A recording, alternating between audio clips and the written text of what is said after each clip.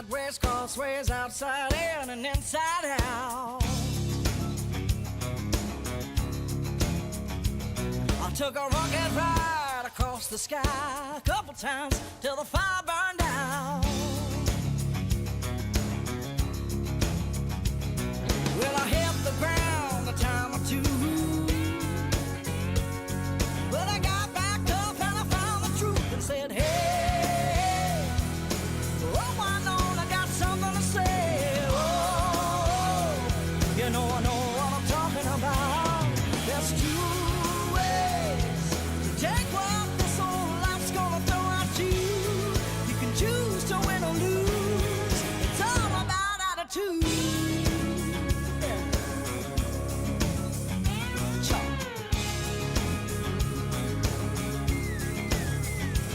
When this world has tried to break me, shake me, tried to take the fight out of me.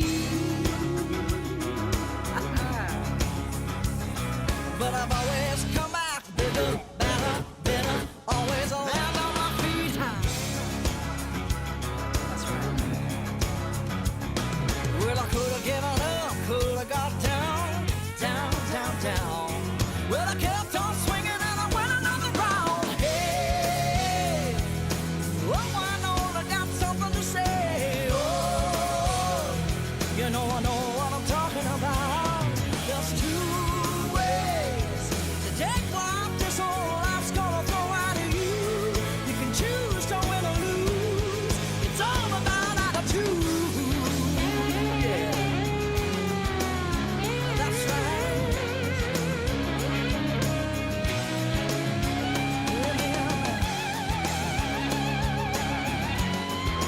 Can I get a witness?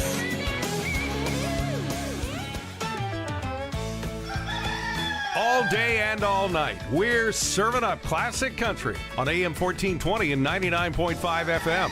It is the weekend. I'm Scott Fitzgerald with a look at your sports around the Commonwealth of Kentucky right here on the Kentucky News Network. Well, the state is home to top 10 college basketball today as 8th-ranked Kentucky welcomes rival 5th-ranked Tennessee.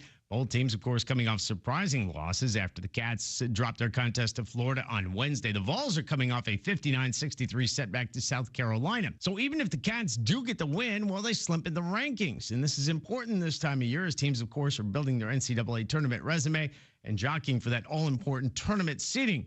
Coach John Calipari. And I'm not worried about ranking right now. I'm worried about our team coming together to create shots, getting better defensively.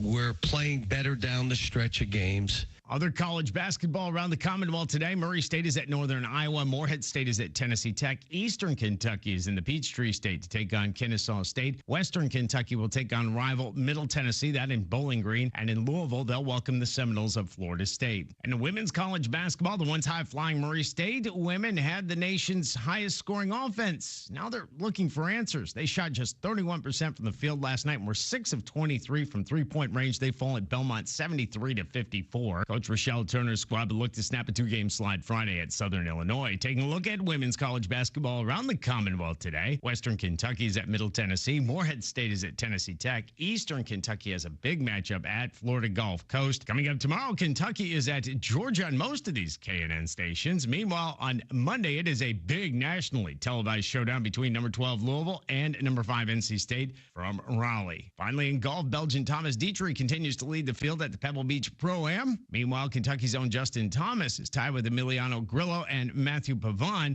for 5th after a 5-under 67 second round. All three are at -9. I'm Scott Fitzgerald. This is the Kentucky News Network. Do you know what red flags to look for when considering an investment opportunity? Fraudulent sellers might make unsolicited contact, tell you everyone is buying it, and pressure you to invest right now. They make hefty promises over the phone, but never put them in writing. At the Department of Financial Institutions, we have a saying. If it sounds too good to be true, it probably is. We're on a mission to educate Team Kentucky and protect your hard-earned dollars. Visit us online at kfi.ky.gov for more information.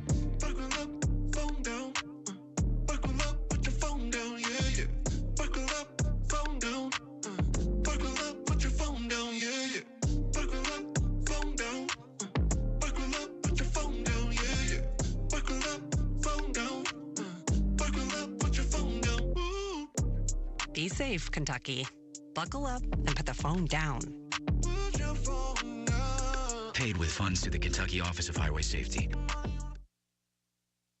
Love is in the air, and at B&L Jewelers, we're turning up the romance with the perfect touch of elegance. This Valentine's Day, make your love story truly sparkle with a visit to B&L Jewelers, your destination for timeless treasures. Celebrate the season of love with B&L Jewelers, where every piece is crafted to perfection. And here's the cherry on top. Enjoy a heartwarming 20% off store-wide. Yes, you heard it right, 20% off to make this Valentine's Day unforgettable. Whether you're searching for a classic solitaire, a dazzling necklace, or a pair of earrings, B&L Jewelers has the selection that will sweep you off your feet. But wait, there's more. Our expert team is here to assist you in finding the perfect expression of your love. And for a limited time, enjoy complimentary gift wrapping to add that extra touch of magic. This Valentine's Day, B&L Jewelers is not just a store. It's a destination for love, beauty, and unmatched savings. Don't miss out on this exclusive offer of 20% off store-wide. Visit B&L Jewelers today and let your love story shine bright. B&L Jewelers, where every moment becomes a cherished memory. Happy Valentine's Day from B&L Jewelers, where love and luxury meet. Danville Manor Shopping Center.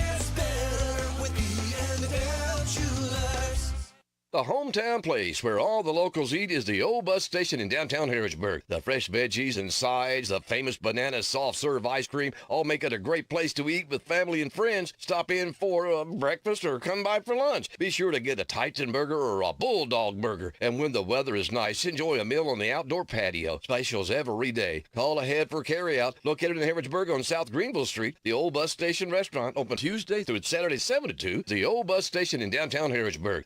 Hey everybody, this is Derek Gray with the Mercer County Tourist Commission, and we are excited for our new app, Visit Mercer County KY. Head on over to the App Store, type in Visit Mercer County KY. You should see the new city logo with the navy background and the white H. Home screen here has attractions, food and drink, lodging, to-do, events, my plan, login, notifications, and tutorials. We are excited about the app, and whether you're a local or a visitor, we hope this enhances your experience when you come to Mercer County. It's 7:20.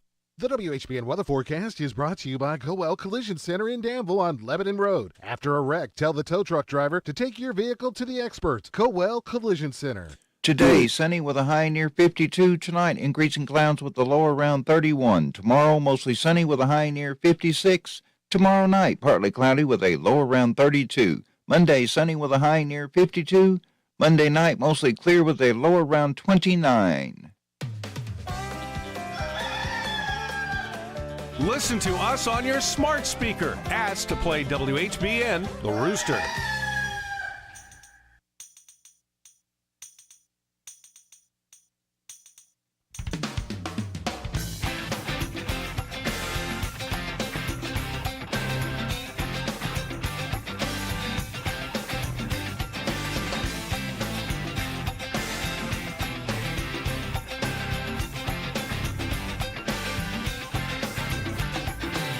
Like a road that you travel on, one day here and the next day gone. Sometimes you bend, sometimes you stand, sometimes you turn your back to the wind. There's a world outside every darkened door, where the blues won't haunt you anymore, where the brave are free and the lovers so on. Come ride with me to the distant shore. We won't hesitate, break down the garden gate. There's not much time left today. Life is a highway.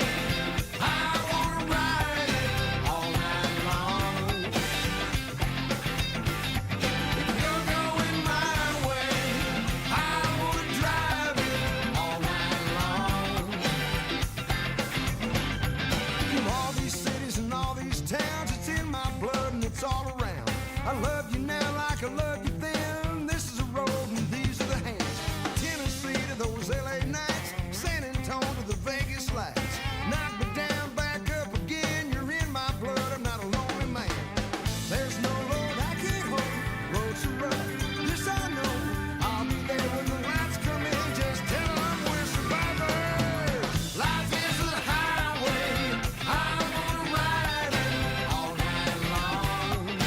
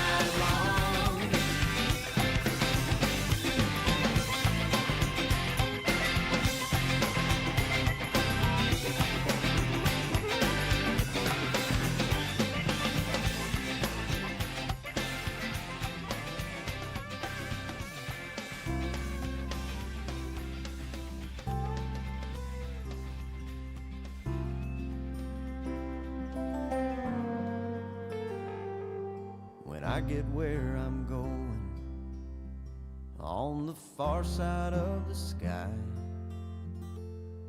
the first thing that I'm gonna do is spread my wings and fly. I'm gonna land beside a lion and run my fingers through his mane, where I might find out what it's like to ride a drop of rain. Yeah, when I get where I'm going, there'll be only happy tears. I will shed the sins and struggles I have carried all these years, and I'll leave my heart wide open. I will love and have no fear. Yeah, when I get where I'm going, don't cry for me down here. I'm gonna walk with my granddaddy, and he'll match me step for step, and I'll tell him how I've missed him every minute since he left. And then I'll hug his neck. Yeah, when I get where I'm going, there'll be only happy tears. I will shed the sins and struggles I have carried all these years, and I'll leave my heart wide open. I will love and have no fear. Yeah, when I get where I'm going, don't cry for me down here. With so much pain and so much darkness in this world we stumble through, all these questions I can't answer, and so much work to do. But when I get where I'm going, and I see my Maker's face, I'll stand forever in the light of His amazing grace. Yeah, when I get where I'm going,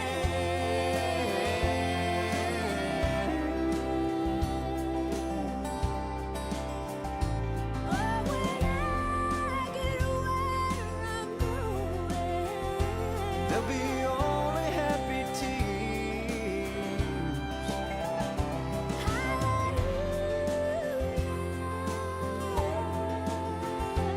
I will love and have no fear.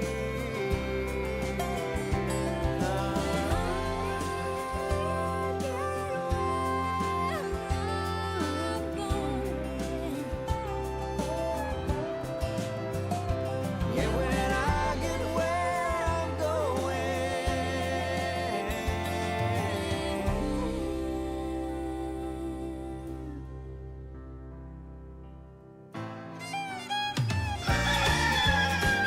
Enjoy the country classics on WHBN, on AM 1420, and now on FM 99.5. And you have only just a few moments, and we'll have some words for you. Just kidding.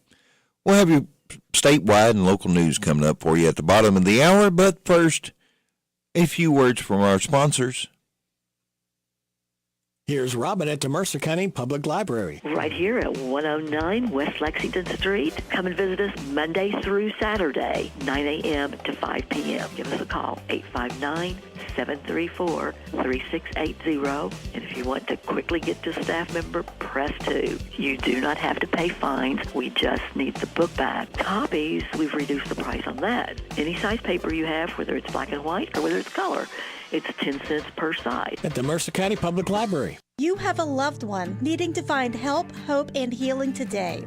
The first step to a happier, healthier life is to call the Isaiah House Real Hope for Addiction.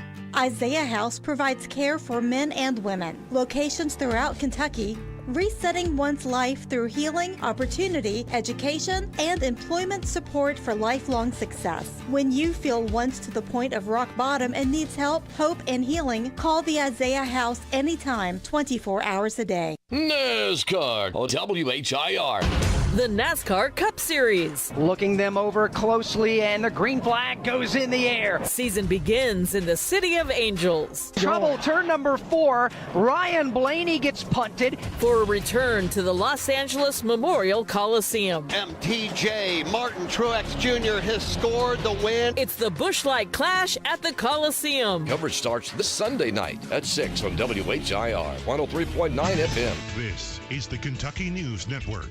In Glasgow, one person is injured after a vehicle versus pedestrian accident Friday evening. It happened on Lexington Drive. Major Terry Flatt with the Glasgow Police Department told WBKO one person suffered non-life-threatening injuries and was being transported by EMS.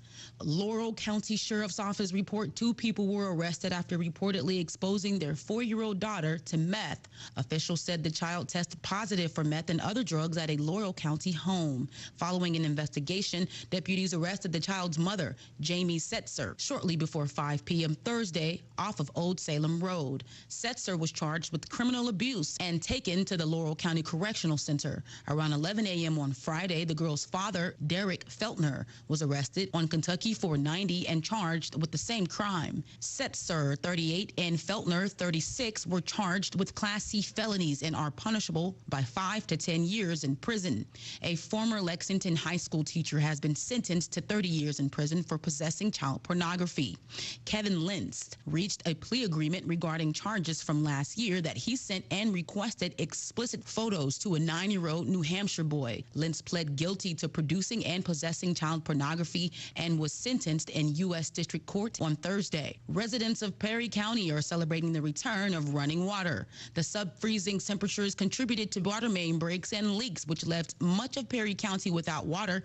Some homes were without water for nearly 2 weeks. As of Thursday, only some residents in southern Perry County were still waiting for service to be restored. The Kentucky House of Representatives on Thursday approved a $129.6 billion 2-year spending plan. The House also approved more than $1.7 billion in one-time spending from the state's record-high rainy day fund. I'm Whitney Harris. This is the Kentucky News Network. Do you know what red flags to look for when considering an investment opportunity? Fraudulent sellers might make unsolicited contact, tell you everyone is buying it, and pressure you to invest right now. They make hefty promises over the phone, but never put them in writing. At the Department of Financial Institutions, we have a saying. If it sounds too good to be true, it probably is. We're on a mission to educate Team Kentucky and protect your hard-earned dollars. Visit us online at kfi.ky.gov for more information.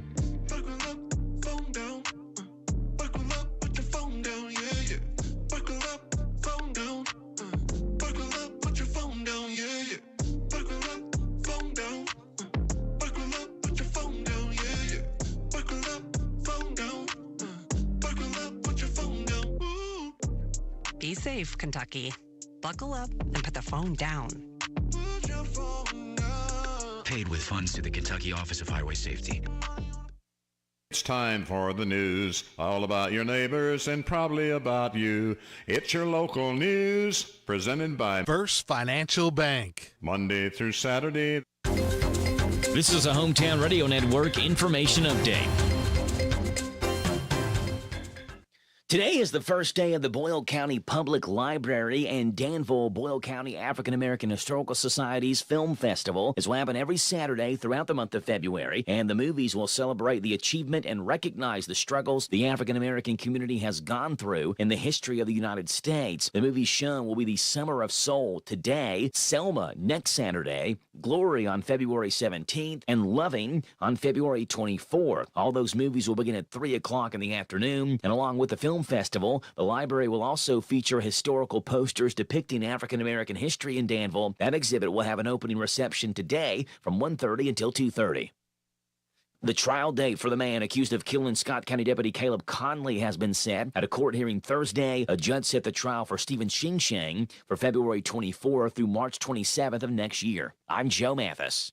What does it mean to believe in something, to truly support and get behind it, to be committed and invested in making sure it succeeds and grows? At First Financial Bank, we go beyond banking, providing resources for dreams that matter and giving back to projects that make a difference. As our family grows, our commitment to serve the community grows with it. First Financial Bank, because together, we're better. First Financial Bank, member FDIC. Located in Harrodsburg at the corner of College and Childs. Here are the obituaries. Barbara Darlin Crawley, age 86 of Harrodsburg, died Wednesday. She was the widow of John David Crawley. Visitation is Monday from 12 noon, with the time of the service at 2 o'clock at Alexander and Royalty Funeral Home. And those are today's obituaries on AM 1420 and 99.5 FM, WHBN. What does it mean to believe in something, to truly support and get behind it, to be committed and invested in making sure it succeeds and grows? At First Financial Bank, we go beyond banking, providing resources for dreams that matter and giving back to projects that make a difference. As our family grows, our commitment to serve the community grows with it. First Financial Bank, because together, we're better. First Financial Bank, member FDIC. Located in Harrodsburg at the corner of College and Childs. That's the news for today, presented by First Financial Bank. Childs and College in Harrodsburg. WHBN Harrodsburg.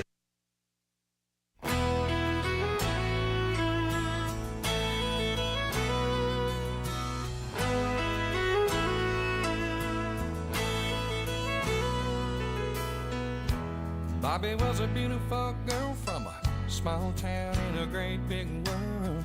Her daddy owned the corner store off of 7th Avenue. Danny Joe just turned 19, cigarettes rolled under his sleeve, his leather jacket and his faded jeans and a bad attitude. But it's hard to be tough when you're falling in love. He said, I know I'm down on my knees, but I wanna be the one, you're only one. I'm begging you, please. And I know that I don't have that much, but for whatever I don't have, I'll make up in love.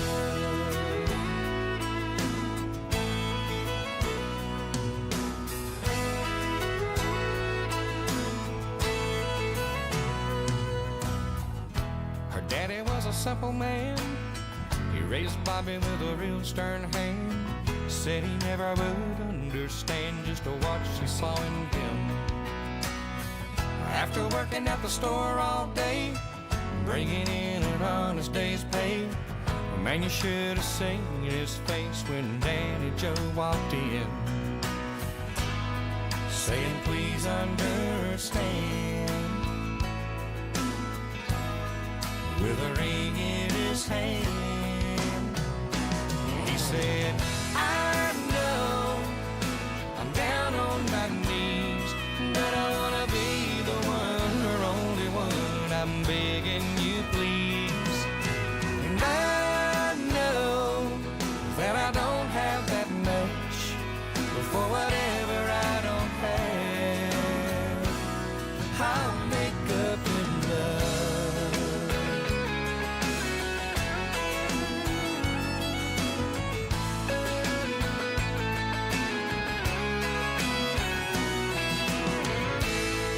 Now he looks back and smiles at how they walk down the aisle.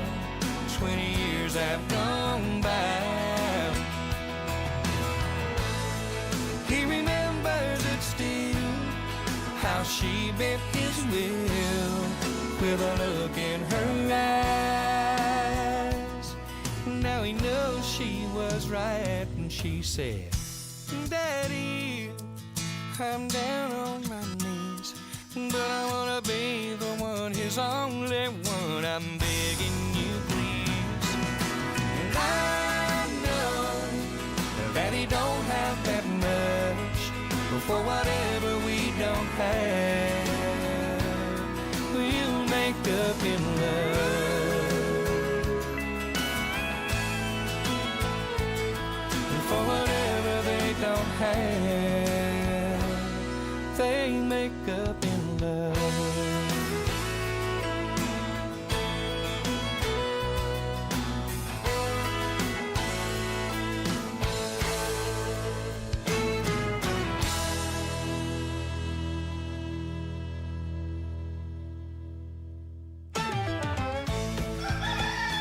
When you're away from your radio, listen to WHBN online at hometownlive.net.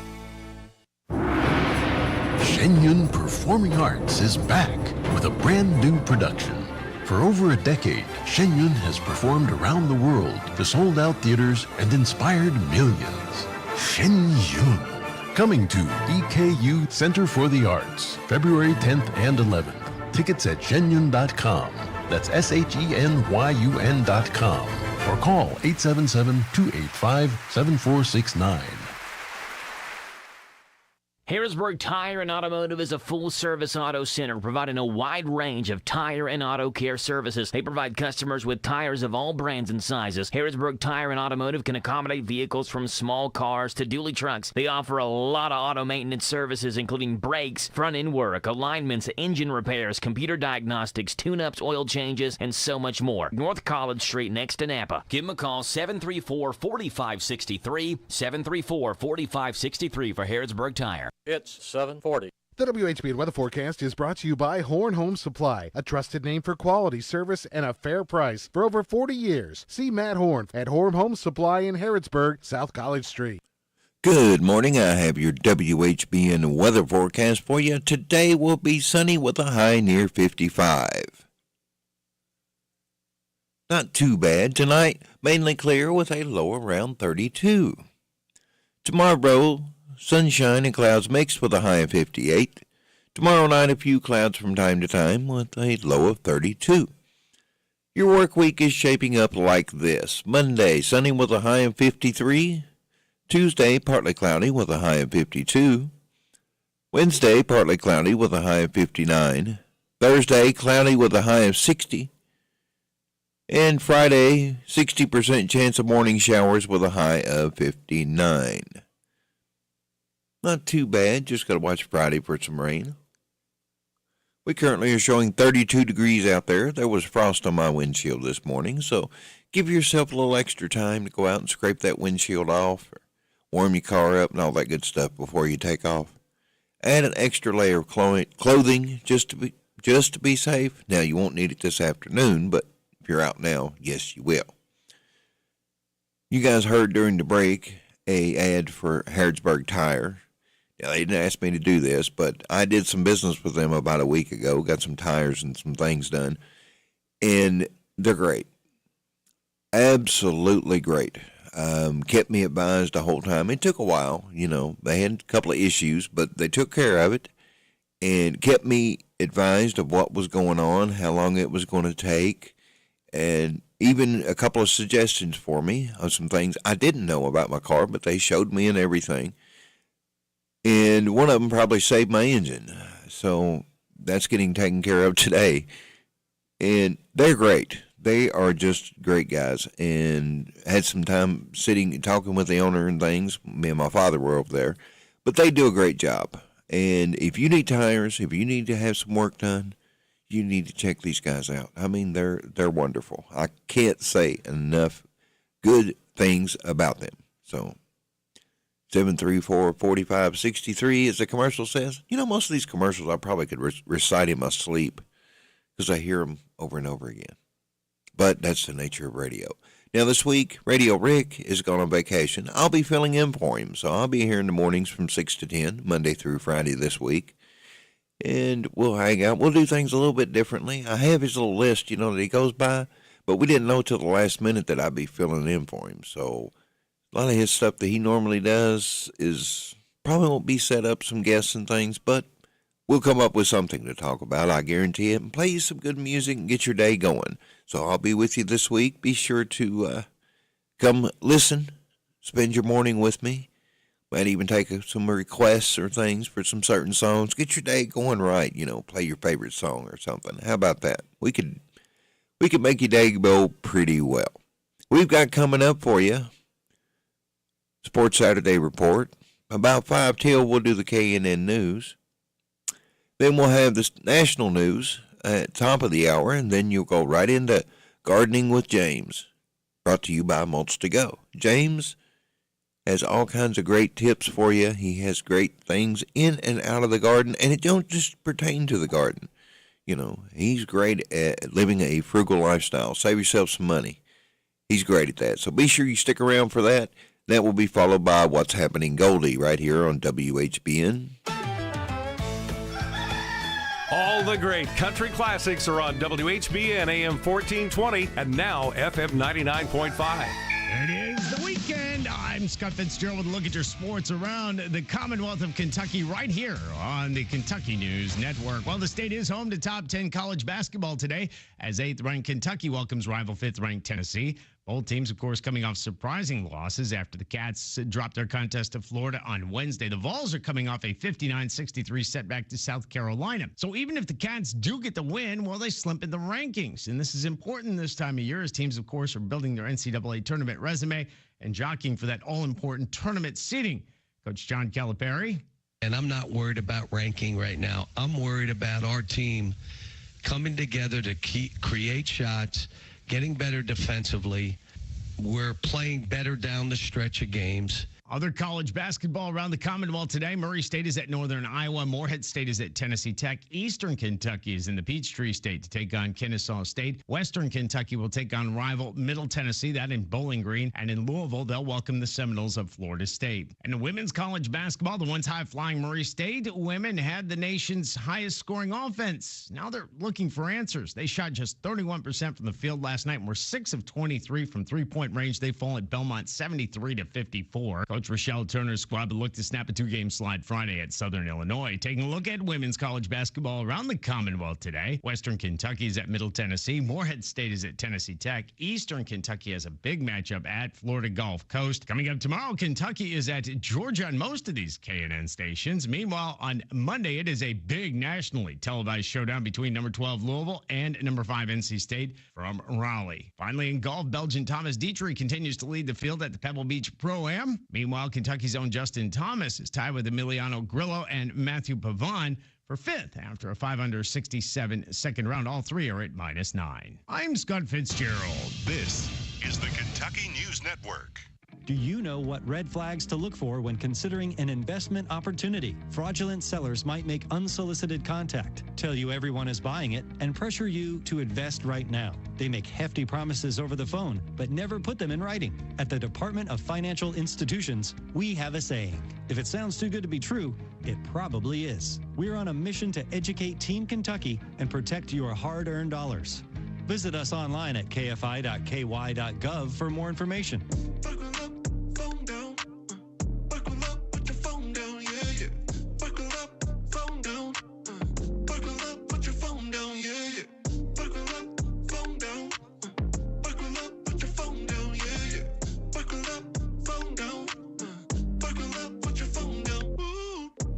Be safe, Kentucky.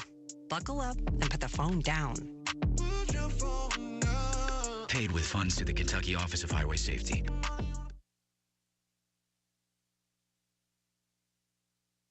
Shop local, buy local, save big deals. Hello, this is Robert Wagner, General Manager of Hometown Radio. We love our listeners, and we know times are tough, so we wanted to do something big, so you could save money on local businesses. After several meetings, we could see no other way, so we opened Big Deals online store, selling gift certificates to local businesses. The gift certificates are just like cash. You buy full retail value gift certificates at a big discount. Shop local, buy local, save big deals. Supplies limited, so hurry over to our online store at hometownlive.net and click on the Big Deals logo. Some restrictions may apply. Spend a few minutes now and save big tomorrow. Join other Hometown Radio listeners who are already shopping and saving at Big Deals online store at hometownlive.net. Shop local, buy local, save big deals. The Big Deals online store at hometownlive.net. Hi, this is Karen, and at ADA Heating and Air, we offer free estimates on replacements. We install American Standard heating and air conditioning equipment. Our employees do not work on commission, so you don't pay for unnecessary repairs. We offer the best pricing around. On average, we can save you 15%. We offer same or next day service. Financing is available on our website at adaheatingandair.com. Call ADA today for all your HVAC needs at 859-519-6382. ADA is on the way. This is Goldie Goldsmith McNary, inviting you to join me each week for What's Happening Goldie, a talk show that features interesting people about interesting things. We'll learn how to stay healthy and keep fit, and we'll explore the world of entertainment. So join me for What's Happening Goldie. What's Happening Goldie every Wednesday at 10:05 a.m. and Saturday at 8:30 a.m. on WHBN 1420 a.m. and 99.5 FM. Country and more. WHBN.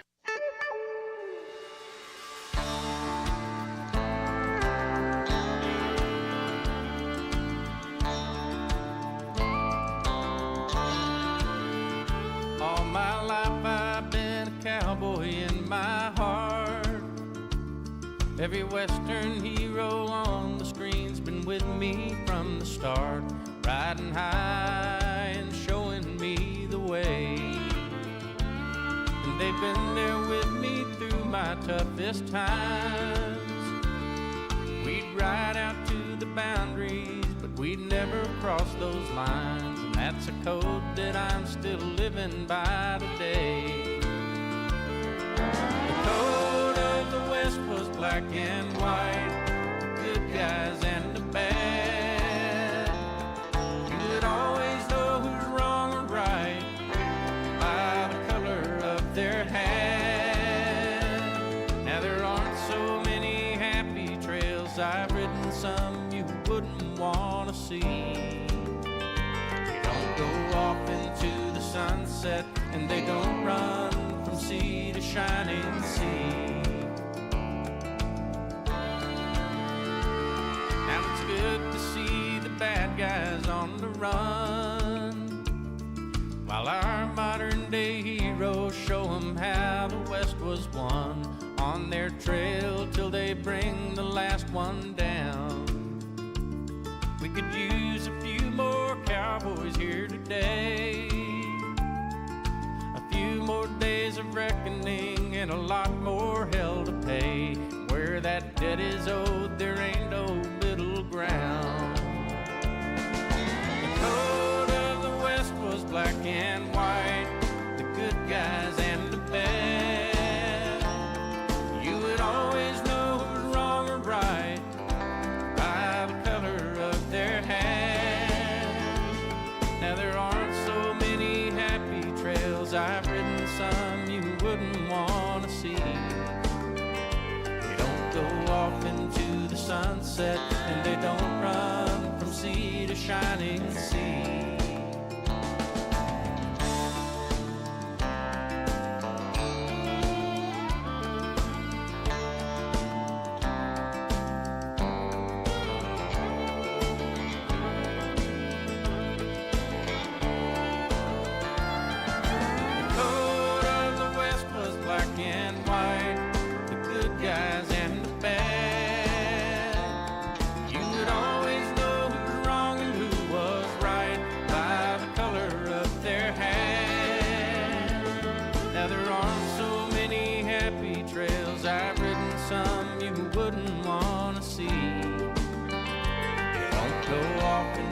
Sunset, and they don't run from sea to shining sea. All my life I've been a cowboy in my heart.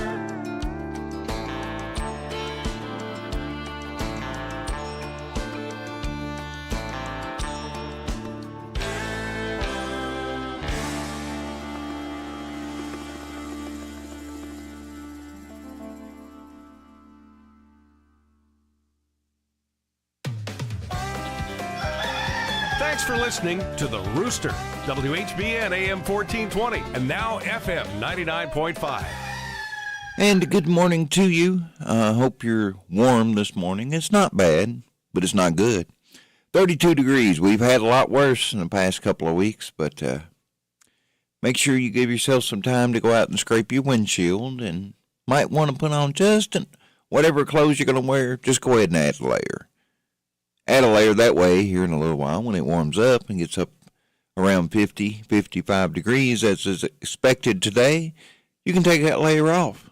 But if you don't have it this morning, you will wish you had. because it is chilly out there. And make sure that you give yourself plenty of time on that windshield. Get that scraped off and get your car warmed up and things, because we don't want you having a wreck or anything out there. We got the KNN News coming up for you right now.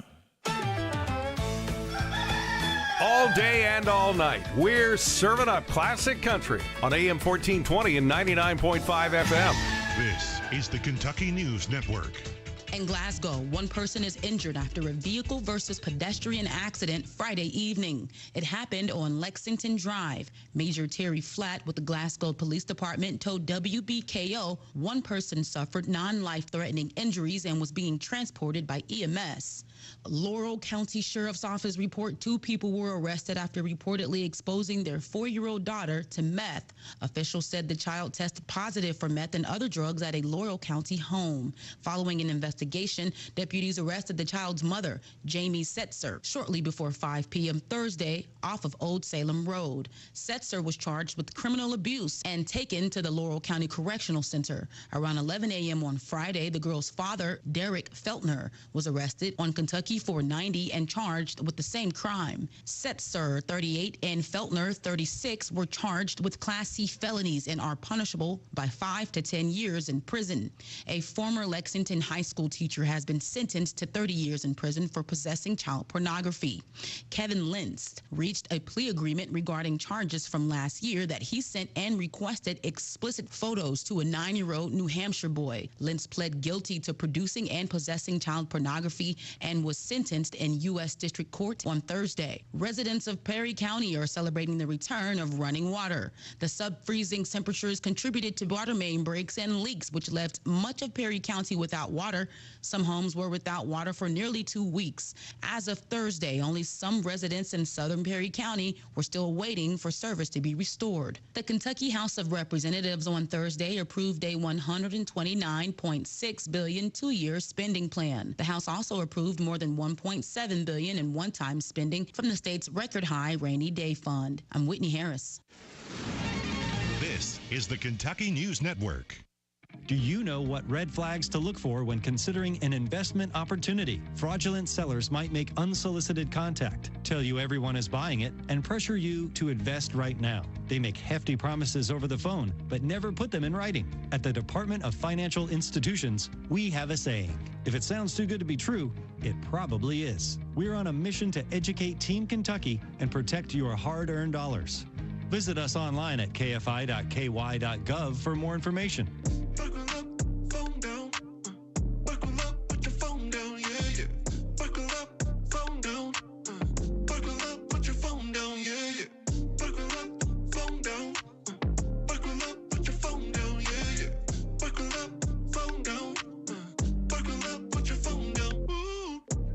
Be safe, Kentucky. Buckle up and put the phone down. Paid with funds to the Kentucky Office of Highway Safety. WHBN Country.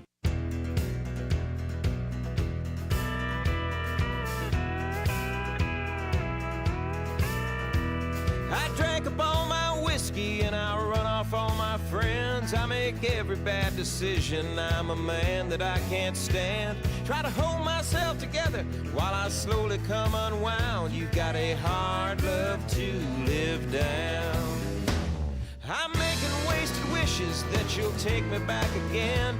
And I pray for you to miss me right up to the bitter end.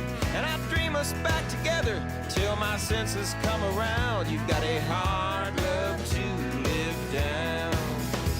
It's a long way from your angel wings to this cold, dark, lonely gutter. It's a far cry from I have it made, so there'll never be another.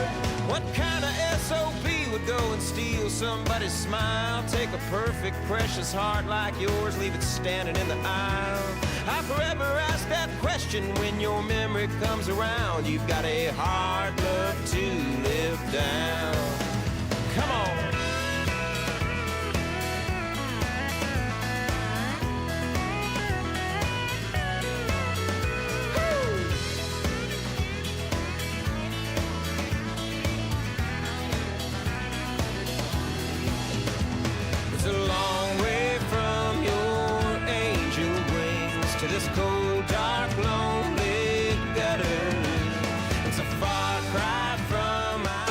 This is WHBN Harrodsburg, The Rooster, broadcasting on AM 1420 and now FM 99.5. Now, the news. NBC News Radio, I'm Brad Siegel. The U.S. has struck 85 Iranian-backed targets in Syria and Iraq in retaliation for the deaths of 3 American soldiers.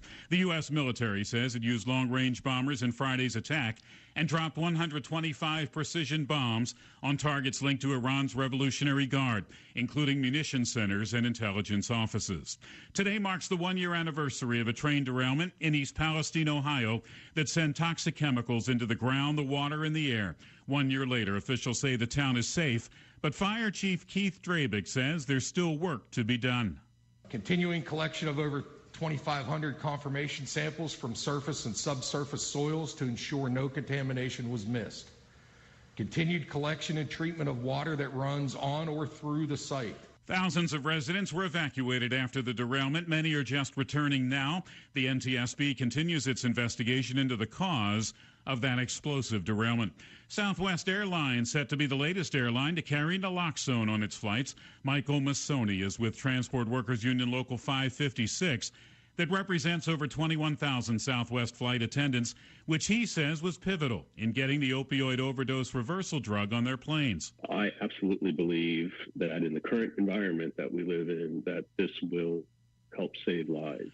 Naloxone, also known by the brand name Narcan, will be part of the airline's in-flight emergency medical kits. The prosecutor behind Donald Trump's Georgia election interference case is now responding to allegations of misconduct. Fulton County District Attorney Fonnie Willis admitted in a court filing Friday that she had a personal relationship with an outside prosecutor that she appointed to manage the case against the former president. She added, however, there's no evidence the relationship prejudiced the case.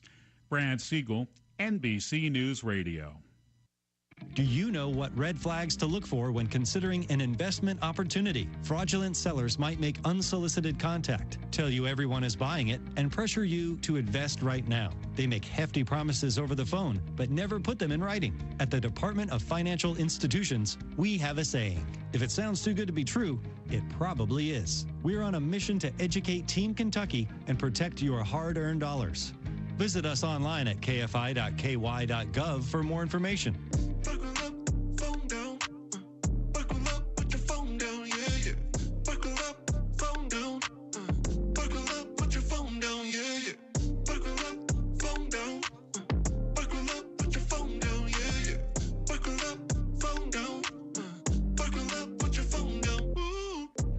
Be safe, Kentucky. Buckle up and put the phone down. Paid with funds to the Kentucky Office of Highway Safety. The Messenger is being sued by former employees 1 day after the online news site was shut down. Brian Shook reports. According to the lawsuit, which was filed in New York, about 300 people were left without jobs and severance pay when the digital startup was shuttered. The lawsuit alleges that employees found out they were losing their jobs from media reports. Axios reports that the Messenger, which shut down its website on Wednesday, made about $3 million in revenue last year, but was losing tens of millions of dollars. I'm Brian Shook. Amtrak is looking to double ridership by 2040. The railroad company says it's investing in broader service, hoping to serve 66 million riders per year. The announcement comes as the Biden administration makes more investments in rail structure. Taxpayer-supported Amtrak also plans to add about 3,500 jobs this year in construction and rail services. Strong rains are expected to pound New Orleans this weekend, which is prime time for Mardi Gras. Michael Kastner reports.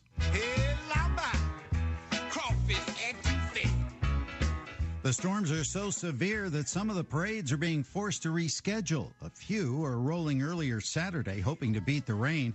The magical crew of Mad Hatters will now parade on Sunday when the weather is better. Cancellation was never an option. Those float parades bring in big bucks for the city's tourism economy. I'm Michael Kastner. Trading resumes Monday on Wall Street. The market's closing higher Friday to end the trading week. The S&P 500 hit a new record high as tech companies, including Meta, lifted markets following a stronger than expected jobs report. Shares of Meta jumped more than 20% during Friday's session. At the closing bell, the Dow gained 134 points, the S&P 500 was up 52 points, and the Nasdaq on Friday gained 267 points to close out the week. Brad Siegel, NBC News Radio. This is a Hometown Radio Network information update. Today is the first day of the Boyle County Public Library and Danville Boyle County African American Historical Society's Film Festival. This will happen every Saturday throughout the month of February, and the movies will celebrate the achievement and recognize the struggles the African American community has gone through in the history of the United States. The movies shown will be The Summer of Soul today, Selma next Saturday, Glory on February 17th, and Loving on February 24th. All those movies will begin at 3 o'clock in the afternoon, and along with the film festival, the library will also feature historical posters depicting African American history in Danville. That exhibit will have an opening reception today from 1:30 until 2:30. The trial date for the man accused of killing Scott County Deputy Caleb Conley has been set. At a court hearing Thursday, a judge set the trial for Stephen Shing for February 24th through March 27th of next year. I'm Joe Mathis. Hi, this is Caraway. And Adeline. At Mattresses and More next door to Ace Hardware in Danville. If you are looking for new furniture or bedding, come check us out. New merchandise arriving weekly and we sell off the floor. We offer layaway and 12-month famous cash with approved credit. Come see our Nana for the best deal in town. You'll be glad you did. Thanks, girls. Aren't they so sweet? Yes, more than a mattress store. That's living room suits, dining room suits, or just a single recliner. Mattresses and More, Houstonville Road, Danville.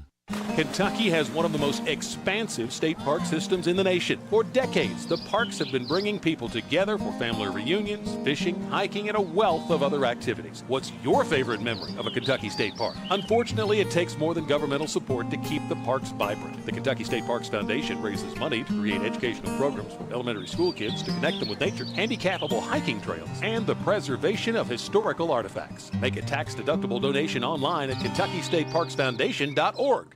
This WHBN weather forecast is brought to you by Ransdell Funeral Chapel. Our goal is and always will be to provide the best value in funeral service available. Exceptional care from a trusted family name, Ransdell Funeral Chapel. Today, sunny with a high near 52. Tonight, increasing clouds with the low around 31. Tomorrow, mostly sunny with a high near 56. Tomorrow, partly cloudy with a low around 32. Monday, sunny with a high near 52. Monday night, mostly clear with a low around 29. Welcome to Gardening with James. Learn how to start your own garden, grow your own food, and live a healthier lifestyle. Food can be a medicine for the body, or it can cause high blood pressure or other health issues by not eating right. This show is packed full of tips and information, as well as special guest interviews from around the country, and it's designed to make gardening simple, fun, and frugal for the whole family. Call James with your questions and problems now at 734-4321.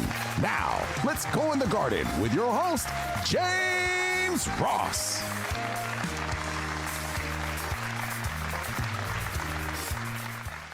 All right, here we go on another great Saturday morning.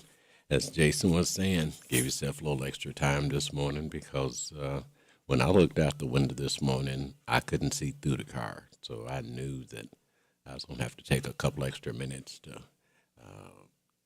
go out and start the car. And then as it seemed that it was taking a little bit longer, then I had to leave out the house just a few minutes early to get out there and scrape the front windshield and the driver's side, passenger side, and make sure that I can see in all directions. So don't go out there with, just scraping a little hole and trying to see through it because there's other things coming your way. Either just dropped all my stuff. So you want to make sure that you can see in all directions. You can see your mirrors. So get out there and be safe this morning and get your day started. So this way you can get to work, take the kids where they got to go, run your errands or whatever. And as he said, may want to put a jacket on because when I walked out the house, it was only maybe, I think, 30 degrees. And so it's got a little chill to it. The groundhog said we're supposed to have a early spring, we'll see. But my question for the groundhog is now out of all the groundhogs in the world, why is it just one that can predict the weather? Maybe somebody can answer that for me. But that's always been a question of mine because I always seem to see the ones that are hand-picked to change the weather. So we'll see. But I'm hoping that we get start getting some warm weather in here and starting to warm things up. So this way we can get our season started. And one way to do that, as I've talked about over the last couple of weeks, is getting your seeds started. Because there's a lot of people out there who who like to get started early, because I call them early gardeners. Then you've got spring gardeners, and you got summer gardeners, and the list kind of keeps going on. And then you've got the farmers who are out there trying to get their season going with all the different plants that they're trying to get in. And so I brought my little seasonal chart that somebody gave me probably about 4 years ago. And let's see, hold on just a second. I dropped my magazine. And Larry Sanders, he brought me, and another gentleman, they've been bringing me Mother Earth News. I don't know if you guys know anything about that, or if it's the first time that you've heard about it, but Mother Earth News, it's a magazine, usually has like about 32 pages in it of all different types of gardening and how to start your season, or once it gets into the season, then it changes up and tells you some other things. And right now, what a lot of people are talking about is, starting seeds. And on the front of this magazine, it says start seeds right and spend less. Choose what and how much to grow. And if you're into mushrooms, this particular magazine here talks about growing mushrooms indoors. So if you're into something like that, you can look it up online, or you can grab a Mother Earth News, or you can Google it. But there's lots of different things that could be done this time of the season in preparation for the growing season. And one of the things on my list is save empty food containers for seed startings. So if you've got egg crates, or if you've got a box, or if you've got some type of containers or whatever that you're not using and you think would be a great idea for getting your seeds started, you could do that. The number 2 on the list is order your seeds, plants, and your trees. Now's a good time to go ahead and try to get the 2024 season off and running. And you can order your seeds and your plants. And this is, but when you do that, just make sure that you've got some place to put them, away. If they're trees, wait for a sunny day, and then you could probably plant that tree because they're probably in hibernation. And, so that season is coming upon us. Let's see. Start your seeds indoors. And it doesn't have to be a greenhouse. It could be in the house.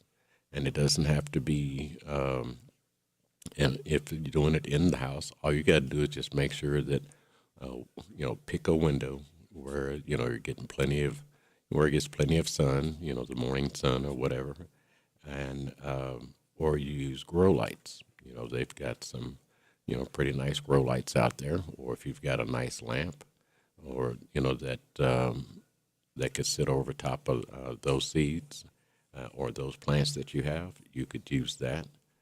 But don't go out and spend, $2,000 or $3,000 on grow lights, because it's going to take up a lot of space. And you want to make sure that, you're not spending your gardening money on things that you could substitute with. So just try to, take it easy on that. Let's see here. You can start forcing spring bulbs that you can enjoy on the indoors. You can prune your fall and spring flowers, trees, or shrubs. You can prune your roses back. And let's see, you can mulch any spring plants that come up. I've got, I don't even know what they're called, but they're coming up in front of my office. They've been coming up for about, I guess about a month now. I guess they're probably about 2 inches tall. They was planted there before I started working, and they've been coming up now, and I've been, I've got some of the mulch that I kind of hold over from the fall season, and so I've got some mulch and I put around it, and they're still growing, and a couple of signs where I had put flowers, they're starting to do well. So, just in basic preparation, like I said, the main thing is that you grow the things that you like. And like saying, if you see something out there that you thought, you think that you would be interested in and you want to try something new, that's okay. But the idea is to try to make your yard look good regardless of what everybody else's yard looks like. Because there's a lot of beautiful lawns out there with a lot of great flowers, bushes and shrubs and trees and all kinds of stuff. But you don't have to do that all at once, because I've seen some nice houses that only has maybe 3 or 4 shrubs, a few trees, and they put a bunch of bulbs down in certain areas around a tree or something like that, and it looked really good, compared to the house down the street that they probably spent, $2,000 or $3,000 because they dug up the front yard, reseeded, and put in all these expensive plants and those kind of things. If you're just getting started, you don't want to go that route. You just want to make sure that you're doing something that's good enough for you, that makes your home look good. And, there's a lot of opinions on that. So you just keep it to what you like, and that way you can be frugal with your money and still look good. And the other thing is the maintenance. The more you got, the more maintenance you're going to have to, put in all season long. So just do something that's easy for you, and try to make your life a little bit easier. Tell you what, let me get my break out the way, and I'll be right back. Shop local, buy local, save big deals. Hello, this is Robert Wagner, General Manager of Hometown Radio. We love our listeners, and we know times are tough, so we wanted to do something big, so you could save money on local businesses. After several meetings, we could see no other way, so we opened Big Deals online store, selling gift certificates to local businesses. The gift certificates are just like cash. You buy full retail value gift certificates at a big discount. Shop local, buy local, save big deals. Supplies limited, so hurry over to our online store at hometownlive.net and click on the Big Deals logo. Some restrictions may apply. Spend a few minutes now and save big tomorrow. Join other Hometown Radio listeners who are already shopping and saving at Big Deals online store at hometownlive.net. Shop local, buy local, save big deals. The Big Deals online store at hometownlive.net. Hello, I'm Adam Hopkins, Security Officer at Farmers National Bank. Scammers send text messages to trick you into providing information like your debit card or passwords. This is called smishing. Don't click text messages, links, or call phone numbers you don't know. When in doubt, delete. The WHBN weather forecast is brought to you by your Ace Hardware of Harrodsburg and Outdoor Power and Rental. Visit Ace Hardware of Harrodsburg for their weekly and monthly specials. North College Street. Today, sunny with a high near 52. Tonight, increasing clouds with the low around 31. Tomorrow, mostly sunny with a high near 56. Tomorrow night, partly cloudy with a low around 32. Monday, sunny with a high near 52. Monday night, mostly clear with a low around 29. Welcome back to Gardening with James. If you have questions, feel free to call the station or email spreadingcompost@gmail.com.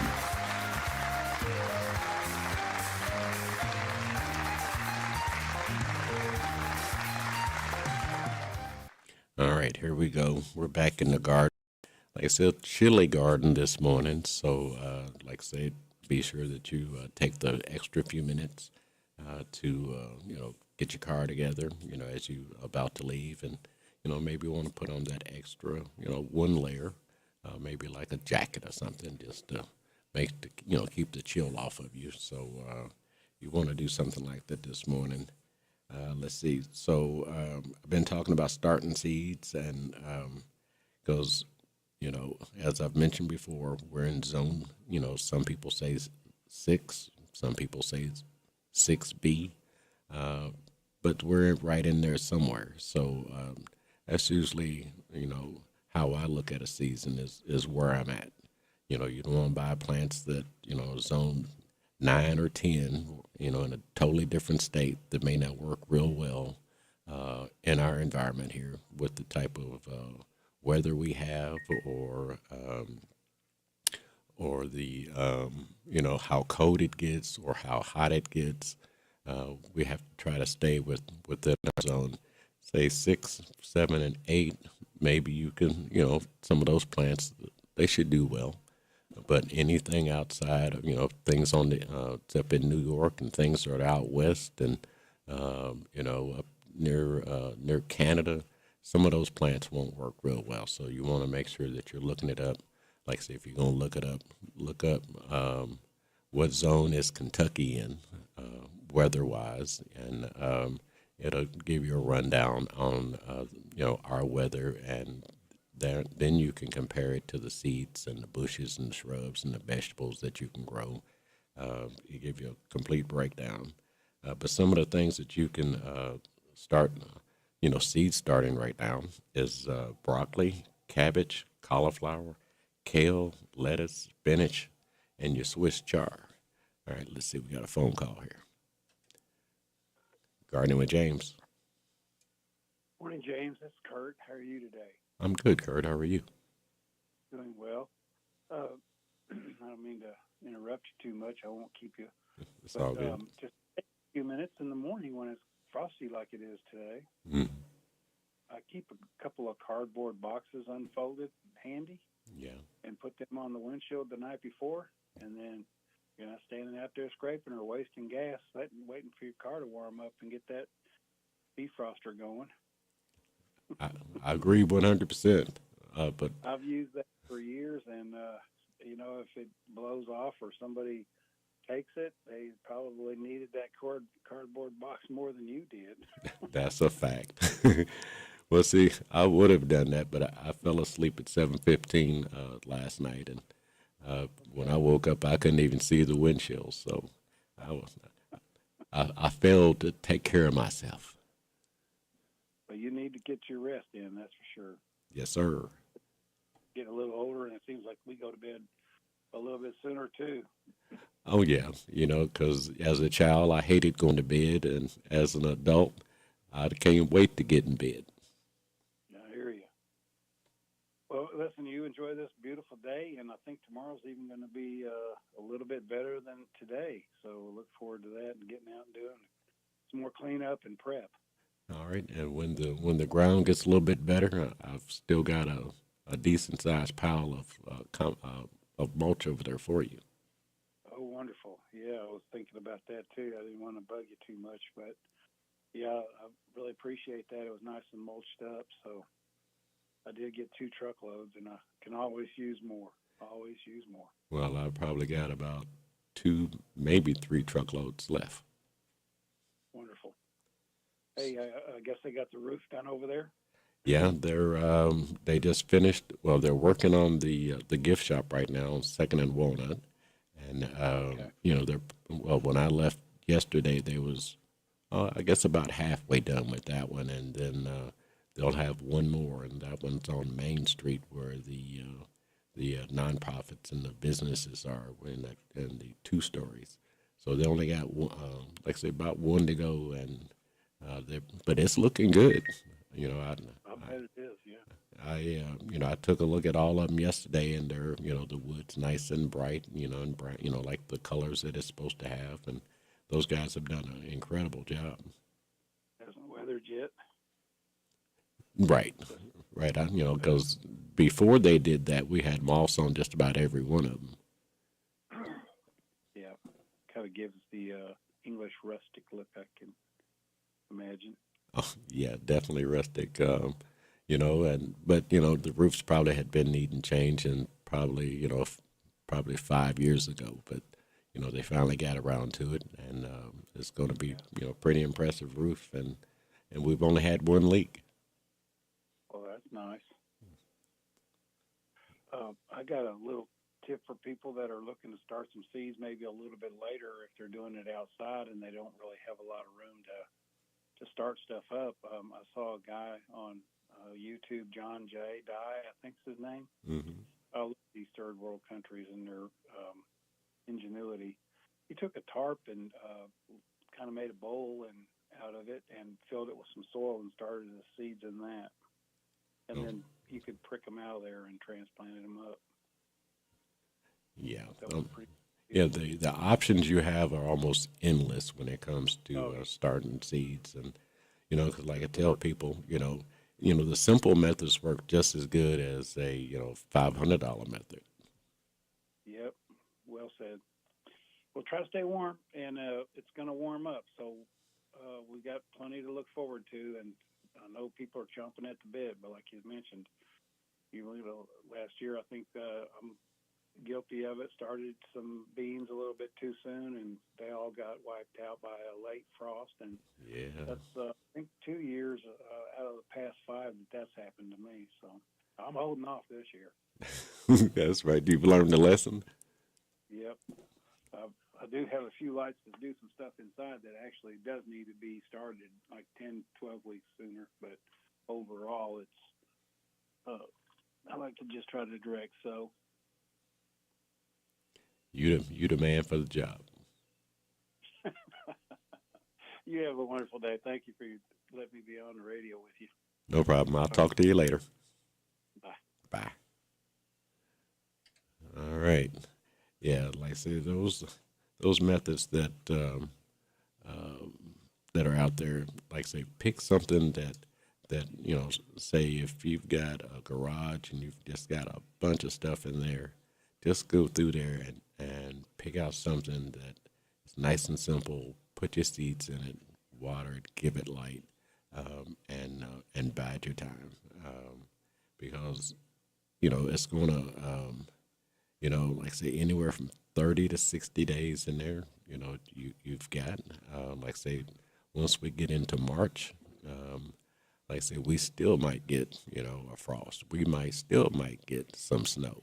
So and if that if you know that in advance, watching the weather, then you could put something over it, a tarp, or cardboard, or bucket, or whatever it is, to try to protect those plants. So, like I say, just have to be patient, be frugal, and just try to think of the best way that it will work out for you. And if you've got a greenhouse, like I say, you could start your herbs. You can start those indoors. Your basil, your chive, your cilantro, your dill, oregano, parsley, rosemary, and your thymes. You could start those in the house, and you could put, if you've got a small place or whatever, but you've got plenty of sunshine, no matter what window you're in, you could, put 1 or 2 in each window, and get those growing, and just got a text message from Rick. He's got a lot of stuff in his garage. All right, Rick, spring cleaning is coming, so maybe you'll have time somewhere along the line and maybe reuse some of that stuff, or pass it on to the neighbors, or clean that garage out, so this way you can have some space. But so like I said, as Kurt was saying, everybody's chomping at the bits. They're trying to get themselves together. But like I say, take it slow and easy. Like I say, order your seeds, and order, the soil. Get you some really good soil, and like I say, just plan on watering, sunshine, and patience. Make sure you have plenty of that. So, but my time is about up. You folks have a great weekend, and take it easy. So this way we can talk to you again next time. I'll see you. Bye. Thank you for listening to Gardening with James, Saturday mornings on WHBN 99.5 FM and Tuesdays and Thursdays garden tips on WHIR FM 103.9. If your needs have been met, share it with someone. It will come back tenfold. SB 50 allows a craft distiller to self-distribute up to 5,000 gallons of distilled spirits per year directly to a licensed retailer. 15 years ago in the state of Kentucky, we had 6 distilling companies. And as of today, we have 100 distilleries. So in just a short 15-year period, we have grown the business, we have grown bourbonism, and it is helping every county of Kentucky. Kentucky Senator Stephen West is the bill's sponsor. He says it lets them move more product. SB 50 now goes to the Kentucky House. Meantime, the Kentucky House has approved Majority Republicans' budget plan. The measure would fully fund school transportation, but it does not include guaranteed pay raises for teachers, as Governor Beshear has called for. That measure now goes to the state Senate. A Louisville teacher charged with distributing child sexual abuse material. According to police, 39-year-old Jordan Fotts distributed child sexual abuse materials to law enforcement officers working online undercover. Certain material had been manipulated to generate child sexual abuse. The 7th and 8th grade religion teacher at St. Stephen Martyr Catholic School is charged with distributing obscene visual representations of child sexual abuse and distributing child pornography. If convicted, Fotts faces a mandatory minimum sentence of 5 years in prison. That is Haley Hansen reporting. Meantime, in Lexington, former Commonwealth attorney Ronnie Goldie has been convicted on all counts. He was charged with wire fraud and more for allegedly trading favors out of his office for sexual pictures of a woman. He'll be sentenced in May. I'm Jack Crumley. This is the Kentucky News Network. Do you know what red flags to look for when considering an investment opportunity? Fraudulent sellers might make unsolicited contact, tell you everyone is buying it, and pressure you to invest right now. They make hefty promises over the phone, but never put them in writing. At the Department of Financial Institutions, we have a saying. If it sounds too good to be true, it probably is. We're on a mission to educate Team Kentucky and protect your hard-earned dollars. Visit us online at kfi.ky.gov for more information.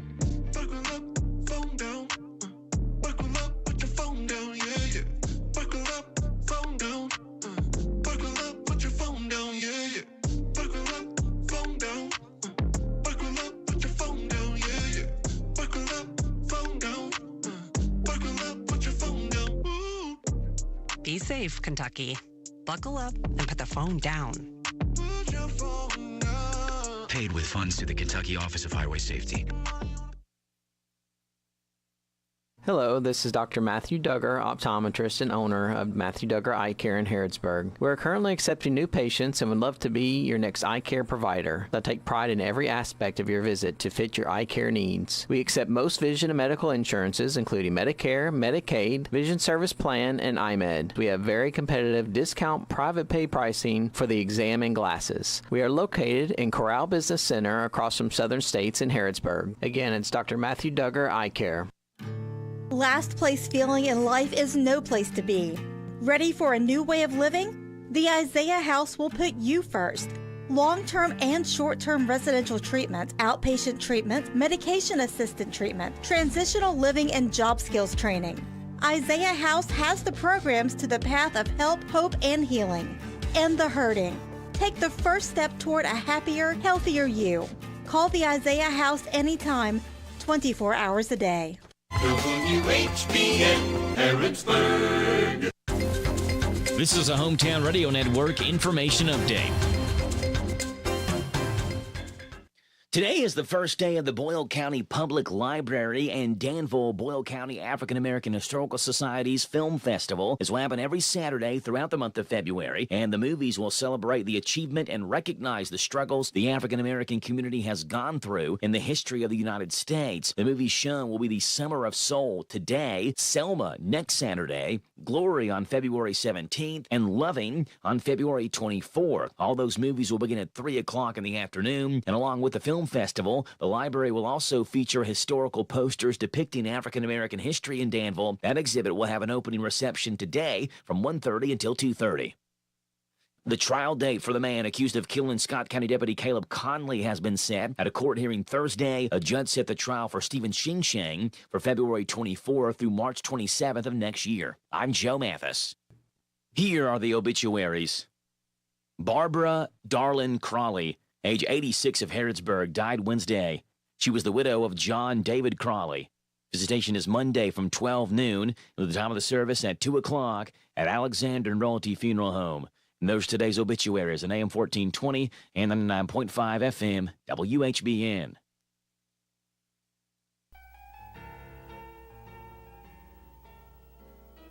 It's time now for What's Happening Goldie with Goldie Goldsmith Bigneri. What's Happening Goldie is brought to you by WHBN. And now, What's Happening Goldie? Hello everyone, and welcome to today's show.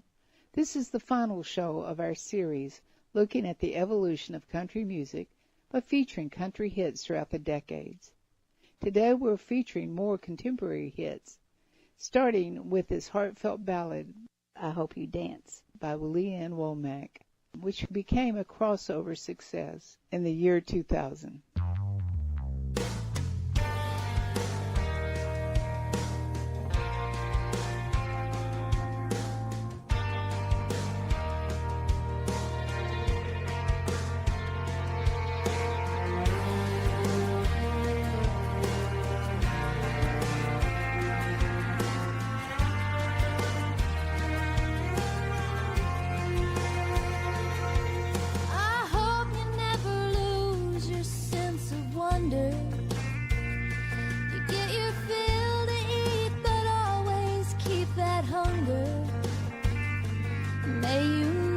Take one single breath for granted.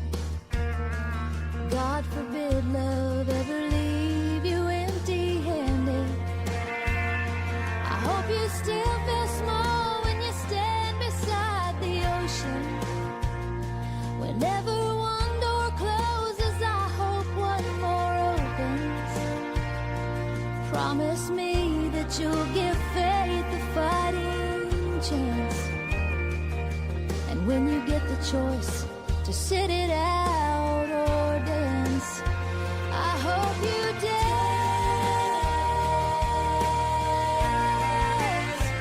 I hope you dance. I hope you never fear those mountains in the distance. Never settle for the path of least resistance. Living my dream, taking chances, but they're worth taking. Loving might be a mistake, but it's worth making. Don't let some helping heart leave you bitter. When you come close to selling out, reconsider. Give the heavens above more than just a passing glance. And when you get the choice to sit it out or dance, I hope you dance. It's a will and constant pushing on the way. I hope you dance. So long. I hope you dance. Wants to look back on their years and wonder where those years have gone. I hope you still feel small when you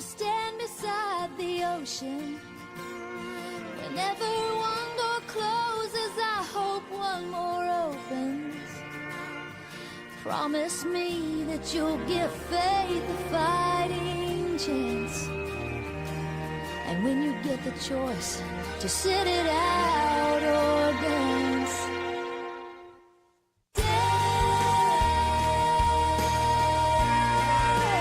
I hope you dance. I hope you dance. I hope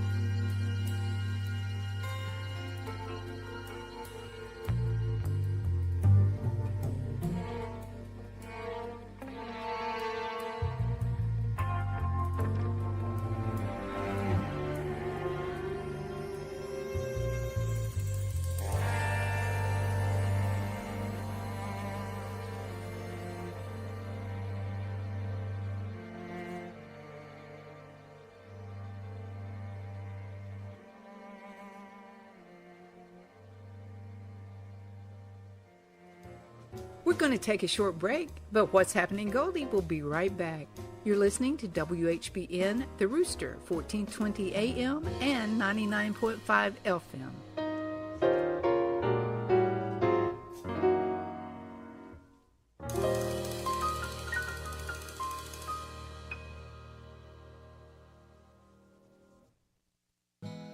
My name is Chase Harrington, and I'm from Nicholsville, Kentucky. I've been singing for about 7 years. When I got into performance, I came to Studio G. I've been learning how to look good on stage, how to bring out my voice more in the songs that I sing, how to get confidence. I hear an immense difference in my voice compared to when I started coming here. Studio G is the performing arts place. To learn more, call 859-734-4394. Studio G. The G stands for growth. You just won $10,000, but did you really? I'm Adam Hopkins, security officer at Farmers National Bank. A common scam notifies that you won a prize, but you need to provide your debit card number or pay a fee to claim it. If in doubt, contact us or local authorities to be safe. You're listening to WHBN, 1420 AM and 99.5 FM. And this is What's Happening, Goldie? This modern country pop hit by Florida Georgia Line featuring Nelly became a chart-topping success, blending country with elements of other genres. Released in 2012, here's Cruise by Florida Georgia Line. Baby, you a song, you make me wanna roll my windows down and cruise.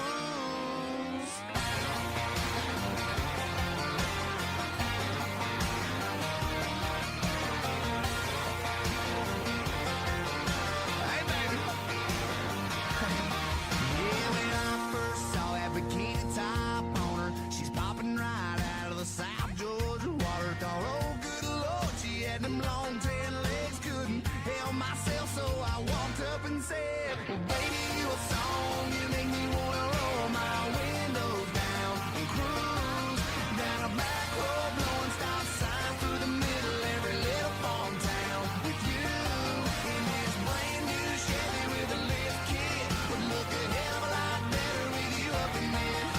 So baby, you a song, you make me wanna roll my windows down and cruise.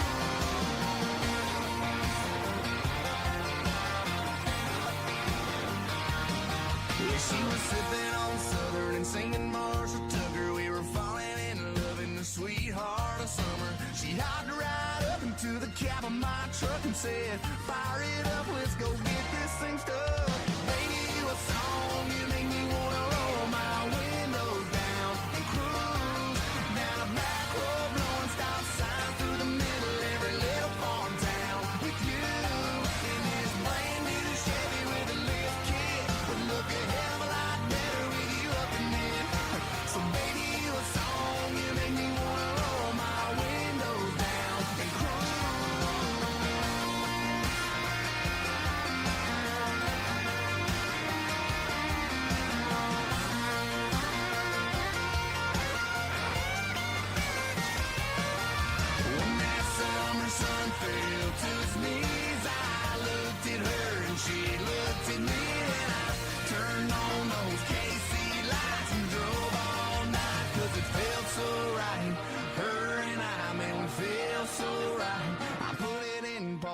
grab my guitar and strum a couple chords and sing from the heart. Girl, you sure got the beat in my chest bumping. Hell, I can't get you out of my head. Baby, you a song, you make me wanna roll my windows down and cruise down a back road, blowing stop signs through the middle of every little farm town with you. Well, baby, you a song, you make me wanna roll my windows down and cruise down a back road, blowing stop signs through the middle of every little farm town with you. In this brand new Chevy with a lift kit, look a hell of a lot better with you up in it. Come on, baby, you a song, you make me wanna roll my windows down and cruise. Come on, girl, get those windows down and cruise. Oh, yeah.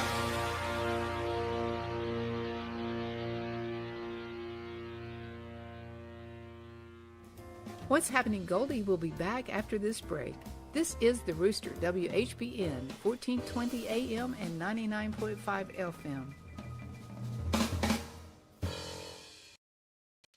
This Valentine's Day, love is in the air and on your plate at the Bread of Life Cafe in Liberty. Make this Valentine's Day dinner one to remember with the two can dine for $29.99 at the Bread of Life Cafe. Choose from an 8-ounce bourbon steak, pork tenderloin, fried grilled shrimp, or marinated chicken, served with a salad bar and side of your choice, roll or Texas toast, and drink, all just $29.99. Love is in the air and on your plate, Valentine's Day dinner at the Bread of Life Cafe, 5 miles south of Liberty on 127. This lovely offer is good for to close the 14th through the 17th. Dear Mom, I know it's time to quit smoking, but I heard something new about something that might help. It's called Kentucky's Tobacco Quit Line. It's one-on-one individual counseling over the phone with someone who can help. You can talk in private and talk at times when it's convenient. Just call 1-800-QUIT-NOW.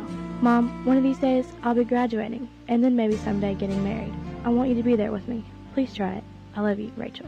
The Kentucky Tobacco Quit Line, 1-800-QUIT-NOW. This message brought to you by your local health department.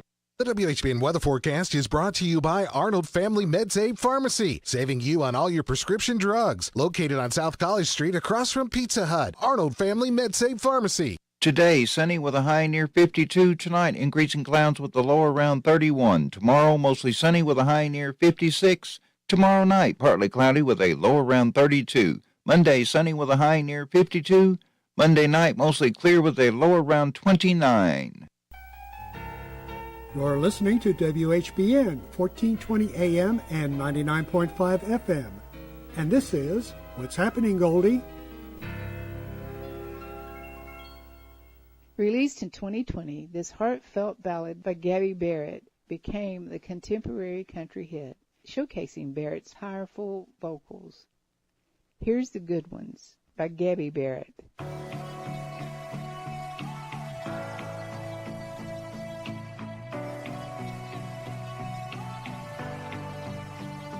He's a phone call to his parents. He's a Bible by the bed.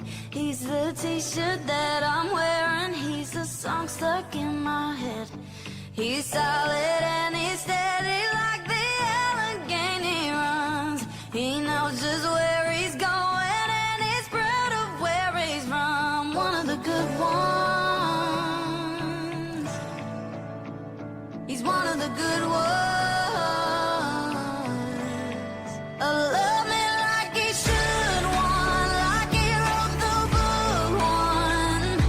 The kind you find when you don't even look, one. Anybody can be good ones, but he's good all the time. He's one of the good ones, and he's on mine.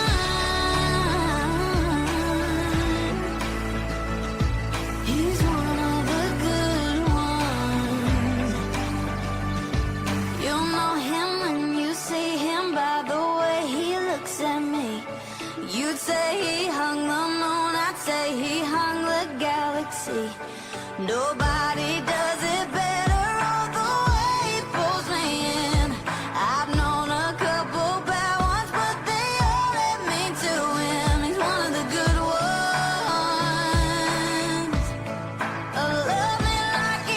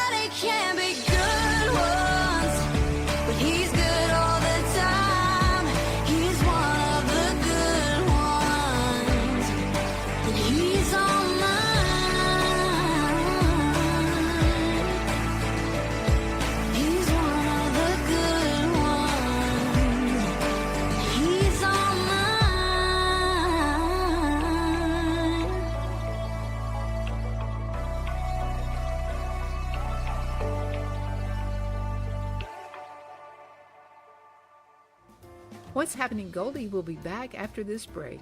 This is The Rooster, WHBN, 1420 AM and 99.5 FM. You need a stopper at the new Papa's Quick Stop for some knickknacks, gas and snacks, breakfast, lunch, and fried chicken with a bone. Papa's Quick Stop has a loyalty program, fast way to earn on every purchase you make. A swipe of your card is all it takes. Come see what they've done to the new place at Papa's Quick Stop. Come try their great breakfast, lunch specials, and save on all your gas, snacks, beer, and much, much more. Hey, Papa, can you stop at the Quick Stop in Danville, across from the fairgrounds? Now offering the full Candleberry collection. Candleberry at Papa.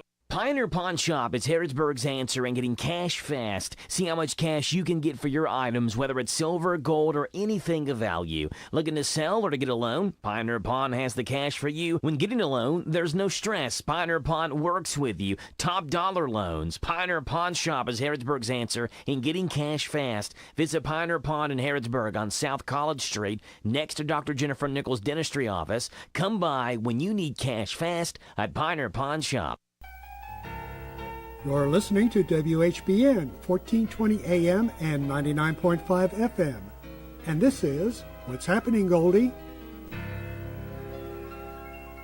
To end our series on the evolution of country music featuring country hits through the decades, we're going to return to the 1930s. The Carter family, consisting of A.B. Carter, Sarah Carter, and Maybelline Carter, recorded Wabash Cannonball. They recorded the song in 1929, but it wasn't released in 1932. Wabash Cannonball has become a folk and country standard, covered by many artists over the years.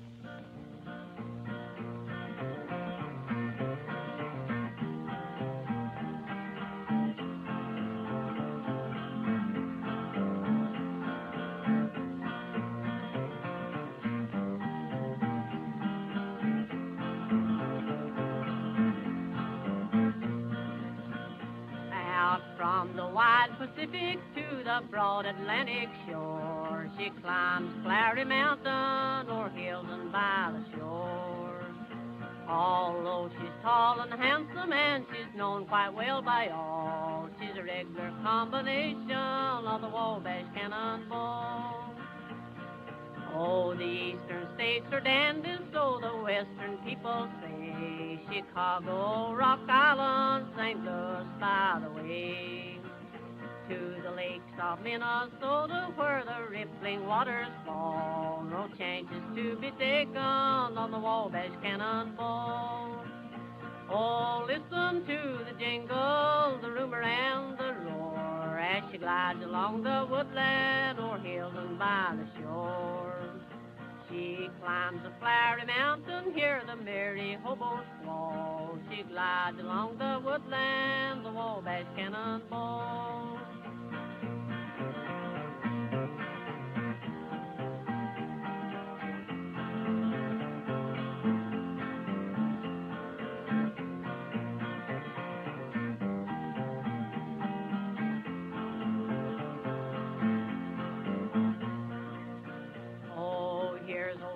Cleaton, let his name forever be, and long be remembered in the courts of Tennessee. For he is a good old rounder till a curtain round him fall. He'll be carried back to victory on the Wabash Cannonball. I have rode the Icy Limited, also the Royal Blue, across the eastern countries on Elkhorn number 2. I have rode those highball trains from coast to coast, that's all, but I have found no equals to the Wabash Cannonball. Oh, listen to the jingles, the rumor and the roar, as she glides along the woodland o'er hills and by the shore. She climbs the Flowery Mountain, hear the merry hobo squall. She glides along the woodland, the Wabash Cannonball.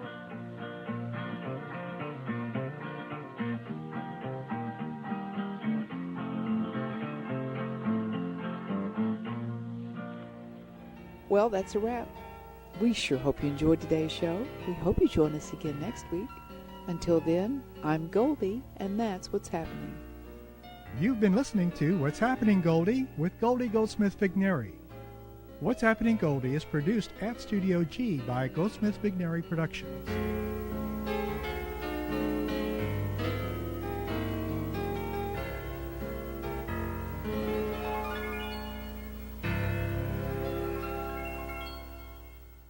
WHBN Harrodsburg.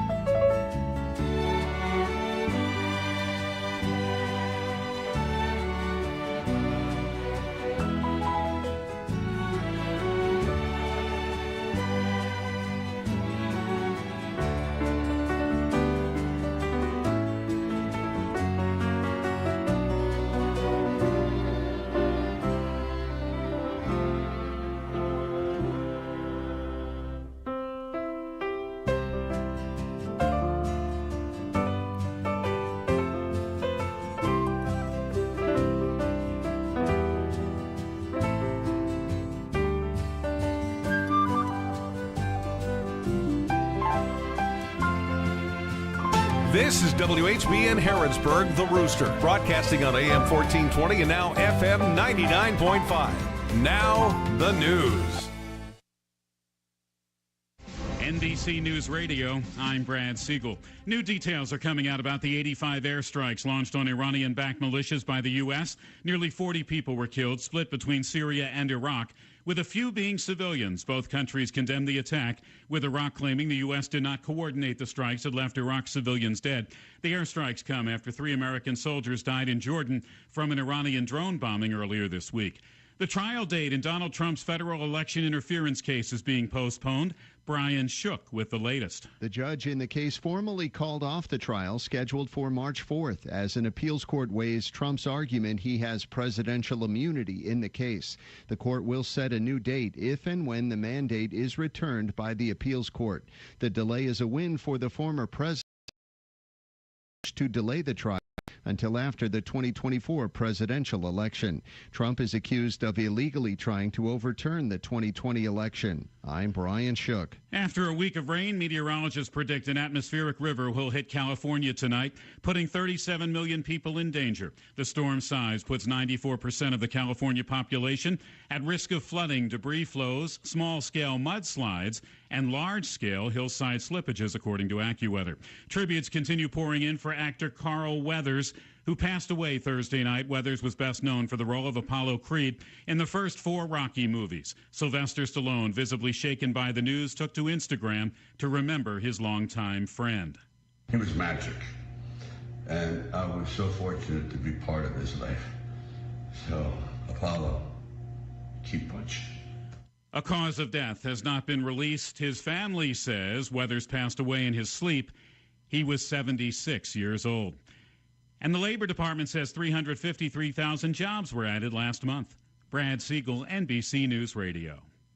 Do you know what red flags to look for when considering an investment opportunity? Fraudulent sellers might make unsolicited contact, tell you everyone is buying it, and pressure you to invest right now. They make hefty promises over the phone, but never put them in writing. At the Department of Financial Institutions, we have a saying. If it sounds too good to be true, it probably is. We're on a mission to educate Team Kentucky and protect your hard-earned dollars.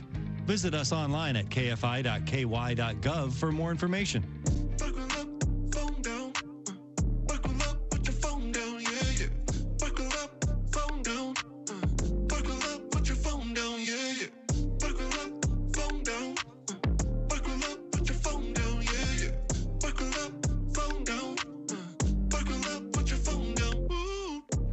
Be safe, Kentucky. Buckle up and put the phone down. Paid with funds to the Kentucky Office of Highway Safety. There's a new leader of the Rainbow Push Coalition. Reverend Dr. Frederick Haynes III of Dallas thanked the Reverend Jesse Jackson as he was officially installed on the first day of Black History Month as the new president and CEO of the Chicago-based civil rights organization. Thank you, Jesse Jackson, for showing us the way. Thank you for your leadership. Thank you for being a prophet without peer. Haynes takes over for Jackson after he announced he was stepping down this past summer. Jackson founded the civil rights group more than 50 years ago. The National Retail Federation reports it's shaping up to be a record year for spending this Valentine's Day. Erin Real takes a look at the numbers. The National Retail Federation says consumers plan to spend a total of $25.8 billion this Valentine's Day, on par with last year's spending and the third highest in the survey's history. 62% of consumers ages 25 to 34 intend to celebrate this year more than any other age group. Consumers expect to spend $185.81 each on average. That's nearly $8 more than the average Valentine's Day spending over the last 5 years. Thousands of people will be taking a dip in the Chesapeake Bay to raise money today for Special Olympics. The Maryland Plunge takes place at Sandy Point State Park. Everyone's welcome to take part or sponsor a plunger. Today's plunge follows a series of events over the past week, including the schools, corporate, and police plunges. The goal for this year's Maryland State Police Polar Bear Plunge is to raise $4 million to support Special Olympics athletes. Air temperature should be in the low 40s. Ford Motor Company says sales for January were up by over 4%. The Blue Oval announced they sold over 152,000 vehicles last month, which included record sales for the Maverick pickup truck. The company sold over 12,000 Mavericks, and more than 6,000 of those were the hybrid. Ford sold over 80,000 trucks and vans during January. Brad Siegel, NBC News Radio. This is a Hometown Radio Network information update. Today is the first day of the Boyle County Public Library and Danville Boyle County African American Historical Society's Film Festival. It will happen every Saturday throughout the month of February, and the movies will celebrate the achievement and recognize the struggles the African American community has gone through in the history of the United States. The movies shown will be The Summer of Soul today, Selma next Saturday, Glory on February 17th, and Loving on February 24th. All those movies will begin at 3 o'clock in the afternoon, and along with the Film Festival, the library will also feature historical posters depicting African American history in Danville. That exhibit will have an opening reception today from 1:30 until 2:30. The trial date for the man accused of killing Scott County Deputy Caleb Conley has been set. At a court hearing Thursday, a judge set the trial for Stephen Shing for February 24th through March 27th of next year. I'm Joe Mathis. Hey everybody, this is Derek Gray with the Mercer County Tourist Commission, and we are excited for our new app, Visit Mercer County KY. Head on over to the App Store, type in Visit Mercer County KY. You should see the new city logo with the navy background and the white H. Home screen here has attractions, food and drink, lodging, to-do, events, my plan, login, notifications, and tutorials. We are excited about the app, and whether you're a local or a visitor, we hope this enhances your experience when you come to Mercer County. If you're feeling hopeless, alone, and broken, maybe empty inside, Chloe's Petals for Hope. Chloe's Petals for Hope sponsors a survivor Side Support Group for adults the first Thursday of every month at the Boyle County Library Community Room from 6 to 7 p.m. Follow us on Facebook and look at our website, Chloe's Petals for Hope, for more information. 'Cause it's just around the corner, we'll find hope together. Chloe's Petals for Hope. For help, call the Crisis Hotline 988. Hi folks, Mike Gay here. At Essity, we know that hygiene and health is the essence of well-being for every person at every stage of life. Essity is proud to be part of the Harrodsburg and Danville communities, providing good-paying jobs to our employees to make hand towels and tissue paper for people of all ages. To join us, check out our website at essity.com. That's essity.com. essity.com. It's 9:07. This WHBN weather forecast is a service of Northgate Medical Group. Dr. Richard Dart, APRN's Mackenzie Record, and Virginia Morris are accepting new patients at 859-734-3482. Good morning. I have your WHBN weather forecast for you. Today will be sunny with a high near 55. Tonight will be mainly clear with a low of 32. Tomorrow, sunshine and clouds mixed with a high of 58. Tomorrow night, a few clouds from time to time, low of 32. Monday, sunny with a high near 53. Tuesday, partly cloudy with a high of 52.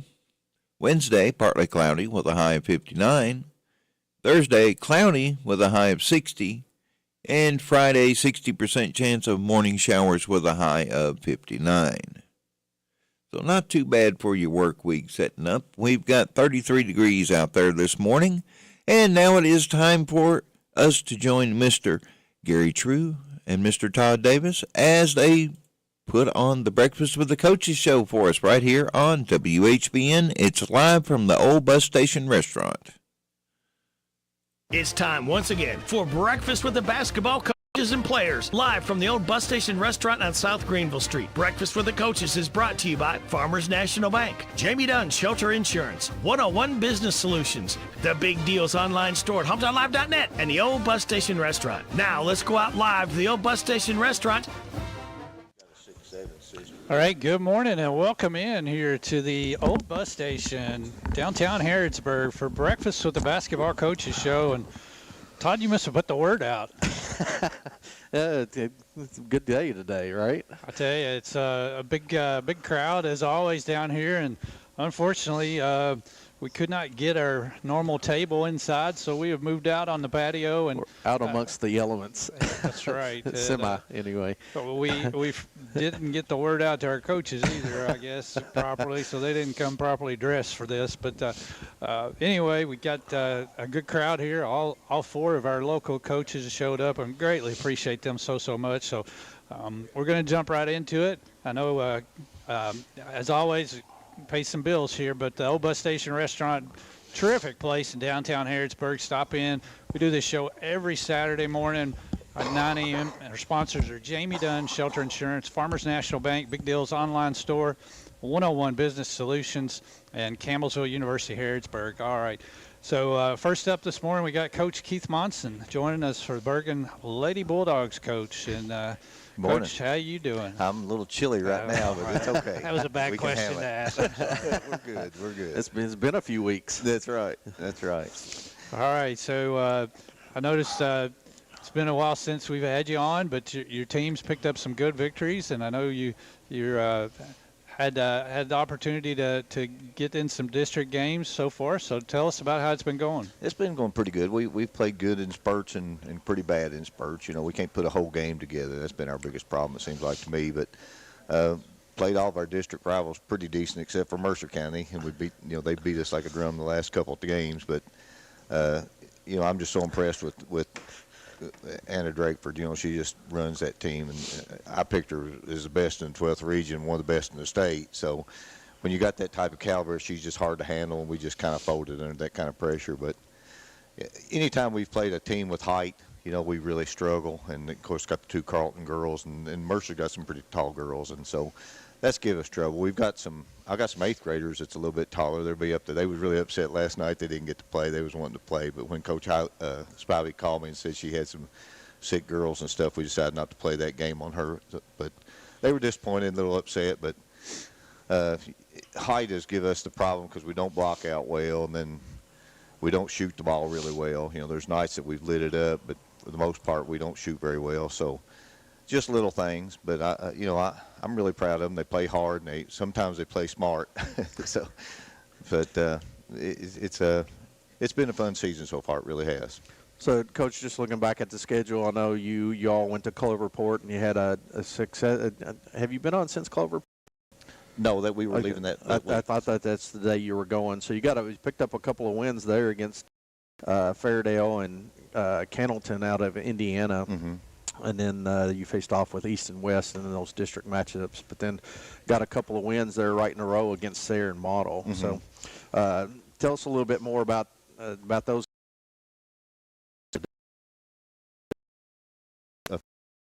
They were kind of big, and we had handled their height just a little bit better, blocked out. You know, they were younger, and we didn't back down from that. The Model game I was really pleased with because we had lost earlier in the year against them. We just totally fell apart, and I was afraid that would happen at home. But they come out and hit a couple big threes late in the game, and then we come back and I think that was a game that went in overtime, wasn't it? Was that over? Does it show overtime on that? I think that was, yes, it does. And it was one of those games that we could have. I told them at halftime, I said, girls, we could stand in the middle of Kennedy Bridge and not drop it in Harrington Lake. We'd have bounced it off a rock. But it kept fighting, come back and tied the game, and then we won pretty easy in overtime. We pretty much dominated the overtime. So they're learning, and we've got 4 seniors, and they've been with me a long time, and they know what I'm expecting. And we just need our biggest problem really out is just keeping people off the boards. When we get beat, it's people just keep putting it back until they make it. And then I noticed next on your schedule was it was a close game, 3-point game against Middlesboro, and I was looking at the schedule and I was like, did you lose a bet to go down to Middlesboro? I mean, that's a long trip. But then I see that they come here. Yeah, we got them today, so we owe them one. But when I scheduled that, she called me, their coach, and we talked. And I said, yeah, we'll do that. Well, I was thinking it was just below Corbin. Yeah, I wasn't really thinking. And I'm through there all the time. Oh, it's below Corbin. Yeah, I'm through there all the time. You're through the tunnel going to Cherokee Lake and Douglas fishing and stuff. So I knew where it was at. But we took off on the bus last Saturday morning. I said, this might not have been a good idea. We stopped about halfway and ate and stopped coming back. So it wasn't too awful bad. But it's her turn this week. Oh, goodness. I was just going to say, Coach, facing off against them, that was the 27th, so here recently, and then they come in today. So, again, 3-point game. What do you think you have to do different today? They got a little guard that's really a strong little guard. She just penetrated and dished the ball off a lot like Anna Drakeford does, but not hardly as tall. And so we're just going to try to contain her and keep her from penetrating. And she lit us up for about 20 points and nice little player, and so we're going to try to hold her back, make the rest of them try to beat us. And it was there. Actually, we had a terrible shooting day. I felt like we outplayed them in every aspect except scoring, and that's what counts. So yeah. So, Coach, you mentioned your seniors there. Talk a little bit about them and what they've meant to you throughout your program. You had them probably through these 4 years, and they played middle school ball. And, right. Had most of them in Little League back years ago. We've got Avery Gray and Hannah Simpson, and I'll forget somebody here every time. It never fails. But Isabella Mays, and she's played for 2 years. Her dad is the coach over at Asbury College, and Lauren Edwards.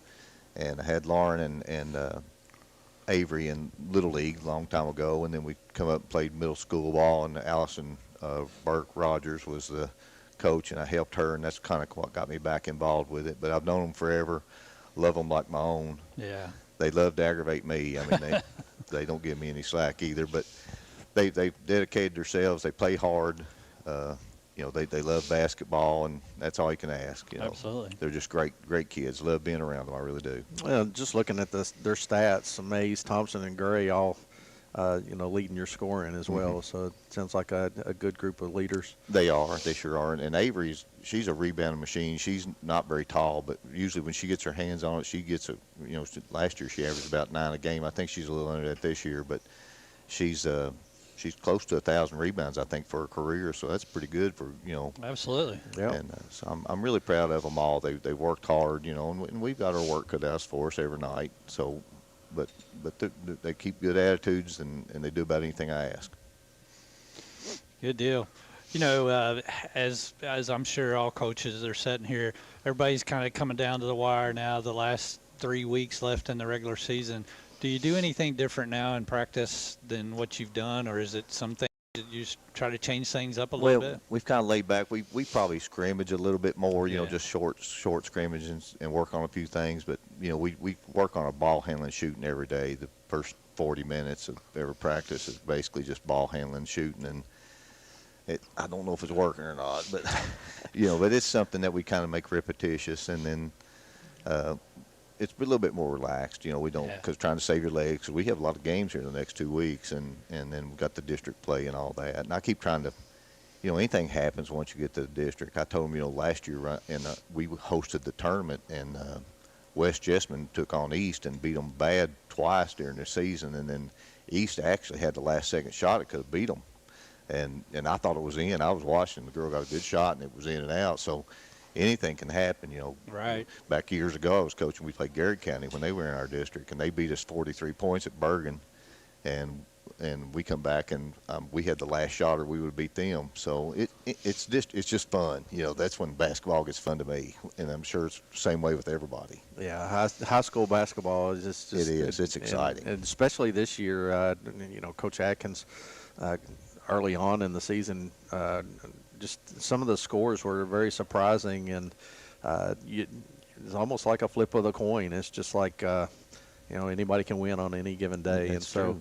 You see that in the NCAA tournament and so forth. But going back to what you were saying about, you know, you're working on fundamentals. And, you know, it's, as you know, in the coaching world, it's you always hear the kids say it's not fun, right? It's not fun to do those drills on a daily basis, but there's something to be said about it, because at the pro level they do it every day. Every day. And so you know, when it's fun to see them when that clicks, but then when it translates to the floor or the you know, the field in you know, in the fall and spring. So we have a little routine. You know, we kind of they run the first 30 minutes, basically with me not out there, and I'm always pushing them and, you know, clapping and whatever.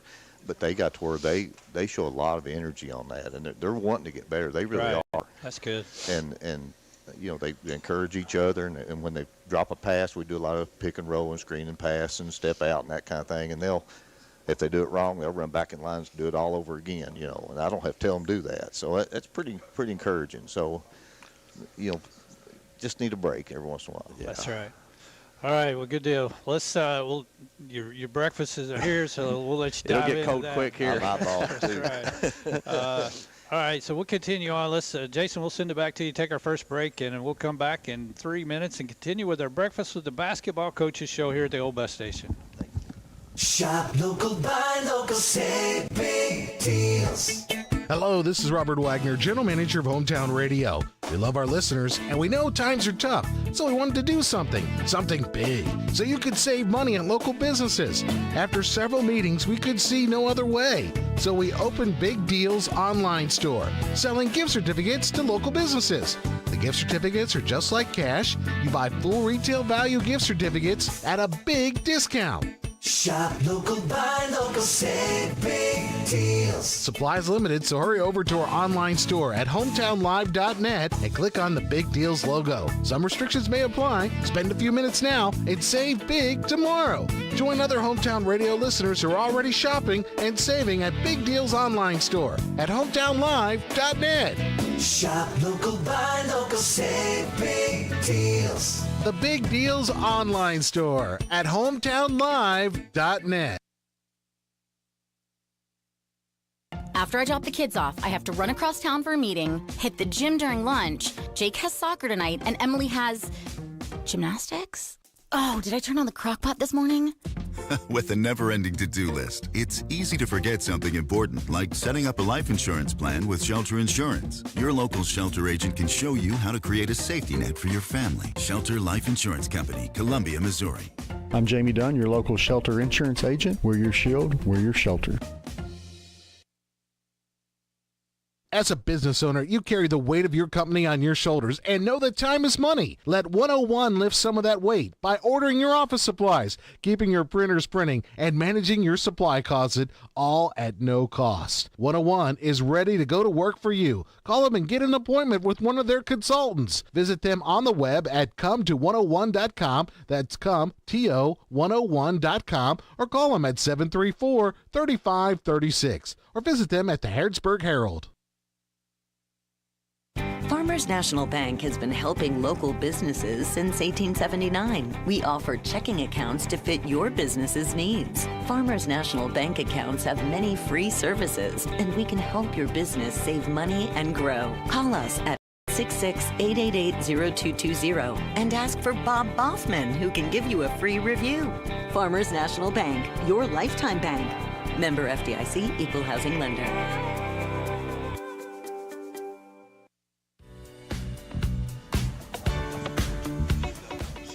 All right, Tim, welcome back in here on Saturday morning down at the old bus station.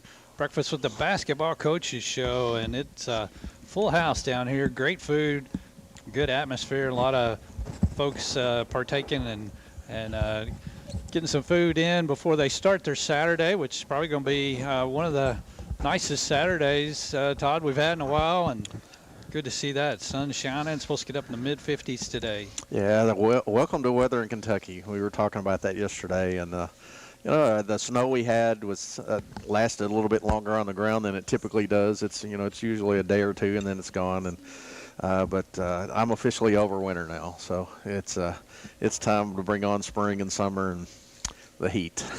But today will be nice, and looking forward to that. And just cross my fingers when what February brings later on in the month. That's right. All right. Well, got Bergen head boys basketball coach Todd Clonch with us, and Coach, glad to have you in this morning. And thank you. Sorry we got you out here in the elements, but no, we really appreciate this you is coming called in. initiation. Yeah. I apologize for not being able to make it sooner than I did. So thank you for having me. Had a busy season. I know you've had a lot of weekend games and so forth, but it's great having you down here. Thank you. Well, you guys have had a lot of Saturday games, afternoon games. You got another one this afternoon, I believe, if I'm right. Yes, yeah. We've got the homecoming at Bergen today. The boys and the girls will be playing. Good deal. So we'll kind of jump back, I guess, just a little bit. Wednesday night, I had your game over there against Bluegrass United, and I mean, these guys were talking about high school basketball. That was probably one of the best high school games I've seen throughout the season this year, and unfortunately kind of fell short there at the end. But your kids play so hard. I mean, they give every effort. And the Mercer game that Todd and I had, you had two guys get hurt. Yeah. And one of them got hurt again. One of the same ones, I believe, got hurt again Wednesday night. But they fought hard, and just ball didn't bounce away there at the end. But I mean, I tell you, I was impressed. I thought they really played well for you. Yeah, we didn't, and I mean, I'm not taking anything away from Coach Atkins and Mercer. I mean, they did a great job setting up defensively for what we like to do, and we didn't make adjustments on the court quick enough, and we got weighed down. But, it's one thing you brought up, the playing hard. They never quit.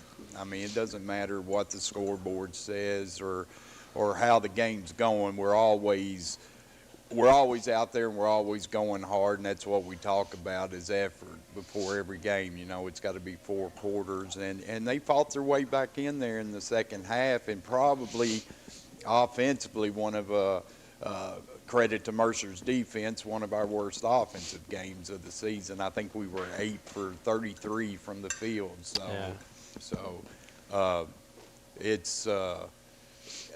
it's one of those things. I'd say on everything we do, I would give us A's and B's and maybe C's in some area. But the one place that we lack is consistency in every game, is coming and playing that same type of game you saw against Bluegrass United, which is not what you may think of a homeschool Exactly. game. I was going to mention more like a prep school. Yeah, definitely a club team, and Yeah. and best shooting team we played all year. I mean, we just couldn't. When you think we had to stop, one of the 3 or 4 would knock one down, and so it was. But yeah, they did. They come to play like that in every game, and we're right there. I think in 90% of them. Yeah. You know, one of the things during the Mercer game, and Gary and I talked about it on air during the game, and you know, Jacoby Taylor, you know, he's a good basketball player, good high school basketball player, and comes from good family. But you know, I know you lost him kind of early in the, not real early, but earlier than you wanted to foul trouble. But then, you know, the thing that impressed me, and again, effort. But then, you know. You got kids that don't have an extreme amount of size, right? But like Landon Sexton just seemed, especially against Mercer County, just did a phenomenal job, and you know, was outsized, but still got to the basket and put it in, or got to the line. He got to the line many times, and very consistent free throw shooter. Yes, and he had. It's like I told him and told the team, you know. Thank him for showing up in that second half and having the game he had, and because he pretty much single-handedly there. I think we cut it to maybe 14 there at one point before we got bad. I think another player, I may be misthinking that, but he's one of those guys that he can do that, and he can do it consistently, and I think it's the growth in learning. When I get in there, I've got the look that I want to get, and kicking it when I don't have the look.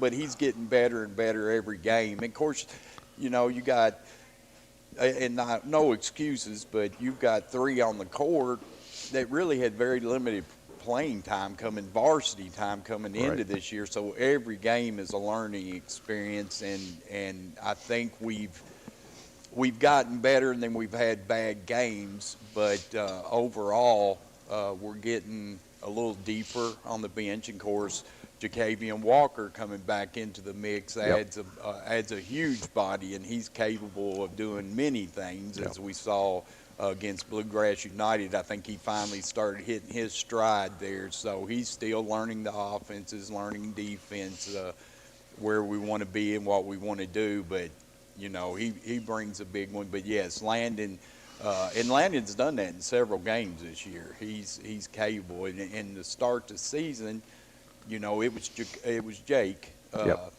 Jacoby, and it was him going and everybody feeding off from him. And as we saw in the Mercer game, gotten fouled out, got in foul trouble, fouled out, and we had some people step up. And Bluegrass United got in some foul trouble, had to set him early, and we kept right on going. So that's, you know, that made me smile, is saying, I don't want to lose him at any point in time, but seeing us keep on going and keep the pace and the defense and the intensity, that was something that didn't happen early in the season. So we're growing. Yeah, and I know it's very evident. The kids, you know, they accept his Jake's leadership, and but that's I was going to make that very point when he went out after he fouled out, how the others stepped up. Yes. And so that's, as a coach, I know that's always a fun thing to see and exciting thing to see, because it's a ton of growth. Oh yeah. I mean, we by no means are giving up on this year. I mean, I still think we can get one in the district if we come, you know, if we come like we can come, and but it is bright for the future, that's for sure, seeing that growth in the other players and confidence. Of course, like Drew was saying, we've lost, we may have lost Casey, and we may have lost Maddox Hill. We don't know yet. We're still hopeful maybe they'll be back before the end of the season, but you know, Maddox is one of those guys, I don't say enough about him. I tell him he's Superman in there, considering the size he gives up and the way he battles the other post players, and he brings that energy every game. And he was really hitting his stride, getting better and better and better. So hopefully a little time off and we can get him back before the end of the season too. Good deal. Yeah, Coach, I thought you also got a really big performance there the other night from Ethan Sloan. Yes. Had a big game for you. Yes, and Ethan, he's got some experience, but coming into the mix and everybody gelling, and he's really starting to hit his stride too. So, he's had some big games. I mean, he's had some that where it's been on his shoulders, and rebounding. Coach was talking about rebounding. That's sort of been our Achilles heel too, is the boards. We'll get what we need, and then we need that one, and we won't. Well, he's really stepped up in that area of his game too, I think. Gotcha. Good deal. Well, you got Francis Parker today Yes. at 1:30, and you mentioned it was homecoming. So, yes, sir. What do you got to do today? Well, we got to get some people to step up in those two spots. We've had that in the past, but we got to get them to, they're going to get their opportunity today. It was a 1-point loss at Francis Parker in, I think that was an overtime game. Or maybe it was into regulation. It was into regulation, 51-50. And we were on the foul line with a chance to win that game. So, but they're one of those teams too. They get on a hot streak and they'll wear you out pretty quick. So we've got to be solid coming down the floor every trip. And but a couple of guys will get an opportunity, which means a couple more on the bench will get an opportunity. So it's not a bad thing, and it's a good, it's an opportunity here to see who's going to step in and fill that spot. Yeah.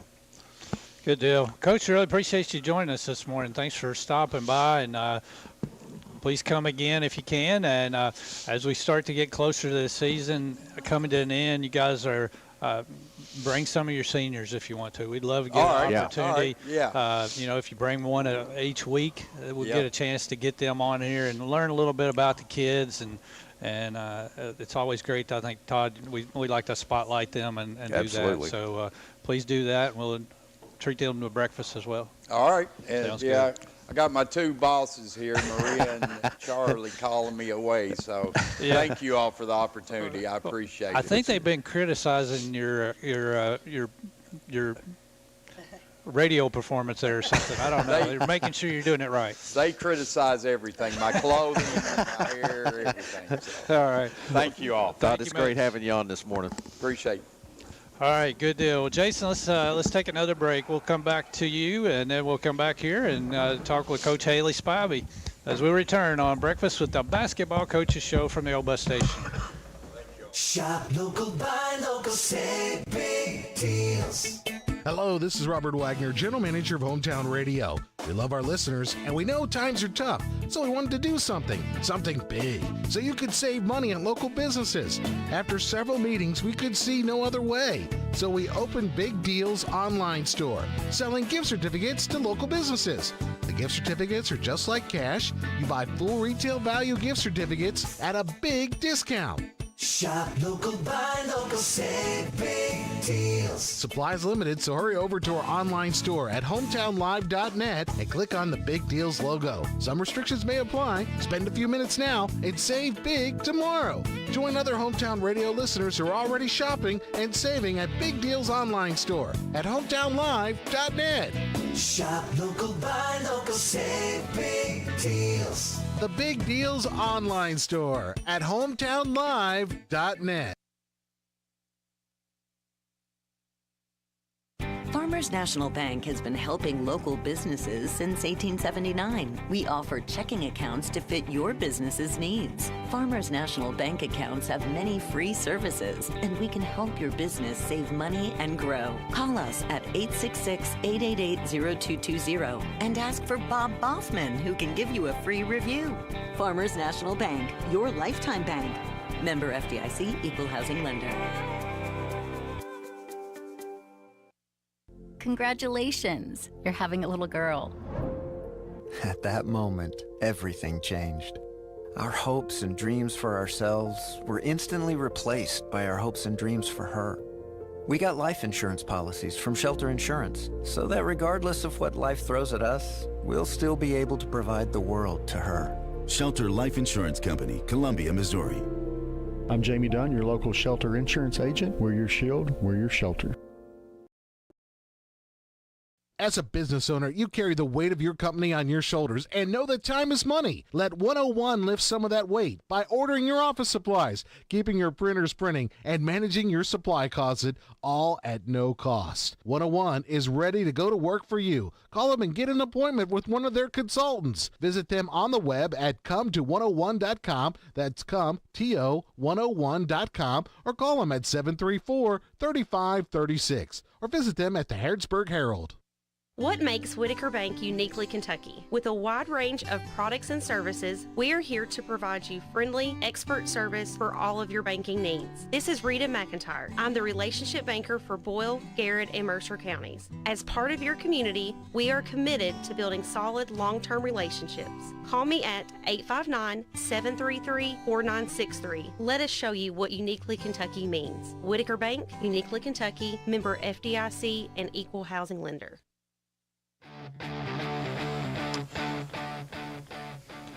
All right, and welcome back in to Breakfast with the Basketball Coaches Show down at the old bus station here in Harrodsburg. Joined now by head girls basketball coach Haley Spivey. Coach, how you doing?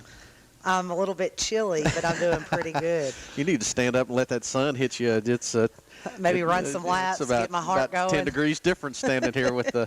At least it feels that way. But it's good having you again this morning, Coach. Had a busy week as you were talking there. What, 4 games this past week?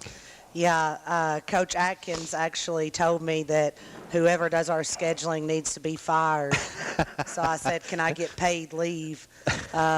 So that one of those things that's hard to do as a coach is scheduling and trying to fit district games in. And so, we had 4 games this week. We played Monday, Tuesday, Thursday, Friday, and you could tell yesterday when we were playing it was game 4.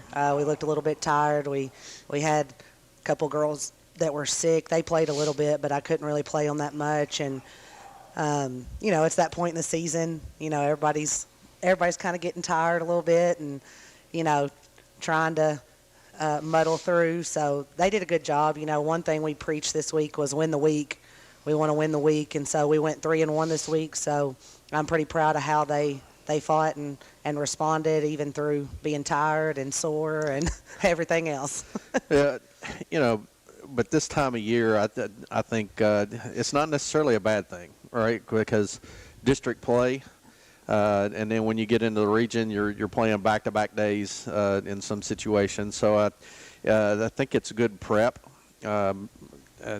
It helps mentally and physically in some aspects, but. During that, so you had Bergen and then East over there.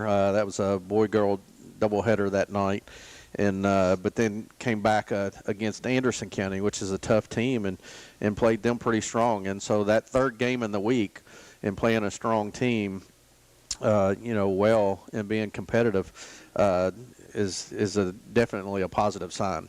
Yeah, absolutely. We went into Anderson County and.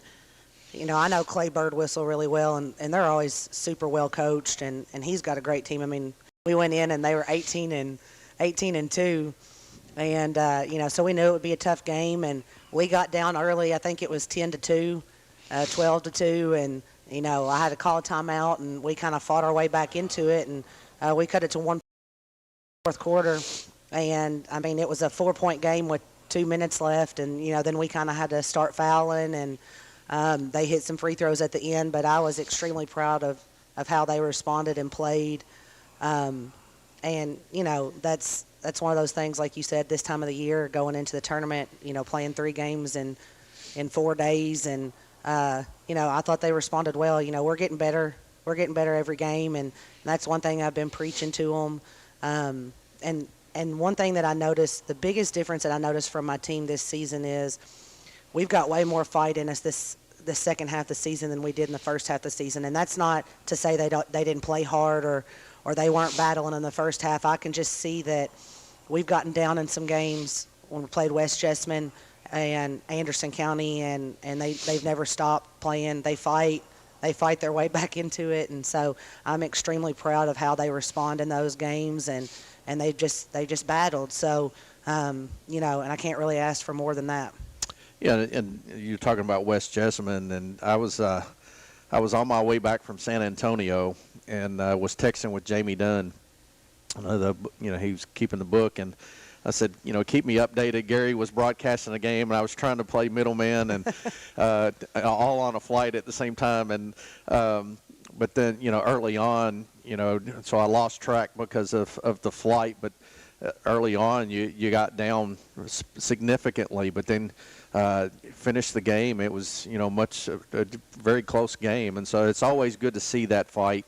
And I think that comes from the growth that we've seen from those younger girls like Izzy Carlton, and you were talking about her this morning already, Alexa Wade, and just the younger girls that Sickles, how much they've improved, not in between the year, but then since the beginning of the year. Absolutely. West Jessamine's got a really good team, and if you watched any of our games with them last year, you could tell they were going to be good, and they're going to be good for the next 2 years.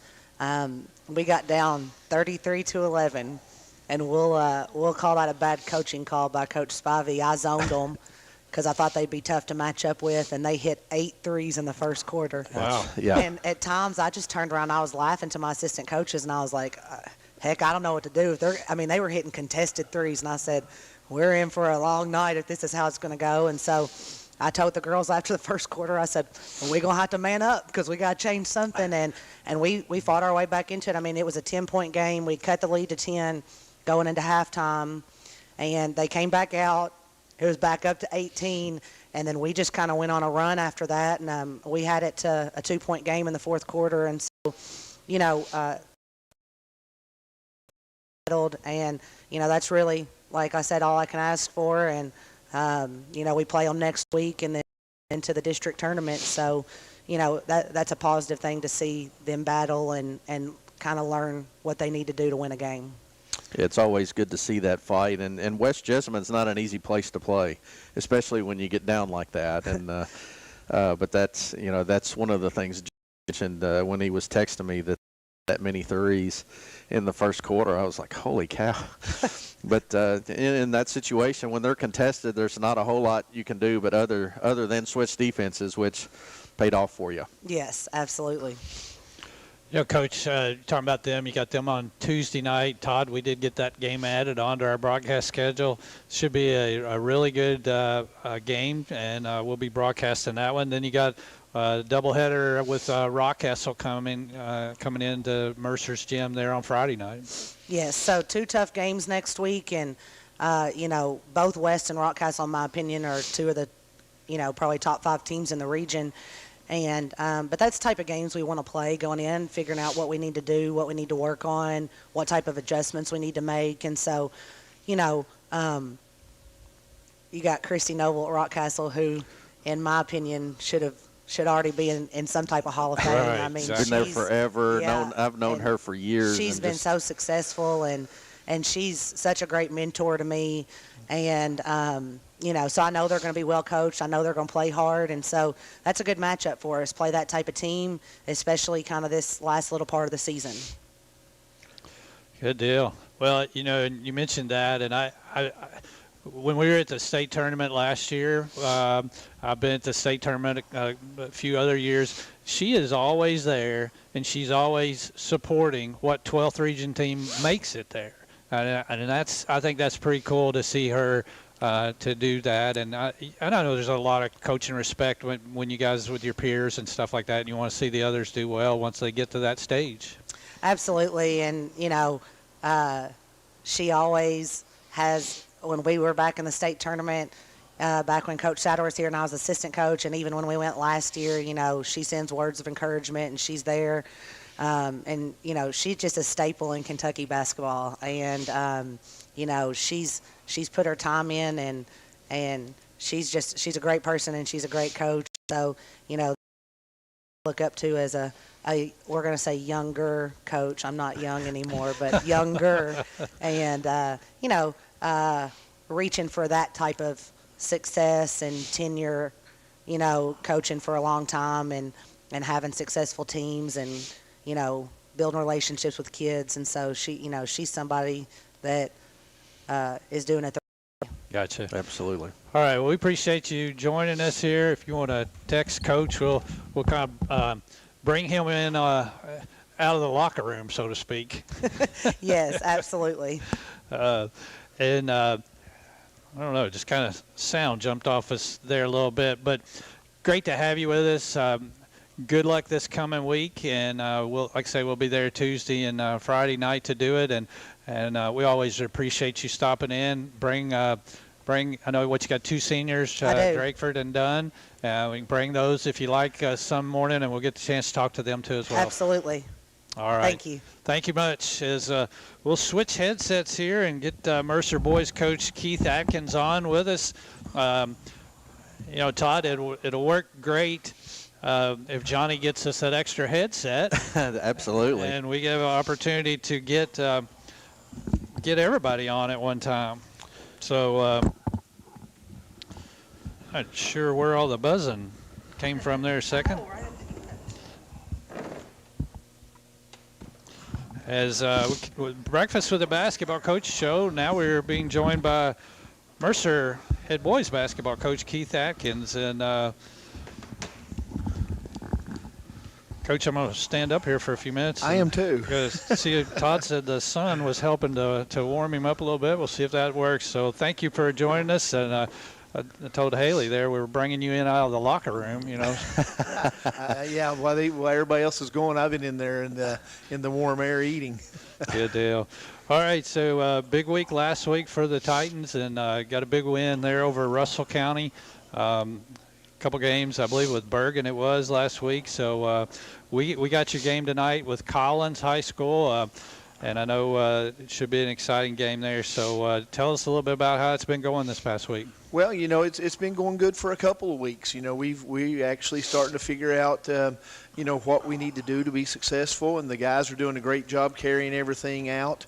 Following scouting report and doing the 2 things that we have to do to be successful, and that's defend and rebound. So pretty pleased with where we're standing right now, and this is the time of year that things need to start coming together. Here in about a week we need to be playing as well as we can play, right, getting ready for tournament time. So hopefully that's what's happening with our basketball team right now.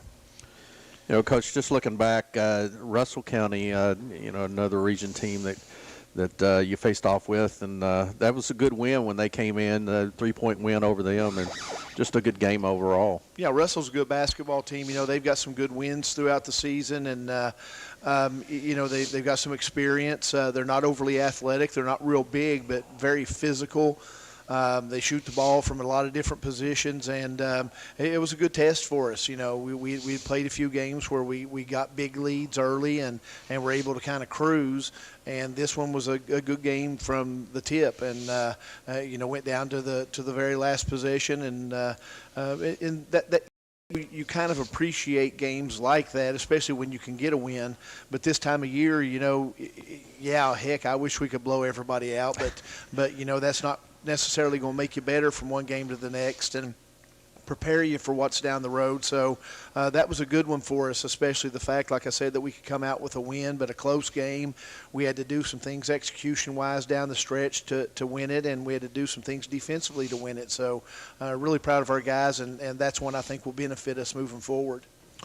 One of the things we talked about the other night against Bergen, the first half, surprisingly how physical they were, and did some things that disrupted, I think, maybe the game plan, but they were really focused on and honed in on Ellis. But then the adjustment that was made, and it benefited him in the second half, but did a very good job of once he got the ball down low, kicking it back out and finding the open man, and then once success from that started happening, then he got back into his game. So it's always good to see those types of adjustments, especially this time of year. Yeah, and you know, Trevor's got it figured out. He knows when he touches, you know, in the post area, he's going to get a double team, sometimes a triple team. So he's got to be smart and find the open guy. And you know, the last couple of weeks we've done something that we hadn't done all year, and that's make shots.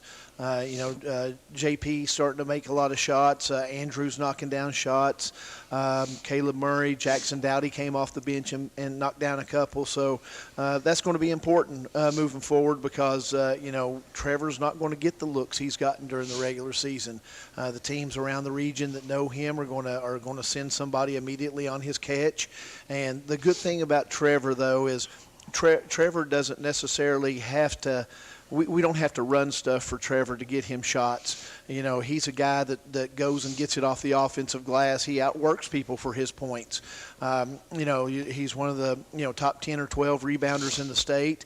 And I know we don't keep stats on this from a KHSAA standpoint, but we do personally, and that's keep offensive rebounds. And if there's somebody in the state that averages more offensive rebounds than him, I'll be surprised. And it's because if there's any team that averages more offensive rebounds than us as a team, I'll be surprised. So, you know, Trevor knows that the double teams are coming. Sometimes his number of shots are going to be limited if he doesn't just outwork people and go get it off the glass. So he's making some adjustments, and that's good. And you know, he did just that against Bergen, and you know, it makes it a lot easier for a post guy to have the confidence, I should say, that the players are going to make shots when he fans it out of the post and finds people. So and our guys are doing that. That gives him the confidence just to keep doing that. Yeah, you mentioned that there, Coach, and I think it's something Todd and I both noticed a whole lot. The ball movement has gotten, I'd say the past 2 weeks, you know, the ball movement and the way they're moving it to the shooters.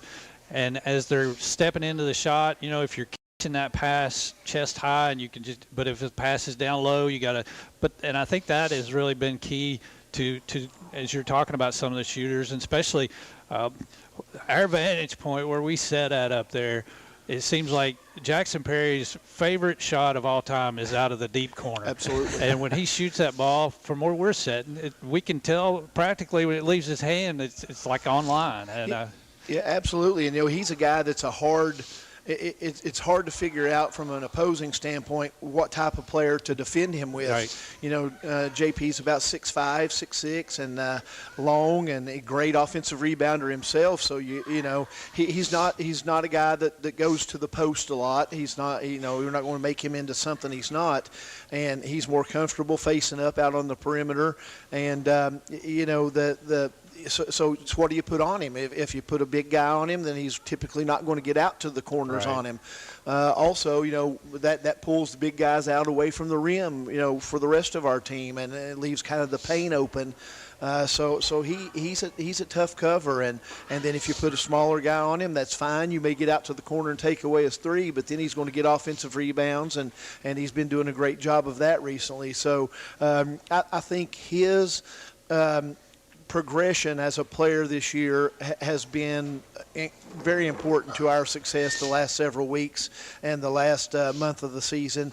You know, early on, he just coming out of football, he wasn't playing great. I think a new system for him that I put in kind of threw him for a loop, if you will, and he's now got it all figured out. He understands how he can help this basketball team, and he's that type of kid. He's the type of kid that, how can I help? You know, not what can it do for me, but how can I help the team? So just a pleasure to coach, and John Lincoln's the same way. He's finally figured out exactly how to be successful for himself, which in turn makes us a little bit better also.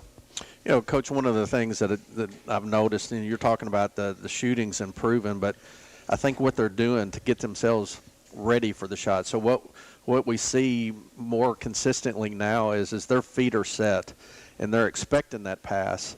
And setting themselves up, and Perry over in the corner, you can see him. He is set, and you can tell when his better shots are when he has his feet set and he's expecting the ball and catches and, you know, shoots and releases. But then Ellis, the same way, Braylon Ellis, the other night, same thing, and then Murray and Jackson Dowdy and John Lincoln Perry. And so it seems like all of them now are starting to figure out what they need to do to be successful in setting themselves up for that. Yeah, I think early on, I'll be honest with you, the last month at least, we break up every single day in practice and do what we call bigs and guards. Bigs will go down to one end with Coach Pendergraft and work on post moves, work on just a number of things.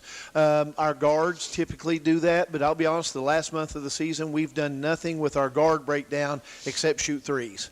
Because that's got to be something that we can depend on, that we've got some guys that can make shots, or we're going to struggle just because everything will collapse into the paint onto Trevor and take away drives and things like that. So we've spent a lot of time on shooting, but even more than the shooting, like you're talking about, is preparation to shoot. Early in the season, I think guys were catching, then deciding if they need to be ready to catch and shoot, and it's too late. You're either going to miss the shot or defenders are going to be there. But now, all of a sudden, we say your shot starts before you even have the basketball. You got to get your feet set. You got to be walking into it. And all of a sudden, we're starting to make some changes and focus on things like that. So, yeah, we've made some good adjustments and looked at things like that. And now our guys are ready to shoot before they even catch the basketball. They realize a pass ahead that I'm going to have a shot. I got to get my feet ready. I got to get my body turned and be ready to catch and shoot. Coach, you got Collins High School tonight. I'm not sure if you've obviously seen them before, probably watched some film on them and all that.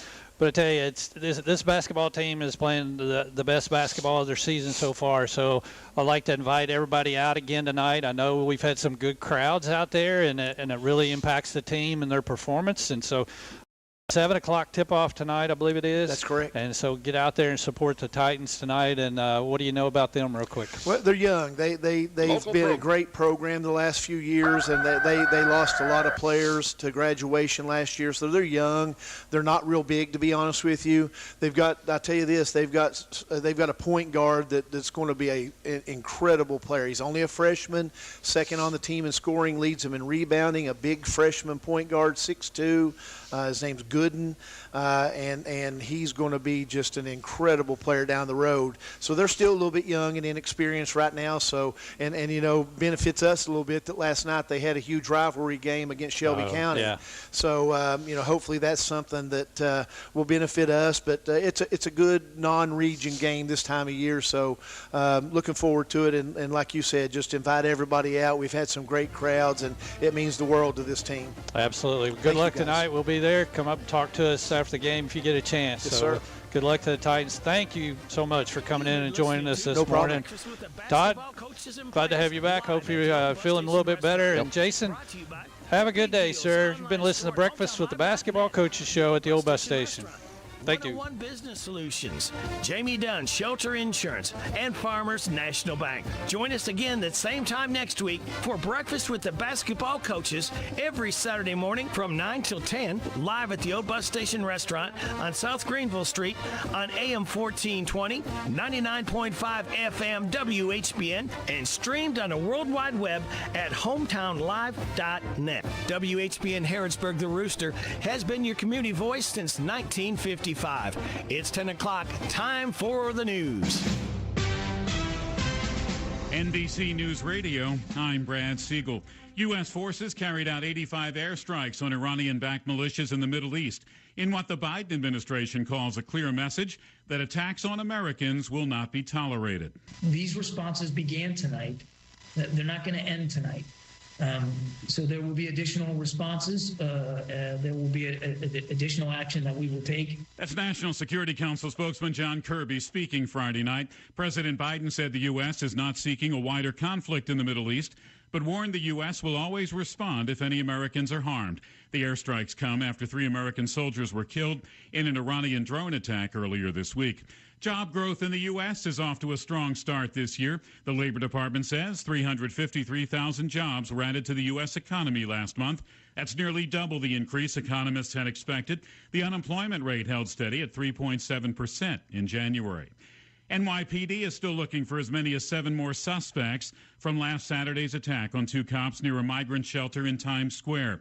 Andrew Whitman has the latest. 6 people have been charged so far. A couple of them gave addresses saying they were living in city-provided migrant shelters. Others were homeless or had regular addresses. But with anger mounting, the most suspects made bail. Manhattan DA Alvin Bragg focused Friday on the importance of the process. It's our job to parse out who did what and to charge the right person with the right crime, and that's what we're doing. Bragg also said there's been no evidence of suspects fleeing town after making bail, as sources have told every news outlet in town, adding that they are still investigating. Deliberations in the trial of Jennifer Crumley are set to begin Monday. Closing arguments were heard Friday in Michigan, where her son Ethan committed a mass shooting in 2021.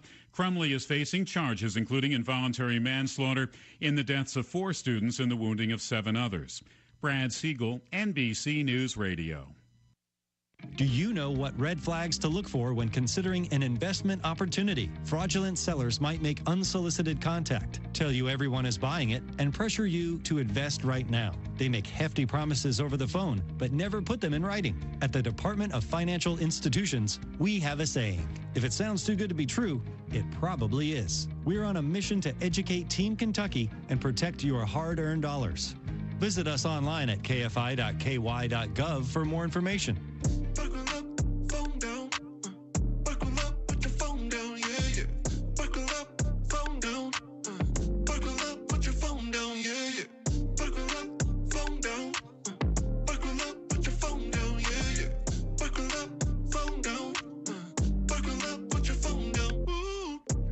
Be safe, Kentucky.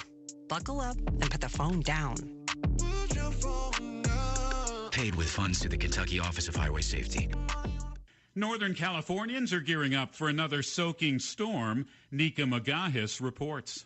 National Weather Service meteorologist Courtney Carpenter says as one atmospheric river exits, another one is on the way. The highest impact expected Sunday into Monday, and things kind of taper off as we head into Tuesday. Unlike other storms the state has seen this winter, this one moves up from Southern California and spreads to the north. The Sacramento Valley and foothills are expected to see a few inches of rain paired with gusty winds. The mountains could get at least 1.5 feet of new snow. Forecasters warn of dangerous mountain travel, slick roadways, possible flooding, and potential mudslides due to saturated soils. TikTok has become one of the most popular sources for financial tips and advice, particularly among Generation Z. Erin Real reports. Gen Zers are nearly 5 times more likely to get financial advice from social media than in their 40s or older. This is according to creditcards.com. Young investors, those 18 to 25, look to so-called finfluencers for money saving or money making wisdom. However, only 20% of finfluencer content that contained investment recommendations included any form of disclosure. This is according to the CFA Institute. Like all things on social media, not all expert advice is necessarily true or unbiased. Walmart is opening 150 new stores in the U.S. and remodeling existing ones. The retail giant announced this week that the process will continue over the next 5 years. The company's president and CEO says the efforts represent millions of dollars in capital investment of labor, supplies, and tax revenue, which benefit their respective communities. The plans are a sign of Walmart investing in physical stores, despite saying previously focus more online sales. Connecticut is the first state to provide relief for health care debt. The state is canceling around $650 million in medical debt for an estimated 250,000 residents this year.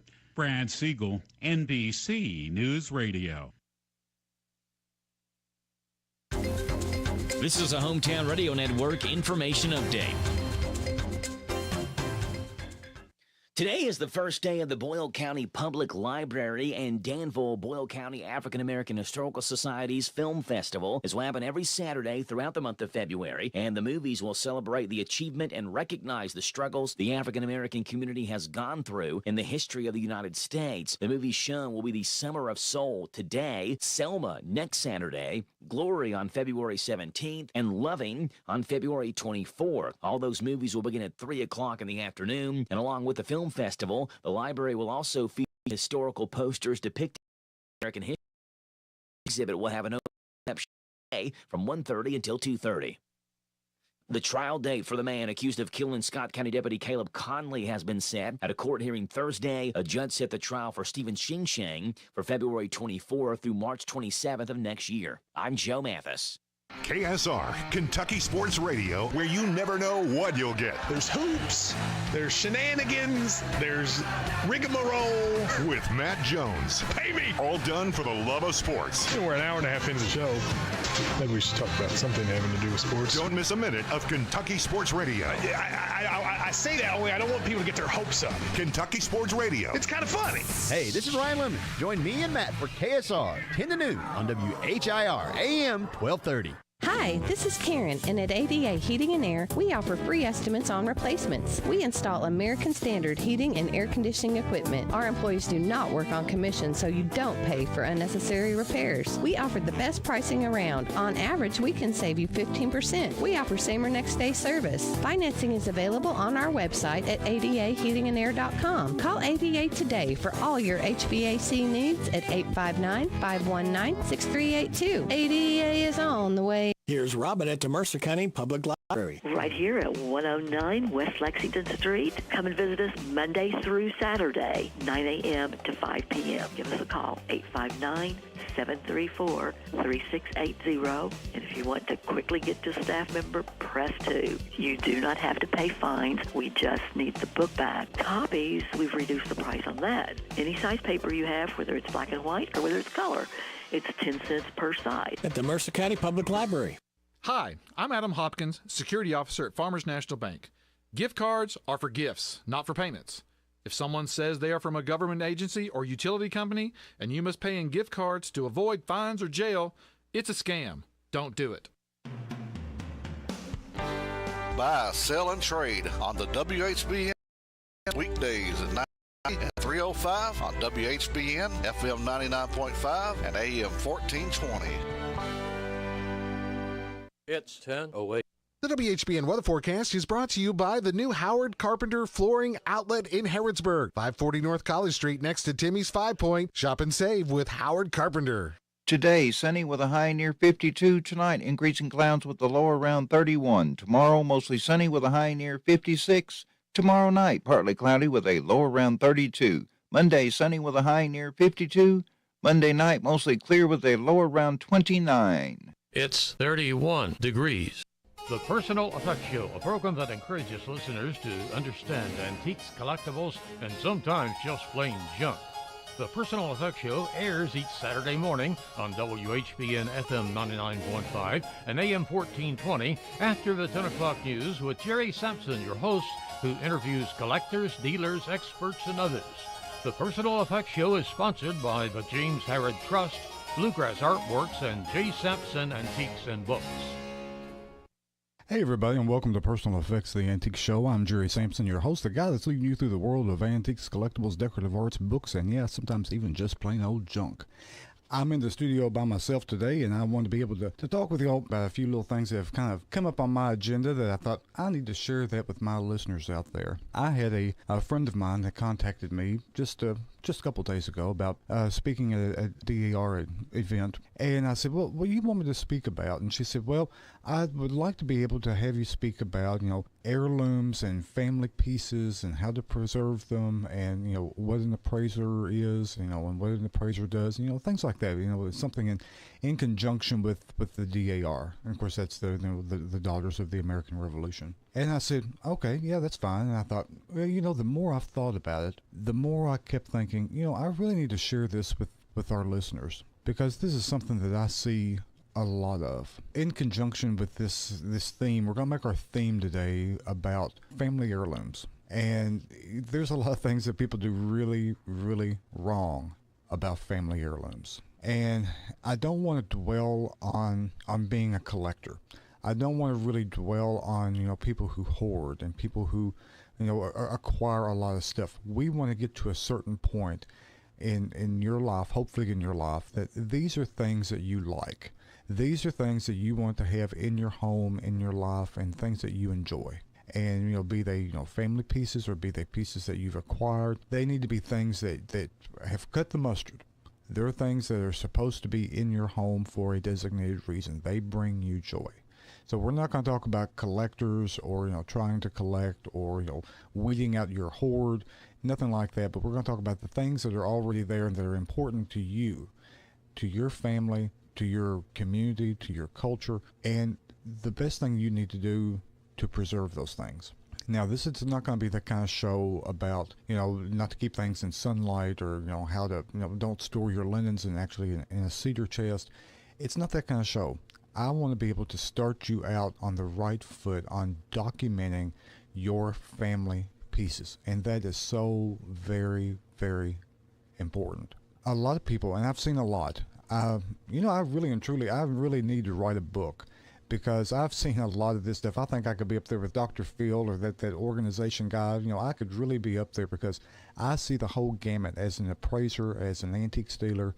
I see the whole gamut of positive and negative emotions.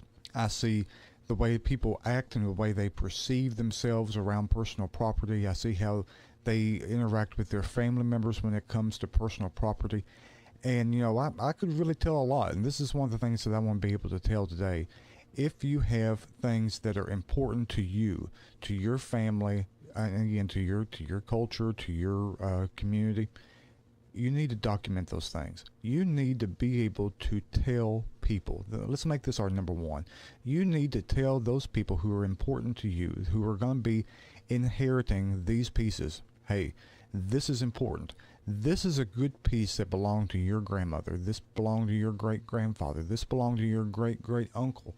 You need to tell these people because, in all actuality, the people who are inheriting this property, to a degree, they're innocent. They have no idea of what it is that they're inheriting. So if you look at this, say that you're a parent or you're a grandparent and you have passed away, the people that are left behind, they are just besieged with this gamut of funeral arrangements, of family coming in, of finances, of a house to sell.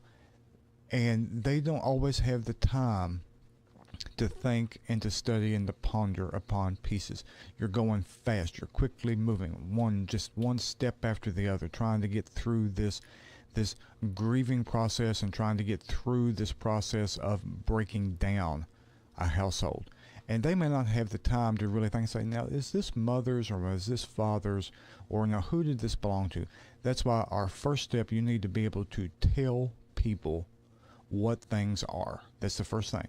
Be able to tell them, hey, this belonged to so-and-so, or your father and I bought this when we first got married, or we bought this at this little antique shop, back in 1946, whatever it is that the case is for you. You need to be able to tell these people what it is that they have inherited. Now, the second thing, you need to be able to write down the history of these things. And that is so important. I mean, that is so important because you can't just, okay, we're in an age and a culture that we are just, overwhelmed with media. We've got our phones, we've got our cell phones, we've got our laptops, our computers, we're on Facebook, we're on Twitter, we're on Pinterest, we're doing all these things. And folks, let's just face it.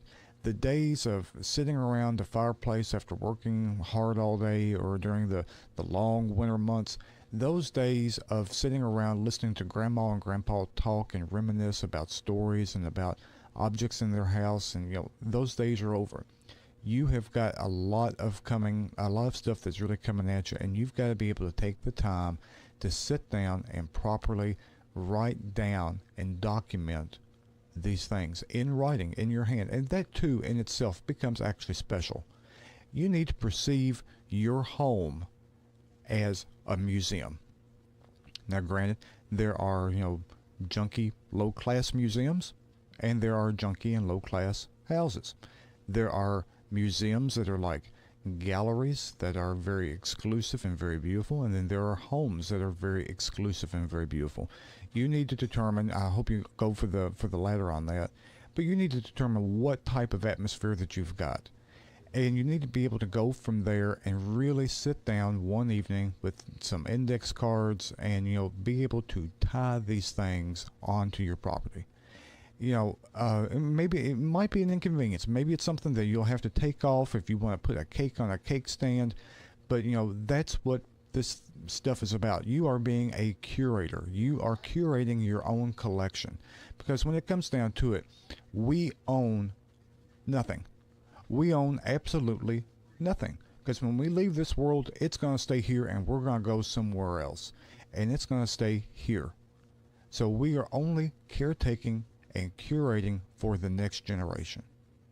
So if it's a little bit of a trouble, hey, let it be a little bit of a trouble. But when something happens to you, your family and your grandkids and your friends are going to know that that cake stand in there with that label that's been tied to it, that belonged to your great-grandmother. And that every wedding cake that's been in the family has been on that cake stand at one time or another. That's why you've got to really take the time. You've got to have due diligence and sit down and make yourself write these things down. I'll give you a little bit of an example. You can't trust things just to be said to someone. And even then, it's just kind of dicey. Years ago when I was a child growing up, I was probably 9, 10 years old. My grandfather gave me his marble collection. And I see now through the eyes of an antique dealer and as the eyes of an appraiser, it was really a wonderful collection. And he gave it to me and said, "Oh, here, these are my marbles. I played with these, here." Well, he gave those to me, and, as a 9 or 10-year-old kid, I thought they were toys. I played with them. We threw them at each other. We dropped them down into those mysterious holes in the backyard that everyone has. We threw them into the creek. We rolled them down the hillside. And soon enough, they were gone. And it wasn't until, I was, it was probably another 10 or 15 years later, and he said, "Well, whatever happened to the marbles that I gave you?" And I said, "Well, I guess they're gone. I played with them. And I lost them or give them away." And he said, "Oh, those were mine. I had those when I was a child, and you should have kept those for your children." And, I did not know. To me, they were toys. To someone else, it may be just a measuring cup. It may be just a picture hanging on the wall. It may be just an old book. I don't know. You won't know. That's why you've got to take the time to sit down and write this story down. And then you've got to be able to tie it to the object. And you notice I've said that several times. I've said tied to the object. That's done for a very good reason. Some years ago, I had done an appraisal, and this is not really legally binding, but the lady that had passed away, she had put on the back of all the furniture of what pieces of furniture went to what family member. And though that sounds really good, it really needs to be in a will, but the show is not about legalities and things like that. The sad thing is that even though the family got along with each other and they wanted to adhere to her wishes, they really couldn't, because she had used some type of a sticky tag, and probably 25, 30 years ago, that tag had dried up and had fallen off. And as she would find them, she herself had made the mistake. She'd pick the tag up, drop it into a little Ziploc bag, and put it into a drawer. So when she passed away, they found all these tags inside of a Ziploc bag or laying on the floor or behind a corner cupboard, and they had no idea what piece went with what tag. And I always have thought of that very seriously, and that's really sad. But, you want to use a good quality paper. You want to use an ink that's not going to fade out, and you want to be able to tie it on with good quality string or twine. And that way, it's going to stay there. It may be discolored, it may fade a little bit, but it's going to be there. And someone somewhere will be able to read it and say, "Oh, this is what this is. This is why that this is important." So if y'all hang in there for just a few minutes, we're going to thank our sponsors, and we'll be back in just a few minutes because we're talking all about preserving and documenting your family heirlooms. So y'all hang in there, and we'll be back in just a few minutes. Do you have Medicare and do you use a CPAP machine? This is a national healthcare alert regarding your CPAP supplies. Using a clean CPAP mask and clean supplies is important to staying healthy. The best way to make sure your CPAP equipment is clean is to get new supplies. If you have Medicare, we have great news. Medicare will pay for you to have new clean supplies every 90 days. We'll even do all the paperwork for you to make sure that there's little to no out-of-pocket cost to you. And you don't even have to leave your home. We provide free in-home delivery. So if you're a CPAP user and you have Medicare, staying healthy with new CPAP equipment is easy. Just make this free phone call right now to get started. Call the CPAP hotline now. 800-399-4840. 800-399-4840. That's 800-399-4840. Copays and deductibles apply. Supplies are replaced in accordance with Medicare guidelines. Get your copy of James Herod Trust's The Men of Mercer County today. The book is a compilation of stories about men who have lived in Mercer County, written by the people who loved them. The stories are rich in the history and heritage of the community and the people who have lived there. Available at J. Sampson's Antiques and Books, Beaumont Inn, and the Harrodsburg Herald, it sells for $35. Only 450 copies were printed, so get yours today before they're all gone. Let Bluegrass Artworks help bring out your creative side of decorating your business or home. You'll discover a fine selection of antiques, coins, silver, oriental rugs, jewelry, and pens. Make beautiful music with musical instruments like banjos, guitars, and more. Bluegrass Artworks is open Thursday, Friday, and Saturday 10 till 5. Bluegrass Artworks is located at 103 South Main Street. For more information or questions about Bluegrass Artworks, call 859-806-1038. Stop and shop the showroom today at Bluegrass Artworks. Most unhappy collectors collect things that they don't like because they hope that one day it'll be worth a lot of money. J. Sampson Antiques Books and Appraisals will let you know what you've got and really what it's worth. Don't worry about what someone else collects. Collect what you love, and one day if it's worth a lot of money, that's great. If not, you still have something that makes you happy. Visit J. Sampson Antiques Books and Appraisals next to Lawson's Jewelry in Main Street in Harrodsburg. They're open Monday through Saturday 10 to 5, Sunday 1:30 to 5, and closed on Wednesday. That's J. Sampson Antiques Books and Appraisals. Shenyun Performing Arts is back with a brand new production. For over a decade, Shenyun has performed around the world to sold-out theaters and inspired millions. Shenyun, coming to BKU Center for the Arts, February 10th and 11th. Tickets at shenyun.com. That's SHENYUN.com. Or call 877-285-7469. NASCAR on WHIR. The NASCAR Cup Series. Looking them over closely, and the green flag goes in the air. Season begins in the City of Angels. Trouble, turn number 4. Ryan Blaney gets punted. For a return to the Los Angeles Memorial Coliseum. MTJ Martin Truex Jr. has scored the win. It's the Busch Light Clash at the Coliseum. Coverage starts this Sunday night at 6 on WHIR 103.9 FM. It's 10:23. The WHBN weather forecast is brought to you by the Old Bus Station Restaurant, offering good old-fashioned home cooking. Open for breakfast at 6 weekdays and Saturday at 8. The Old Bus Station Restaurant on South Greenville Street in Harrodsburg. Today, sunny with a high near 52. Tonight, increasing clouds with the low around 31. Tomorrow, mostly sunny with a high near 56. Tomorrow night, partly cloudy with a low around 32. Monday, sunny with a high near 52. Monday night, mostly clear with a low around 29. It's 38 degrees. Hey everyone, and welcome back to Personal Effects, the Antique Show. We've been talking all about preserving your family's documents and family heirlooms and family pieces like that. We've covered a couple of things already. We've told our number one thing was you've got to tell your family and your friends. Share with them the history of your things. Don't make it a chore. Don't make it something that you're forcing them to listen to. But when the opportunity is very malleable and very appropriate, say, hey, this belonged to so and so.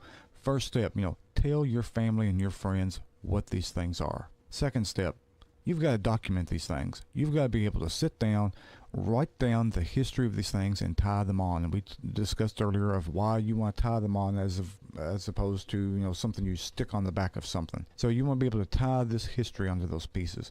The third thing that is so very important is you want to be able to see these pieces. You want to be able to live with, use these pieces. You want to be able to, if you've got a set of china that's important to you and your family, then you need to use it. If you've got sterling silver julep cups, you need to get them out and use them. If you've got a bed, you need to have the grandkids come over and have a sleepover and sleep in that bed. In other words, you need to establish a memory. Because I tell you what, people who don't see these things and they don't establish a history or a relationship with these things, and I know you can't really have a relationship with an object, but if you don't see it and appreciate it and understand it, you're not going to love it. You're not going to really enjoy having it in your life. So all of a sudden, they're going through your estate and they're going to find, grandma's cake stand, and they're going to see the little note that you've left on it. This belonged to my grandmother, and we've always put the Christmas jam cake on this cake stand. And they're going to say, well, she never put a jam cake on that for us. I don't really care about that. That's nothing I really want. But if you couple that history, that documented history, and the memory with those things, there's going to be a good chance that those people are going to hang on to those things, and they're going to keep them, and they're going to use them. You've got to be able to have these things in your life. If you're not going to have it in your life, then you need to give it away to the family member, or you need to sell it, and you need to let it move on to somebody else's family. But you've got to be able to establish a history of relationship and a sentimental memory about these things. And it could cover anything. It could be a watering can. It could be, a grease jar that used to sit on the stove. They've got to be able to see it. I've done so many appraisals before, and some of them are so funny because I've asked a family one time, and this was a fantastic home. I mean, they had many antiques, and they were, very affluent. And I asked them, and I said, aside from important financial or family papers, and aside from photographs or pets, I want you to bring to me the one item that you would take out of this house if a tornado was bearing down on you, or if the house was on fire. And I mean, this was a house filled with, sterling and porcelain and fine furniture and, very fine art. And, and they come back and they had the oddest Duke's mixture of things that they presented to me. There was the woman of the house, she had brought her mother's wedding dress that they had in one of those archival boxes. The father had brought, a pipe stand with his father's pipes in it. And then the one son, who was actually a grown man, but he had come and he had brought back, he had a collar that went to a family dog that he had when he was growing up. I mean, so you look at those three things, and, and basically, they had no intrinsic value. Here was this house full of these just incredible, very expensive objects of the art and, fine antiques, and they bring back dog collars and used wedding gowns and, and old pipes. And, it was just really very much of an eye-opener. I've seen so much in this world of appraising. And, we get hung up on the material aspects of things, of what something costs, of how valuable it is. And you forget the history of it, because when it comes down to it, we know that these things are not investments, and it's so much of the look and how much it enhances our life and the history and the sentimental story that goes with these things that lend credence to our lives. And, I'm going to make this up, but, I've seen this on numerous occasions. I would go into a house and, they'll present to me on a little silken pillow. There'll be this bell. We'll say it's a brass bell. And they'll say, oh, this brass bell is so important to our family because it came over with my husband's people when they first came to America in 1805, and we take it to family reunions. We have it in at least one photograph of everyone that's married in the family, and they ring it while they're at the church to symbolize that it's a new start, a new beginning, and it's so very valuable to us. But I know it's priceless. So what kind of value do you think that you would place on this? And I would look at it, and as an appraiser, I would say, well, the sentimental history of this is truly for you priceless, but it doesn't have a lot of intrinsic value. And automatically when I see that, I start seeing that face begin to change just a little bit. And I'll say, well, if you see this mark here on the side, this is going to tell you that this is actually manufactured after 1891. And this bell is actually, not from your husband's family's country of origin of Germany. It's actually from England. And, I'll go ahead and I'll tell all this history on it, and I'll say, and, at the very end, for your insurance, I would say that this bell would probably only have a value of about, $45, maybe $50. And, and just boom, just snap of a finger like that. Oh, we don't care. We don't care about that. Just throw it over there in the corner. It's not what we thought it was then, so it's no big deal. And I'm thinking, how very strange is that?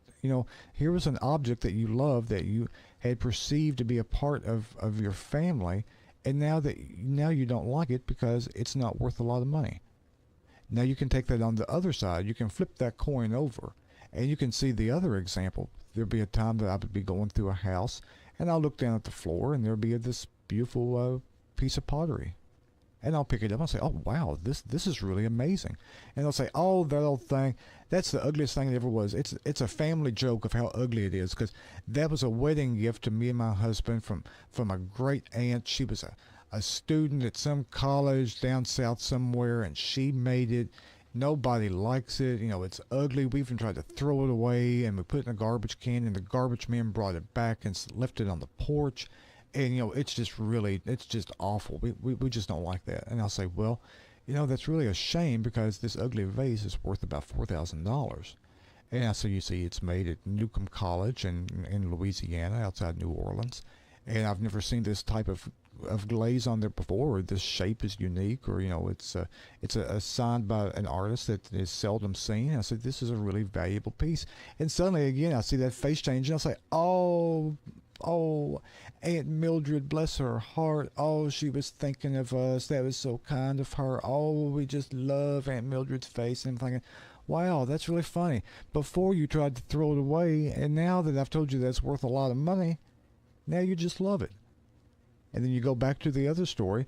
You had something that somebody loved, and now I told them that it wasn't worth a lot of money, and they were ready to just, you know, toss it over in a corner somewhere. So see, folks, both of those stories are wrong.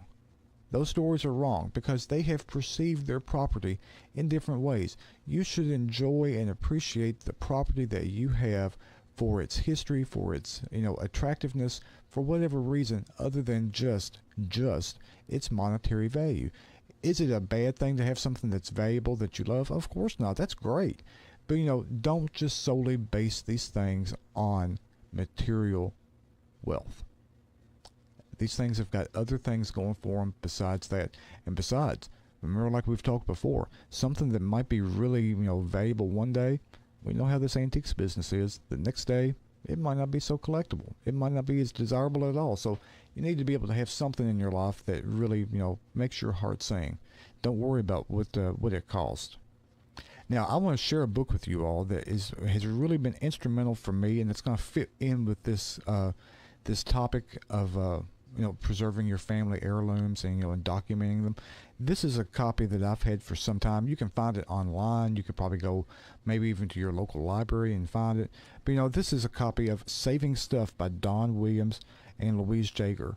And it's a Smithsonian book, and this book is chock full. This is over 300 pages. It tells you how to care for lamps, for brass, for copper, for silver, for plastics, for textiles, paintings, photographs, artwork, tools. It even has a section here on tools, and it also has a section in here on helping you to write down the history of your objects to keep that, because remember, we're all curators of our own stuff.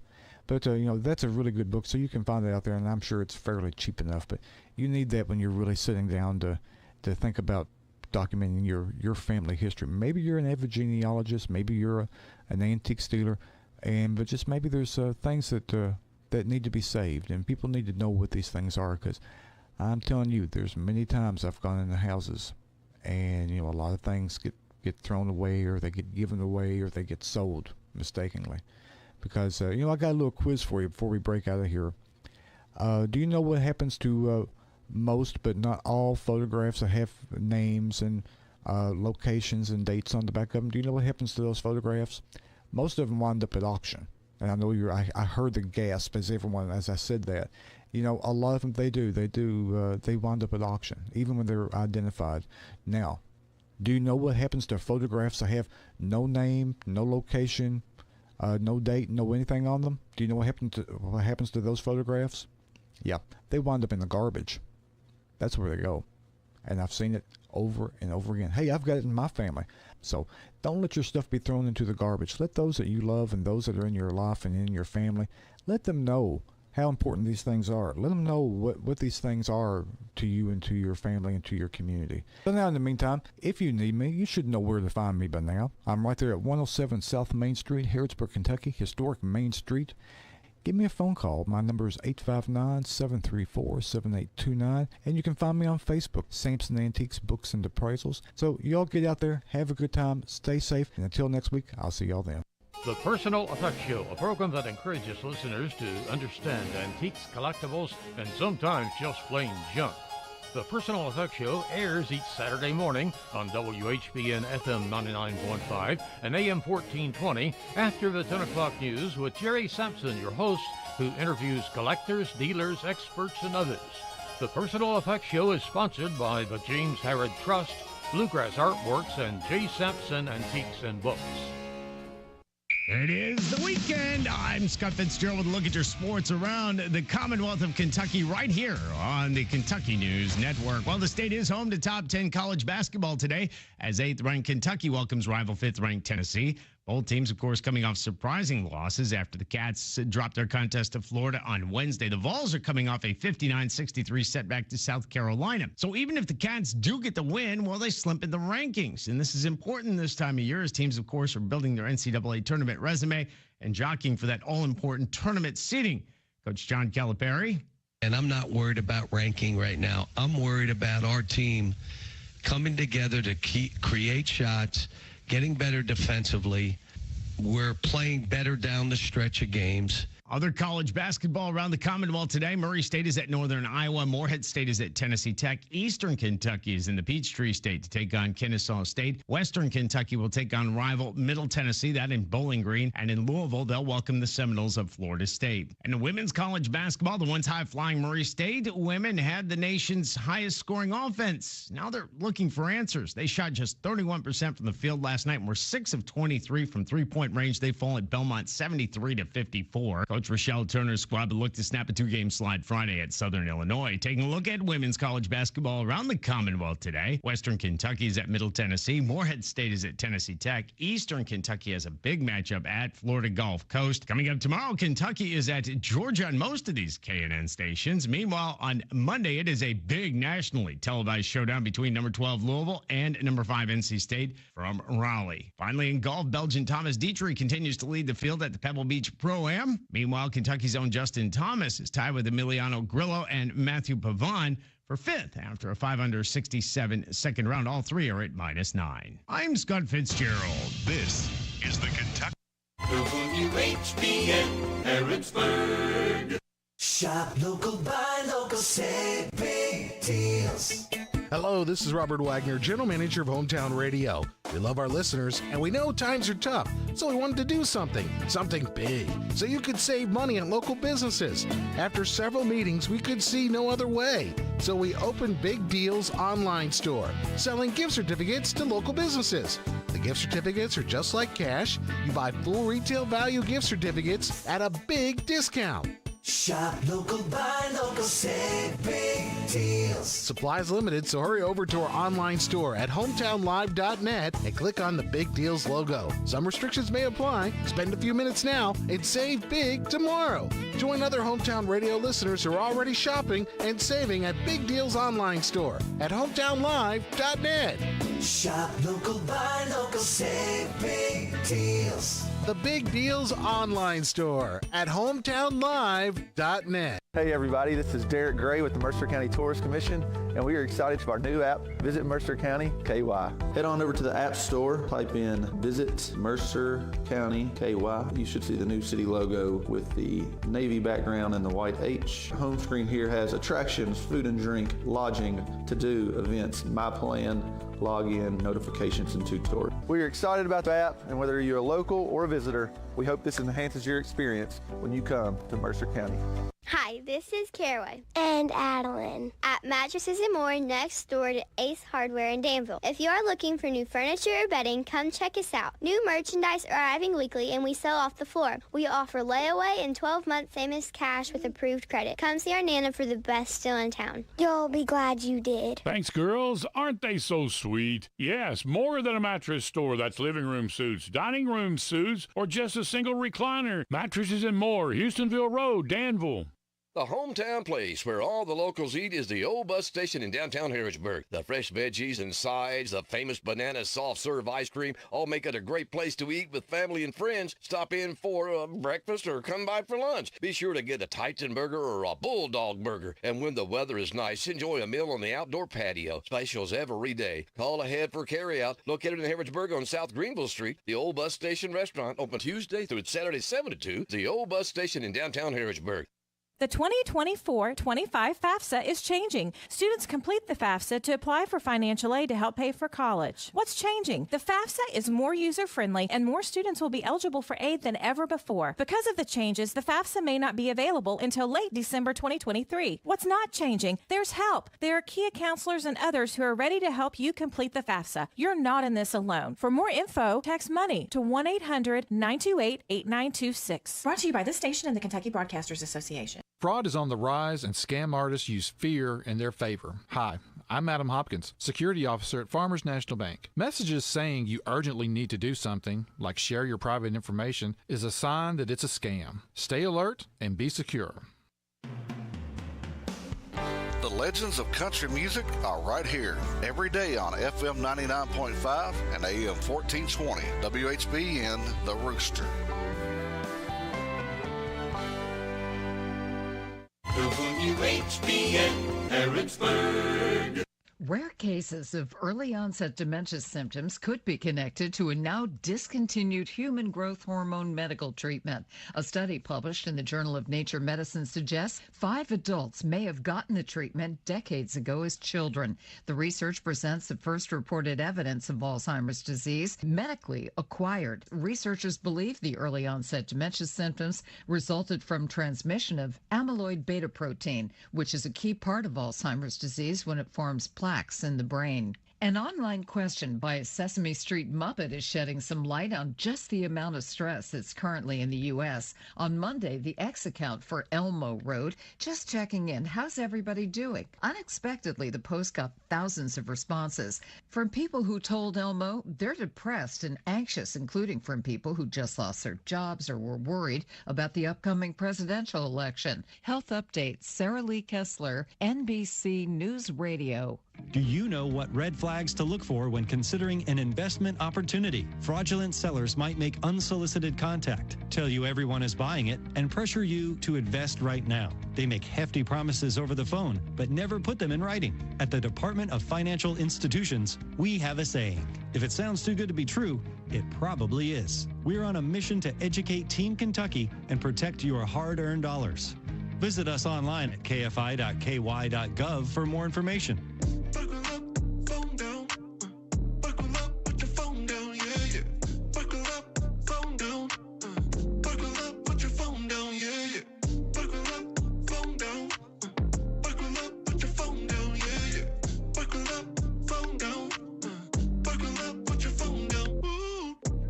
Be safe, Kentucky.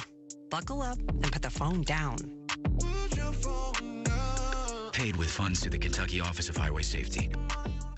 The WHBN weather forecast is brought to you by Coel Collision Center in Danville on Lebanon Road. After a wreck, tell the tow truck driver to take your vehicle to the experts. Coel Collision Center. Today, sunny with a high near 52. Tonight, increasing clouds with the low around 31. Tomorrow, mostly sunny with a high near 56. Tomorrow night, partly cloudy with a low around 32. Monday, sunny with a high near 52.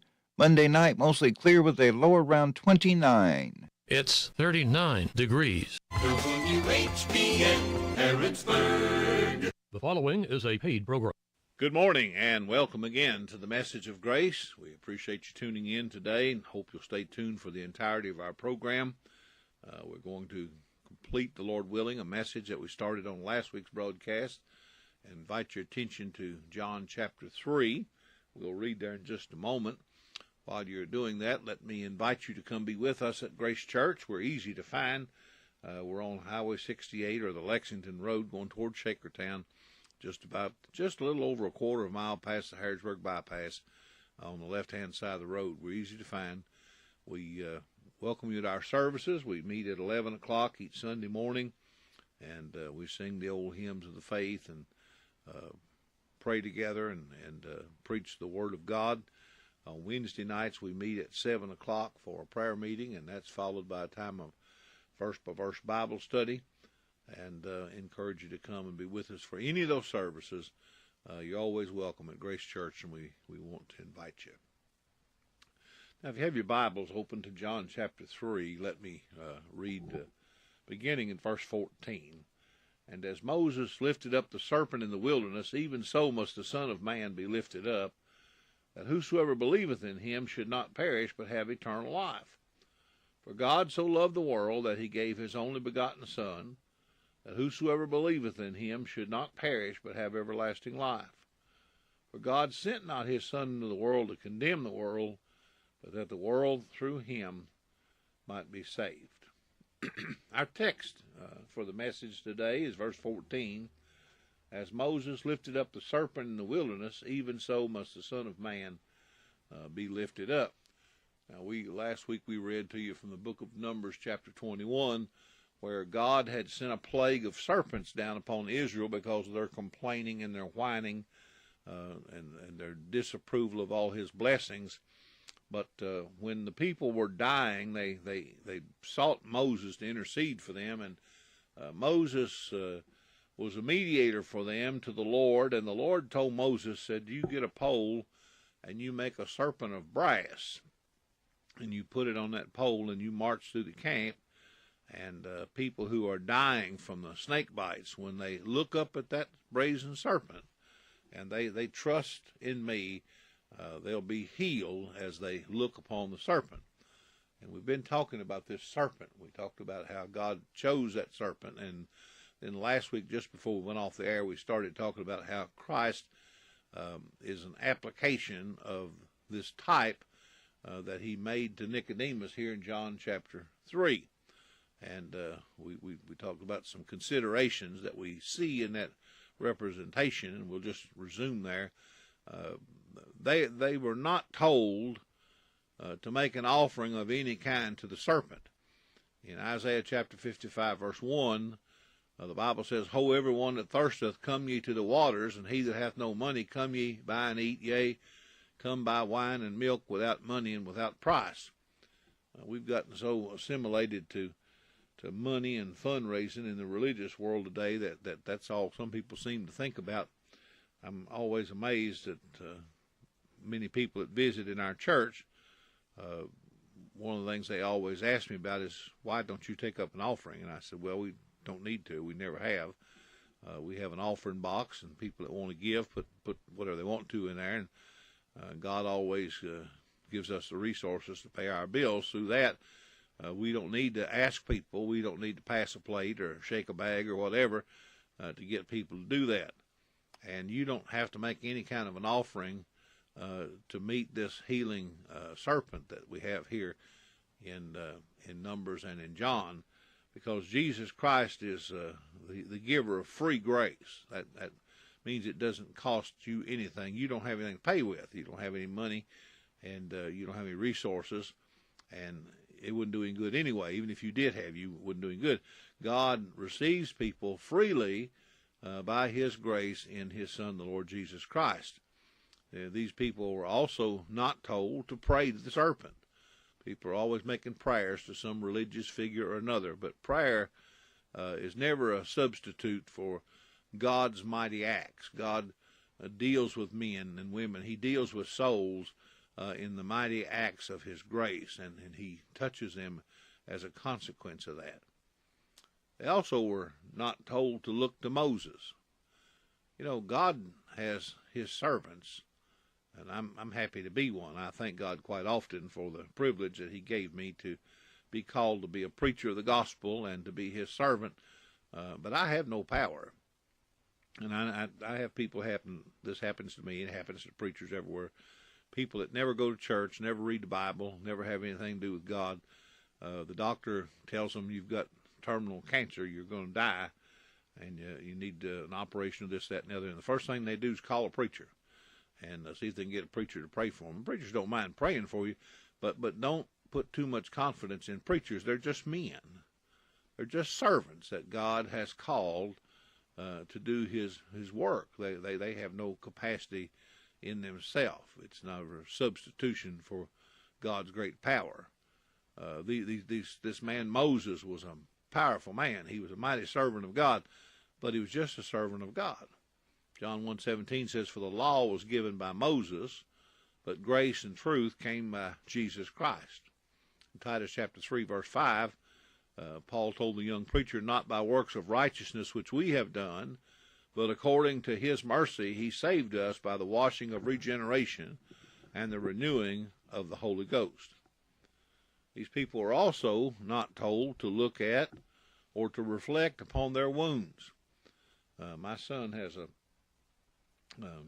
terrible condition with his feet and legs, and I've gone to the doctor with him a couple of times and watched them carve the flesh off there and treat those wounds, and it's a horrible sight to look at.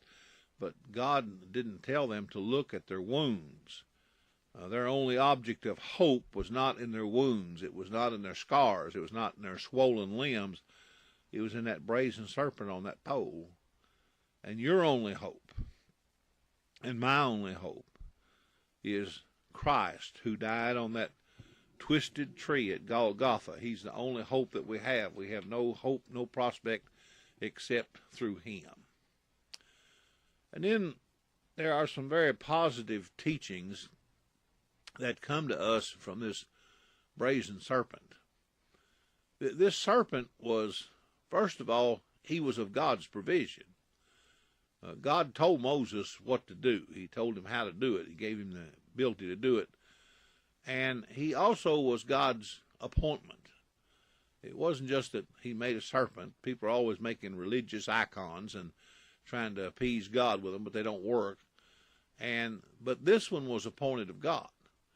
In John chapter 1, verse 29, it says, "The next day John seeth Jesus coming unto him, and said, Behold, the Lamb of God, which taketh away the sin of the world." Now, John was the most popular preacher in Israel in that day. People came to him from all over the country. They came to hear him preach. They came to see his mighty works. The religious crowd in that day didn't want anything to do with him. They wanted rid of him, but they couldn't stay away from him. He had this powerful attraction. He had this powerful voice, this powerful message. But he told his disciples that when there was one coming, that he wasn't worthy to tie his shoes. And as soon as he saw Jesus coming toward him, he cried out with a loud voice, "Behold, the Lamb of God that takes away the sin of the world." This serpent was commanded to be displayed publicly. He wasn't to be put in a museum. He wasn't to be put somewhere in a closet. He was to be put out where he could be seen and to be displayed in a public way. In John chapter 19 and verse 15, we read this, "But they cried out, away with him, crucify him. And Pilate said unto them, Shall I crucify your king? The chief priest answered, We have no king but Caesar. Then delivered he him therefore unto them to be crucified, and they took Jesus and led him away. And he, bearing his cross, went forth into a place called the place of a skull, which is called in the Hebrew Golgotha, where they crucified him and the two others with him on either side, and Jesus in the midst." Jesus' crucifixion was a very public event. There were hundreds of thousands, maybe millions of people in Jerusalem that day who had come for the Passover, and his trial and his sufferings and his affliction were a public event. They were to be seen publicly. The Lord promised that everyone who looked in faith would live. He told all these people in the wilderness, if you look at that brass serpent, look at him and hope in him, there'll be life. They could have done many things, but they would have been to no avail. But they're commanded to do two things, just two things. First of all, to believe him by faith, and secondly, to obey him by faith. I didn't say obey him in the flesh. I didn't say believe in him with your mind. I said believe him and obey him by faith. This promise of mercy sprang forth from the fountain of God's free and sovereign grace. Ephesians chapter 2, verse 8 and 9 says, "For by grace are you saved through faith, and that not of yourselves. It's a gift of God, not of works, lest any man should boast." This was an unreasonable and an unusual way of being healed, but it was effectual, and that's all that matters. In 1 Corinthians 15, it says this in verses 1 through 4, "Moreover, brethren, I declare unto you the gospel which I preached unto you, which also you have received, and wherein you stand, by which also you are saved, if you keep in memory what I preached unto you, unless you have believed in vain. For I delivered unto you first of all that which I also received, how that Christ died for our sins according to the Scriptures, and that he was buried, and that he rose again the third day according to the Scriptures." Like Naaman, who was hesitant to go into the river and do what God told him to do. And yet, when he did what God told him to do, he was healed. My friends, God is sovereign. He can choose whatever means he wants to in order to accomplish his purposes in grace and glory. He is God Almighty. He sits on a throne. He's a king. He's a sovereign. He cannot be refuted. He cannot be turned aside. He is mighty in his power and glory. Jesus brought this type directly before this man Nicodemus. Nicodemus was a religious man, well educated, from a good family, from a good background, but he was ignorant of God and his ways. The message was simple. The message was very plain, as it always is to God's elect. But it was confusing to this unregenerate man, and it was only when God gave him a new heart, that he began to believe. This brass serpent was later on destroyed because it became an idol to the people. Human beings just love idols. They just love things they can hold on to and they can create. They just can't be blessed by God and receive his gifts as they are. We would also create Nehushtan's from every gift of God if it was left up to us.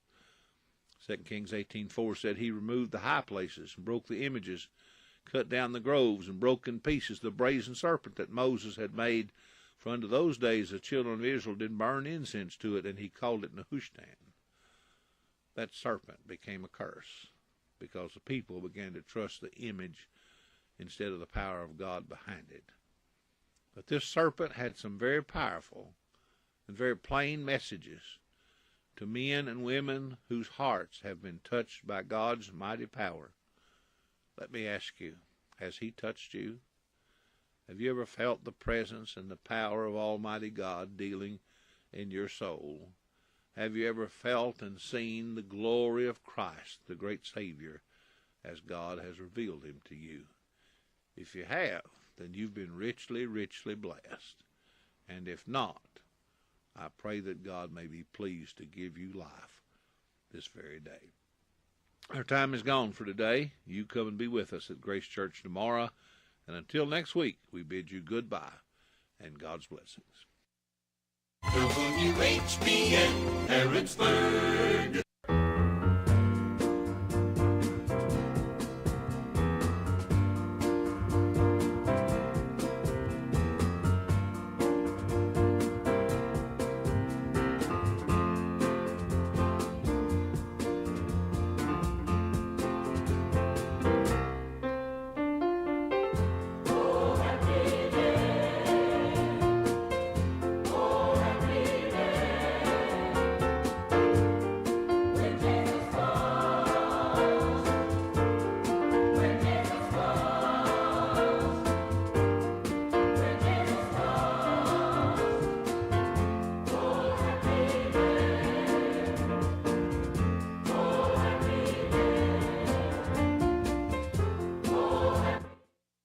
Your community voice since 1955. The Rooster. WHBN Harrodsburg. AM 1420 and on FM at 99.5. And NBC News Radio, I'm Brad Siegel. Speaker of the House Mike Johnson is criticizing the Biden administration for waiting a week to respond to the deadly drone attack in Jordan. Jim Forbes has more. The U.S. began retaliatory strikes on Iranian-backed targets in Iraq and Syria on Friday. The Louisiana Republican said, quote, "Unfortunately, the administration waited for a week and telegraphed to the world, including to Iran, the nature of our response." He went on to argue that the wait undercuts the country's, quote, ability to put a decisive end to the barrage of attacks endured over the past few months. Defense Secretary Lloyd Austin said the U.S. will carry out more strikes on Iranian-backed groups. I'm Jim Forbes. President Biden honoring the 3 American soldiers who were killed by that drone attack in Jordan. The president and the First Lady attended the dignified transfer of the soldiers' remains at Dover Air Force Base in Delaware Friday. They also met with the families of the fallen soldiers. A Pennsylvania man who federal prosecutors say played a key role in the Capitol riot awaits sentencing after he was convicted on multiple counts. Prosecutors in the nation's capital said Friday that Ryan Samsell was found guilty of assaulting a Capitol police officer after he and other protesters breached a restricted area on the Capitol grounds. The entertainment world reacting to the news that actor Carl Weathers has passed away. Weathers is best known for his role as Apollo Creed in 4 of the Rocky movies. A visibly shaken Sylvester Stallone took to Instagram to pay tribute to his longtime friend. I never could have accomplished what we did with Rocky without him. He was absolutely brilliant. His voice, his size, his power, his athletic ability, but more importantly, his heart, his soul. His family says Weathers died in his sleep Thursday night. He was 76. Brad Siegel, NBC News Radio. Do you know what red flags to look for when considering an investment opportunity? Fraudulent sellers might make unsolicited contact, tell you everyone is buying it, and pressure you to invest right now. They make hefty promises over the phone, but never put them in writing. At the Department of Financial Institutions, we have a saying. If it sounds too good to be true, it probably is. We're on a mission to educate Team Kentucky and protect your hard-earned dollars. Visit us online at kfi.ky.gov for more information.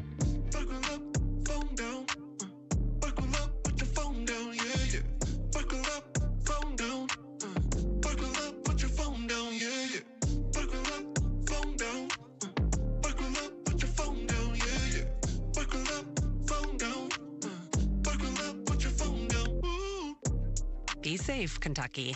Buckle up and put the phone down. Paid with funds to the Kentucky Office of Highway Safety. Tesla is recalling over 2 million vehicles over claims the warning lights on its display panel are too small. Lisa Taylor has more. The National Highway Traffic Safety Administration announced the recall, saying it found the issue during a routine audit. The agency said the small font on its warning lights could increase crash risks by making it harder to read critical safety information. Tesla said it doesn't know of any injuries or crashes caused by the problem. Owners will not have to bring their vehicles in because it will be fixed through an over-the-air software update. I'm Lisa Taylor. Healthcare jobs are growing at the fastest rate in over 30 years. According to recent data from Alterum, over 650,000 healthcare jobs were added last year. Jobs in outpatient care have increased since the beginning of the COVID-19 pandemic. But staffing at residential and nursing facilities is still down. Alterum says some of the growth is from replacing workers who left the field because of burnout. Professional lacrosse will honor the military tomorrow in San Diego. Lucinda Kay has more. The San Diego Seals will host a celebration for active duty and retired military members. They'll offer discounted tickets, free beer, plus comedian and retired Marine Bryson Banks will perform ahead of the game. New this season, the National Lacrosse League no longer separates teams by conference. They're ranked top to bottom regardless of geography, and the Seals are at the top. They've won 3 straight games and take on their arch rivals, the Colorado Mammoth, this Sunday, 3 o'clock, Pechanga Arena. For tickets, go to sealslax.com. Authorities say more than 24 bundles of cocaine washed up on the sand along South Padre Island in Texas earlier this week. The drugs were found on Tuesday by park rangers who called in the feds. They were wrapped in plastic and had the image of a toucan on them. The drugs are estimated to be worth more than $2 million. Hulu is going to start banning password sharing. The streaming service notified customers this week that it will ban people sharing accounts outside of the household starting in March. Brad Siegel, NBC News Radio. This is a Hometown Radio Network information update.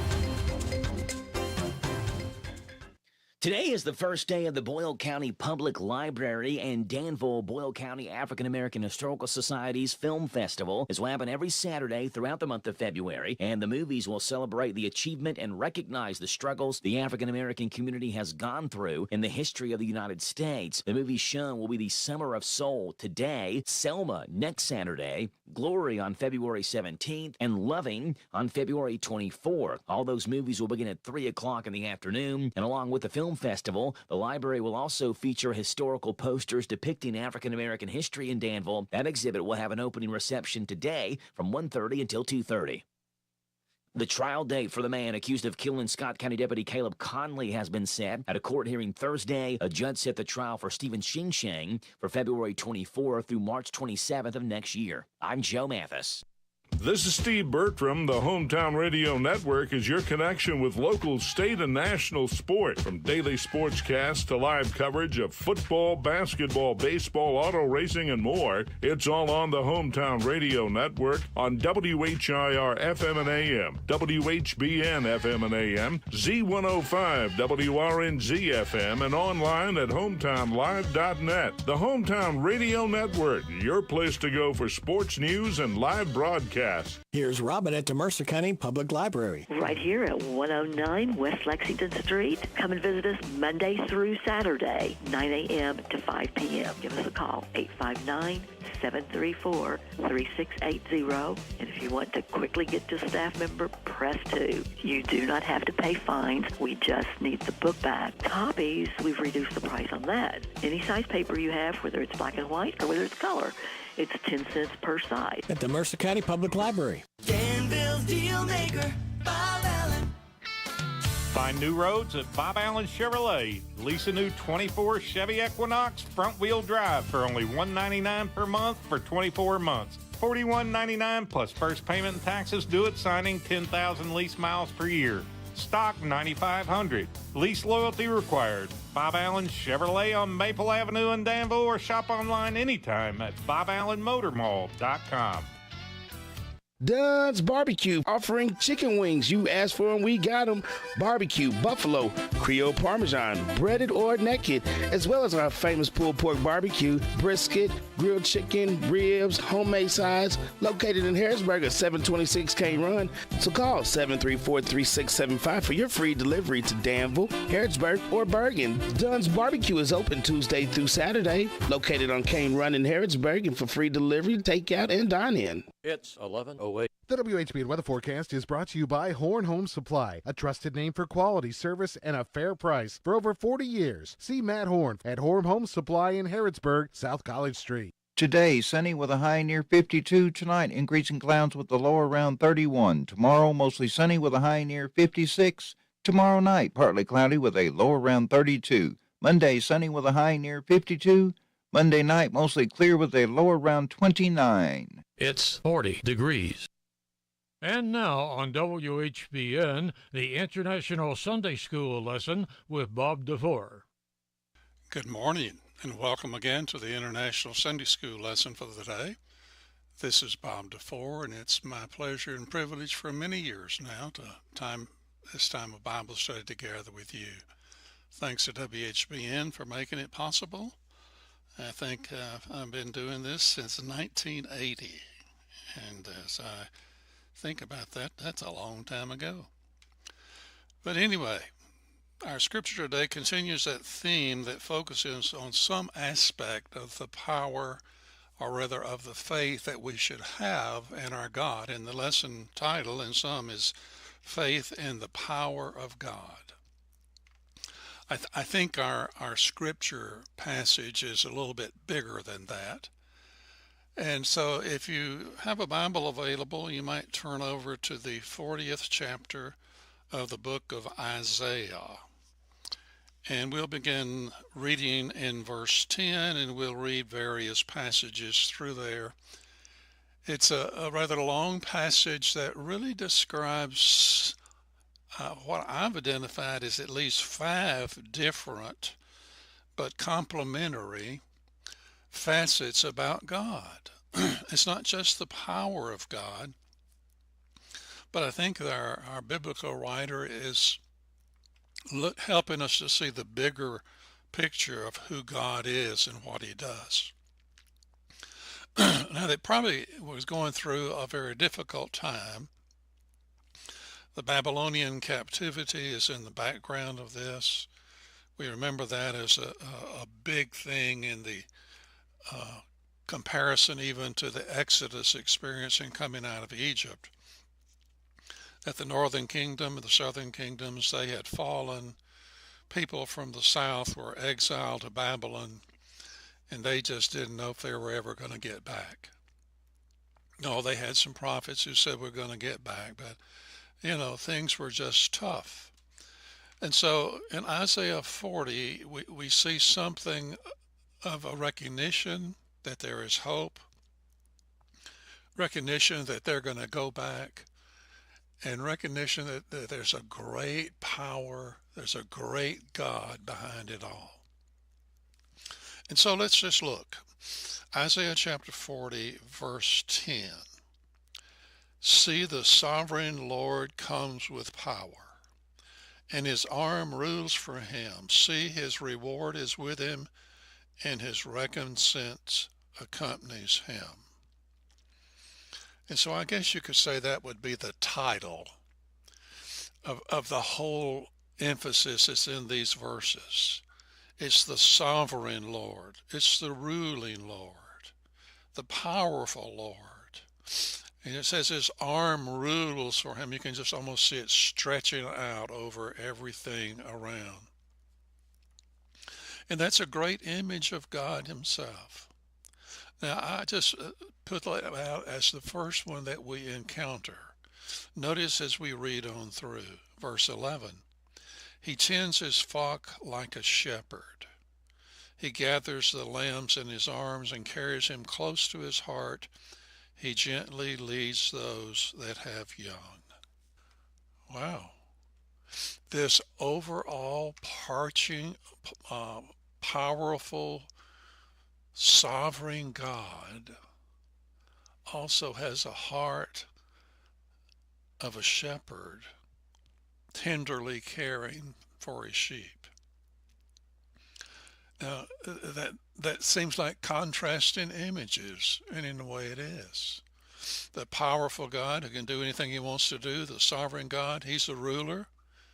And now you have the concept of a shepherd, one who is tenderly caring for his sheep. Go on down into verse 13. And these verses, we're skipping a couple of them in here. In these verses, we're seeing many what are called rhetorical questions. They're just questions to make you think. And you just run into them one after another through this whole passage. Verse 13, we see those. Who has understood the mind of God, or instructed him as his counselor? Whom did the Lord consult to enlighten him? And who taught him the right way? Who was it that taught him knowledge and showed him the path of understanding? This is the picture of God as the all-wise God, the omniscient one. You remember all the omni words like omnipotent and omnipresent, omniscient, all-knowing God. And so he asked the question that who really has God kind of knowledge? No, God didn't have to consult with anybody when he decided to do something. He was the one who was the ultimate source. He didn't have to have somebody redirect his path. He was the ultimate director. And so who has understood the mind of God? For the mind of God is the God of wisdom. Look on down a little bit farther, and there's a whole bunch of the rhetorical questions and so forth. And it gets down to verse 21, and it says, do you not know? Have you not heard? Has it not been told you from the beginning? Have you not understood since the earth was founded? All of those questions are designed to say, hey, I'm telling you something that's really not new. This has been here a long time. What's the matter with you? Can't you catch on? Do you not know? Have you not heard? Had it not been told from the beginning? And then in verse 22, the fourth of those images of God is that he sits enthroned upon the circle of the earth. God is the king. He sits enthroned on the circle of the earth, and its people are like grasshoppers. Now, God is the God who is in control. It doesn't mean that God gets his way every time. Now, sometimes we like to think, well, God always gets his way, but he doesn't. What did Jesus say? He said, and he used the imagery of the farmhouse in the chicken coop. He said, as the hen gathers her chicks, I would have gathered you, but you would not. Yeah, God is sovereign and God is in control. And God is one that we look to as a supreme authority. But even God doesn't always get his way. You know, there's a heaven out there, but then there's also the option. And some people choose not the heavenly route, and they choose to go away from God. But God is still enthroned. I like the imagery of the Revelation chapter 4. You remember chapters 2 and 3 talk about the churches and talks about all that was going on in the churches. And most of the churches were in a mess. Most all of them had something pretty positive that could be said, but there was just a really difficult time in the churches. And it was almost a time of throw up your hands in despair. And then in chapter 4, the image changed. It's not the churches on earth. John is led by the Spirit to the throne of God. And he said, as he's led by the Spirit, what does he see? He sees God on the throne. And that's an echo of the Isaiah passage. That reminder that he is the king. He is that ultimate authority. Now go on down through the passage, and we're going to skip the verses all the way down to verse 29. Or for 28, we'll do that. It's a repetition. He said, do you not know? Have you not heard? The Lord is the everlasting God, the creator of the ends of the earth. The image of God as the creator. Now, we've seen that image before, because you can't read very far in the Bible without getting it. You've heard me say, if you've listened very often, and if this is your first time there, let me just say it for the first timers, that if you stumble over the first 5 words of the Bible, you put yourself in position to stumble a lot of times. What are the first 5 words? In the beginning, God created. In the beginning, God created. And that's what the recognition is here at the end of chapter 40 of Isaiah. The creator of the ends of the earth. Now notice one of the things it says here. He says he will not grow tired or weary. In his understanding, no one can know the depths. But he gives strength to the weary and increases the power of the weak. Even youths grow tired and weary, and young men stumble and fall. But those who hope in the Lord will renew their strength. They will soar on wings like eagles. They will run and not grow weary, and they will walk and not faint. The Creator God, the sovereign God, the shepherding God, the wise God, the King of all creation. that God didn't keep it to himself.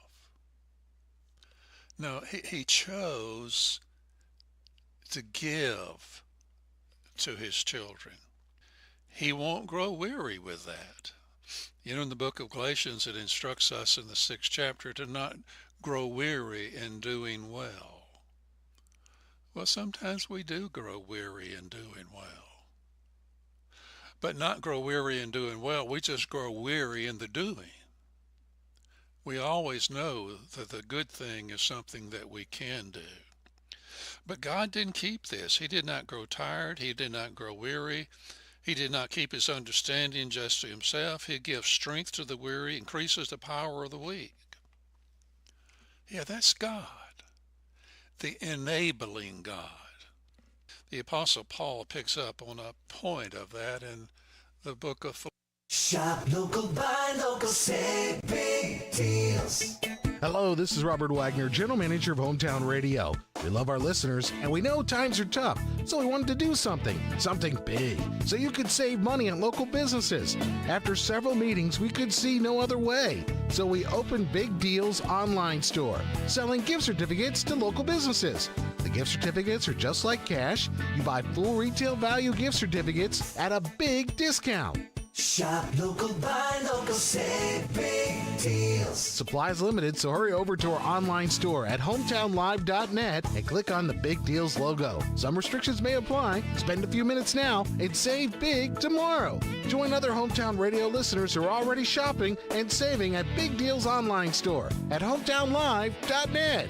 Shop local, buy local, save big deals. The Big Deals online store at hometownlive.net. What makes Whitaker Bank uniquely Kentucky? Our mission is to provide comprehensive banking products and services for our customers and to invest in the Kentucky communities where we live.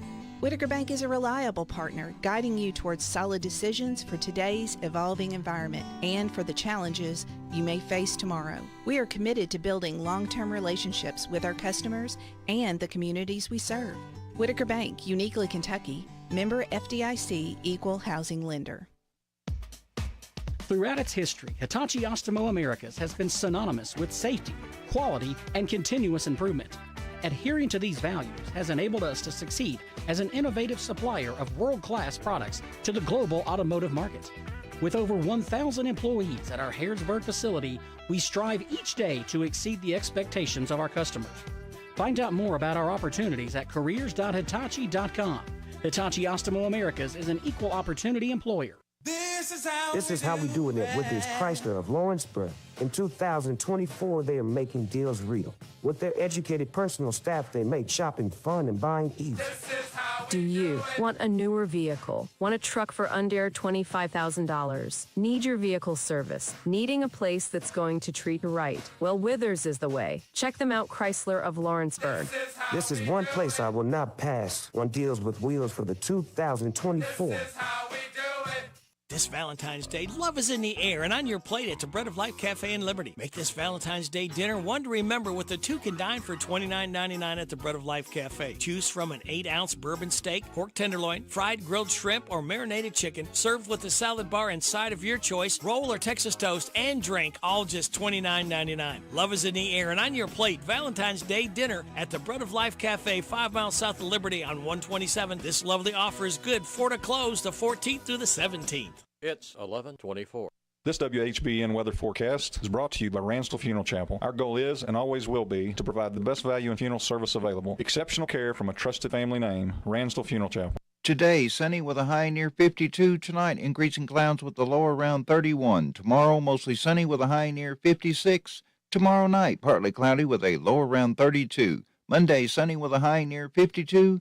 Monday night, mostly clear with a low around 29. It's 42 degrees. It is the weekend. And I'm Scott Fitzgerald with a look at your sports around the Commonwealth of Kentucky right here on the Kentucky News Network. Well, the state is home to top 10 college basketball today as 8th-ranked Kentucky welcomes rival 5th-ranked Tennessee. Both teams, of course, coming off surprising losses after the Cats dropped their contest to Florida on Wednesday. The Vols are coming off a 59-63 setback to South Carolina. So even if the Cats do get the win, well, they slump in the rankings. And this is important this time of year as teams, of course, are building their NCAA tournament resume and jockeying for that all-important tournament seeding. Coach John Calipari. And I'm not worried about ranking right now. I'm worried about our team coming together to create shots, getting better defensively.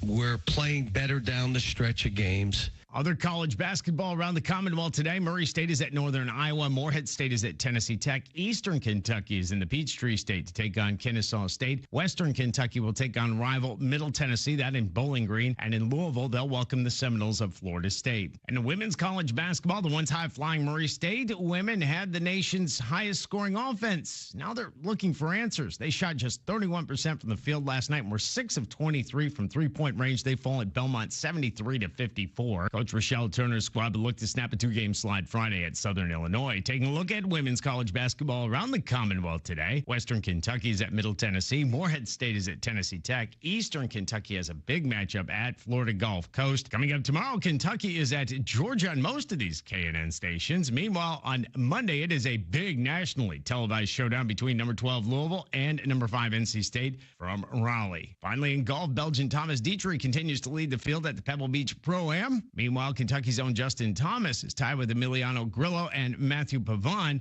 for 5th after a 5-under 67 second round. All three are at -9. I'm Scott Fitzgerald. This is the Kentucky. Coming up on WHBN, a news update from the Kentucky News Network.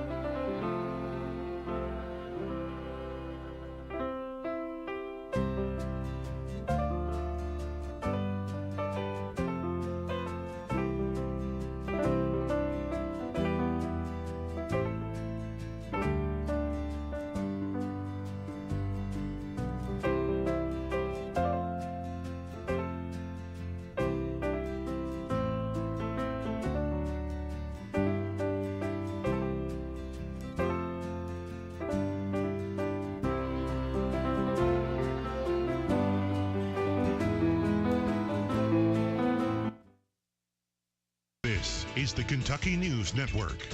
A legislative committee this week has approved a bill that creates a statewide alert system for missing adults in Kentucky who may be in immediate danger. We define missing adult as an individual who is at or above the majority, 18 or 8, and then as identified by law enforcement as a missing person who may be in immediate danger due to circumstances which indicate abduction or kidnapping. State Senator David Yates is one of the bill's sponsors. The Ashanti Alert System would provide for the rapid broadcast of information to police, the media, and the public. It's similar to the Amber Alert for children. It's now being considered by the full Kentucky Senate.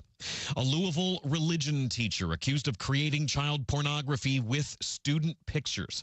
39-year-old Jordan Fouts is charged with federal counts of distributing obscene visual representations of child sex abuse and more. He was a 7th and 8th grade religion teacher at St. Stephen Martyr Catholic School in Louisville. Investigators say that he had non-sexual pictures of students from yearbooks, for example, and edited the images into sexual material. He allegedly sent hundreds of pictures to an undercover officer, sometimes from the school. The Archdiocese and FBI are meeting with parents today. And a Harlan County doctor honored for 50 years of service in eastern Kentucky. Dr. Abdul Dahan, a native of Syria, was recruited to work at the Daniel Boone Clinic in Harlan early in his medical career. The internist and pulmonologist liked the area so much, he opened a private practice that continues today. He told WYMT, "The people here are extremely pleasant, extremely friendly, work with you. If you treat them well, they will be very kind to you. And I can say that from personal experience." Harlan County officials presented Dr. Dahan with a proclamation recognizing his 5 decades of service. That is Paul Miles reporting. I'm Jack Crumley. This is the Kentucky News Network. WHBN Harrodsburg. The following is a paid program. Good Saturday morning, Mercer County. I'm Stephen Brokel, the pastor of Bethel Baptist Church, and each and every Saturday morning we gather around the Word right here on WHBN, and I'm so thankful that you decided to tune in this morning as we continue our study of the book of Revelation. We are in chapter 6 this morning. We are moving on to the 6th seal. And we know the opening of these 7 seals after the throne room vision, within this throne room vision, the 7 seals reveals God's purposes in this world. And these 7 seals are not to be regarded as 7 successful phases of history, but they give us a complete picture of what God has in store for this world. And all the seals must be removed ultimately to read the scroll and to see the whole picture. And so far we have seen the first 4 seals. We have seen the conquest of the gospel, the advancement of the gospel to the ends of the earth. Now, there are some that see the first seal, the white horse, representing deception.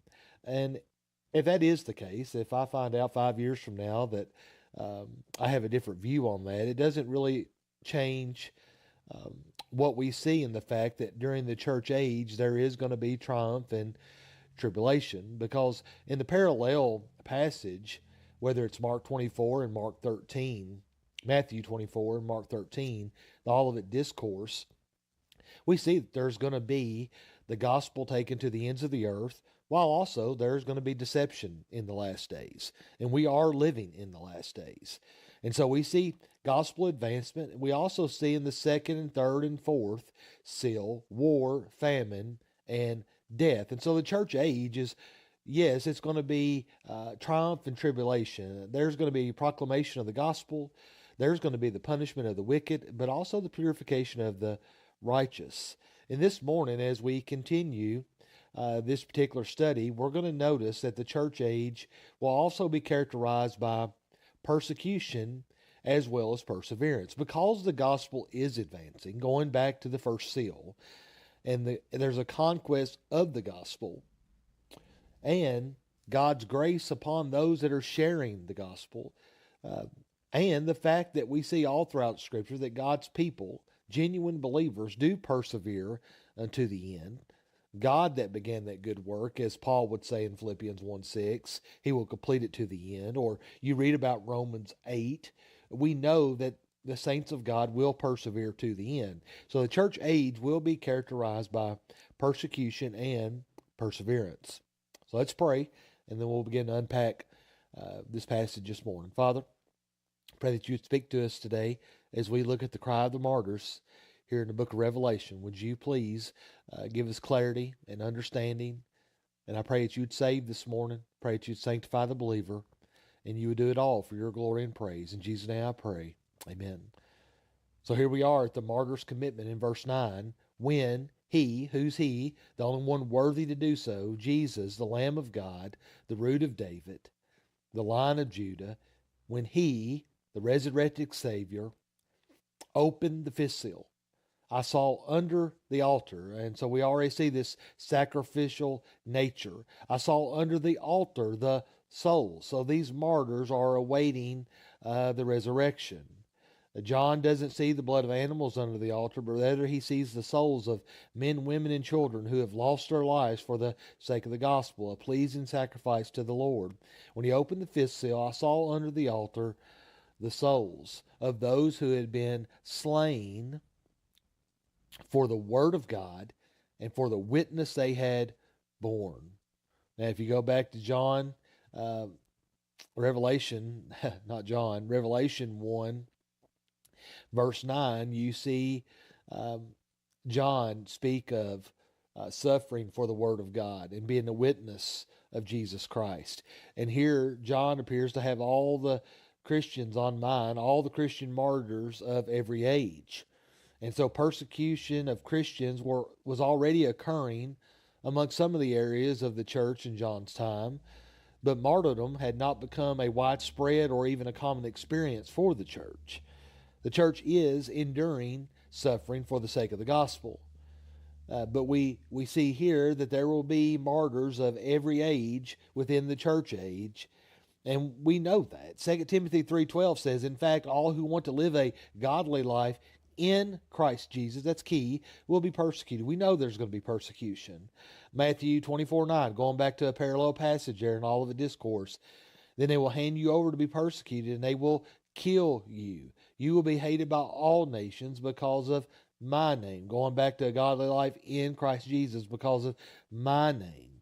And so G.K. Bill would say it this way: all genuine believers will experience suffering of one sort or another as a result of their faithfulness to Christ. And so we see here, John in this vision, this second vision, that there had been those that had been slain for the word of God and for the witness they had borne. What's the witness they had borne? They had spoke of Jesus Christ. They were preaching the gospel. They were speaking of the finished work of Jesus Christ. And listen, the gospel is offensive. And reality is, there have been more Christian martyrs in the last 150 years than the previous 18 centuries. The Voice of Martyrs even estimates that more than 150,000 people die for Christ each year, an average of more than 400 per day. It's just staggering to consider. And so we see that this commitment of those that are sharing the gospel even unto death. But look at verse 10. Notice here, not just the martyr's commitment, but notice the martyr's cry. They cried out with a loud voice, O sovereign Lord, holy and true. Now notice the martyr's cry and who it's intended, whose ears it's intended for. The sovereign Lord, the ruler of all things, which is holy, meaning that cannot tolerate evil, that is true, faithful to his covenant promises to save his people. And so the martyrs are crying out under the altar, O sovereign Lord, holy and true.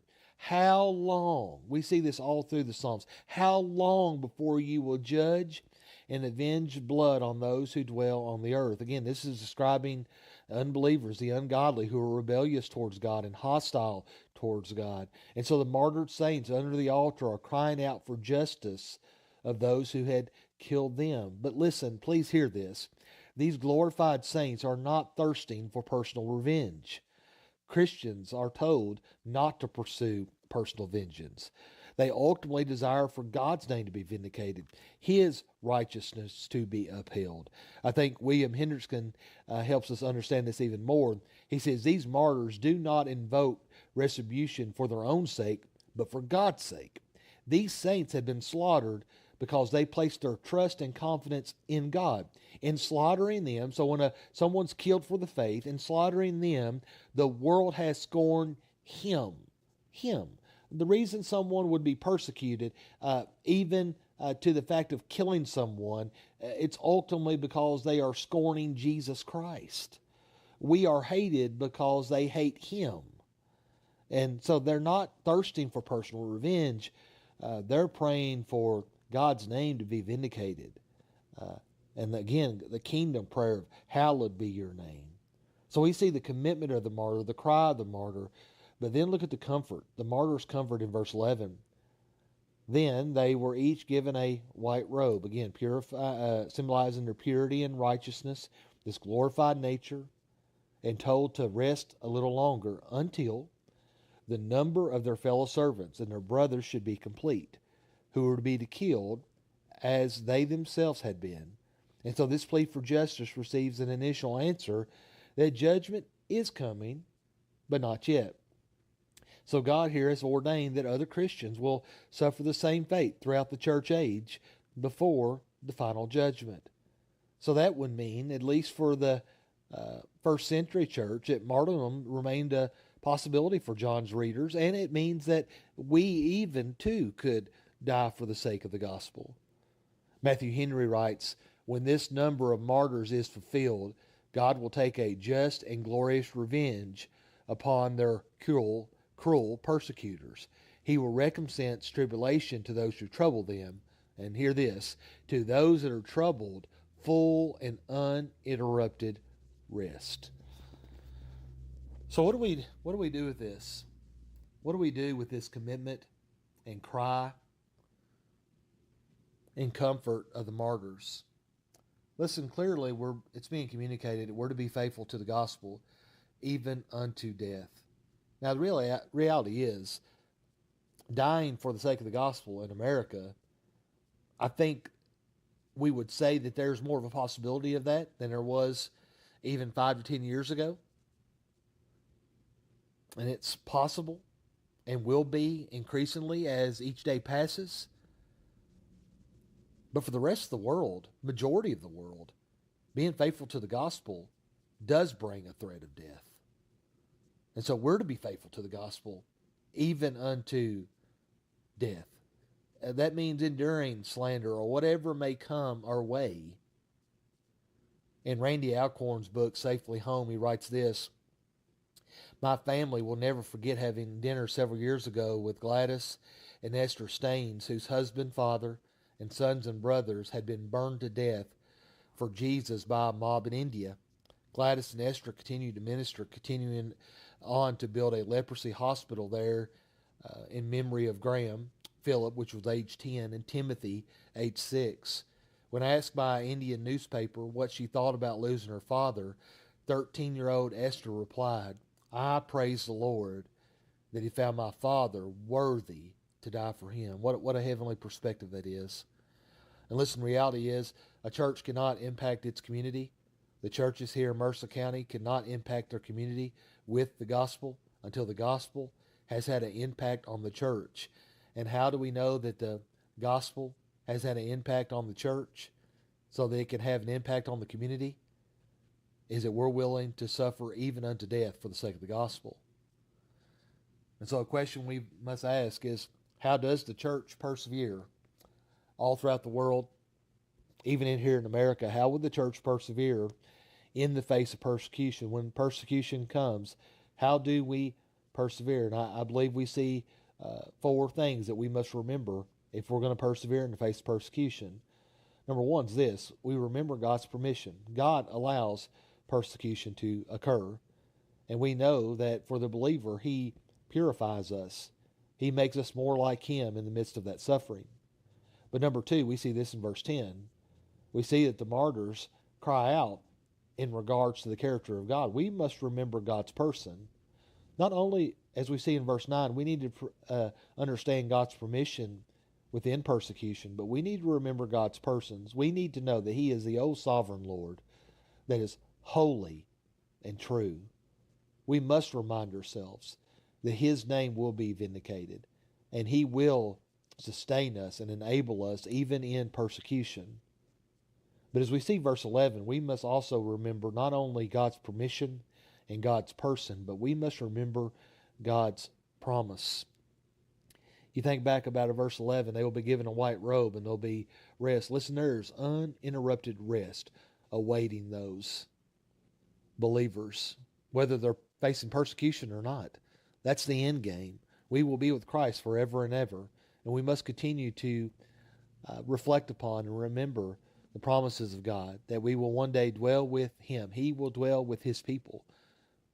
Uninterrupted rest, no longer stained by sin, but in His presence, in our glorified nature. Remember God's permission and person and promise, but also we must, fourthly, remember God's purpose. As horrific as the death of martyrs may be, remember it serves a purpose in God's eternal plan of salvation. Everything is proceeding according to God's plan, and even in our suffering for His sake, God is working in such a way for His eternal purposes. And so let's be faithful unto the gospel, even unto death. And as we are remaining faithful to the gospel, proclaiming the gospel and testifying of Jesus Christ, let's remember God's permission in persecution. Let's remember God's person in the midst of persecution. Let's remember God's promises in the midst of persecution. And let's remember God's purpose. Everything is going according to God's plan, and God will make all things right. Father, thank You for the word this morning. Pray that we would hear it and respond to it, Father. Use it in the life of Your church here in Mercer County, that we'll be faithful to the gospel. Father, we have majority of this county, from what we can tell, the 86% that doesn't even attend church. And then the scary thought to consider that out of that 14%, there are those that attend church, not because they've been converted, but they attend for different reasons, that we have a problem of lostness in this county. And so may You stir the church up to be faithful to the gospel, even unto death. Use this word in the life of Your church right here in Mercer County for the glory of Your great name. In Jesus' name I pray. Amen. Hey, again, I'm Stephen Brogle, the pastor of Bethel Baptist Church, and each and every week we extend the invitation out. If you do not have a church home, we sure would love for you to join us at Bethel Baptist Church every Sunday morning at 10:45 a.m. We sure would love to have you. Join us as we are working our way through the book of Revelation. Typically, I believe we're 1 week off right now, but what I do on Saturday mornings, I've already done on a Sunday morning in most cases. And so tomorrow morning, for example, we are going to be moving on to the sixth seal. We sure would love to have you live in person, but if physically you're not able to make it, you're traveling or you're sick or maybe even homebound, feel free to listen in right here on WHBN live each and every week, or join in on our YouTube channel, Bethel Baptist Church. Both of those are live at 10:45 a.m. or catch us on delay from our Spotify sermon audio podcast. It's usually downloaded on Monday or Tuesday, sometimes even Sunday, where you can listen on your way to work or while you're out on a walk, whatever it may be. We just want people just surrounded in faith community, growing and maturing in their faith, and we want the lost to be saved in this community. And so allow us to minister to you. Hope that you have a wonderful Saturday, and I hope that you make a commitment even right now for you and your family together with God's people for worship tomorrow morning. God bless. Love is in the air, and at B&L Jewelers, we're turning up the romance with the perfect touch of elegance. This Valentine's Day, make your love story truly sparkle with a visit to B&L Jewelers, your destination for timeless treasures. Celebrate the season of love with B&L Jewelers, where every piece is crafted to perfection. And here's the cherry on top. Enjoy a heartwarming 20% off store-wide. Yes, you heard it right, 20% off to make this Valentine's Day unforgettable. Whether you're searching for a classic solitaire, a dazzling necklace, or a pair of earrings, B&L Jewelers has the selection that will sweep you off your feet. But wait, there's more. Our expert team is here to to assist you in finding the perfect expression of your love. And for a limited time, enjoy complimentary gift wrapping to add that extra touch of magic. This Valentine's Day, B&L Jewelers is not just a store. It's a destination for love, beauty, and unmatched savings. Don't miss out on this exclusive offer of 20% off store-wide. Visit B&L Jewelers today and let your love story shine bright. B&L Jewelers, where every moment becomes a cherished memory. Happy Valentine's Day from B&L Jewelers, where love and luxury meet. Danville Manor Shopping Center. If you're feeling hopeless, alone, and broken, maybe empty inside, Chloe's Petals for Hope. Chloe's Petals for Hope sponsors a survivor of suicide support group for adults the first Thursday of every month at the Boyle County Library Community Room from 6 to 7 p.m. Follow us on Facebook and look at our website, Chloe's Petals for Hope, for more information. 'Cause it's just around the corner, we'll find hope together. Chloe's Petals for Hope. For help, call the crisis hotline 988. Dunn's Barbecue, offering chicken wings. You asked for them, we got them.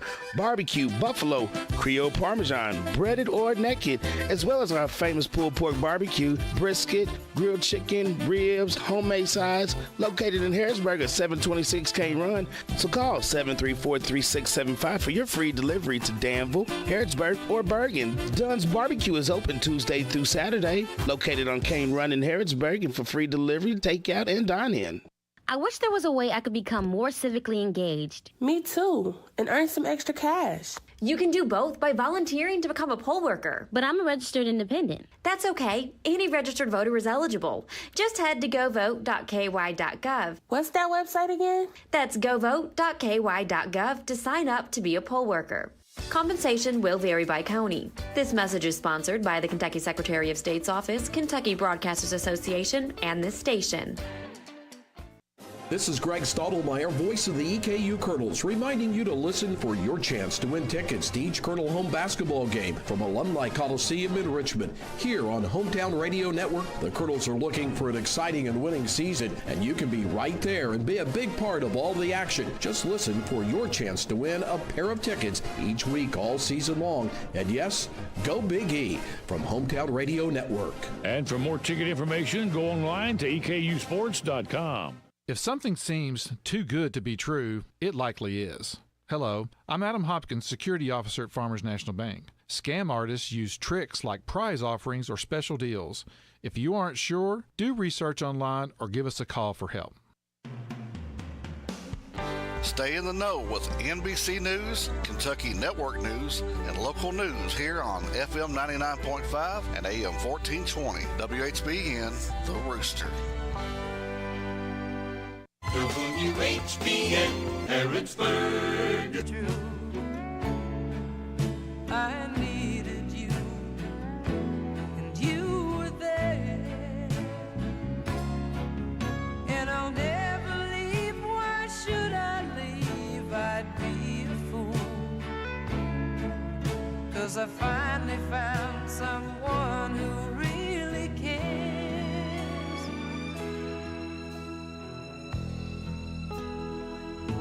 Held my hand when it was cold, when I was lost. You took me home, you gave me hope when I was at the end, and turned my life back into truth again. You even called me friend. You gave me strength to stand alone again, to face the world out on my own again. You put me high upon a pedestal, so high almost see eternity. You needed me. You needed me. You needed me. You needed me.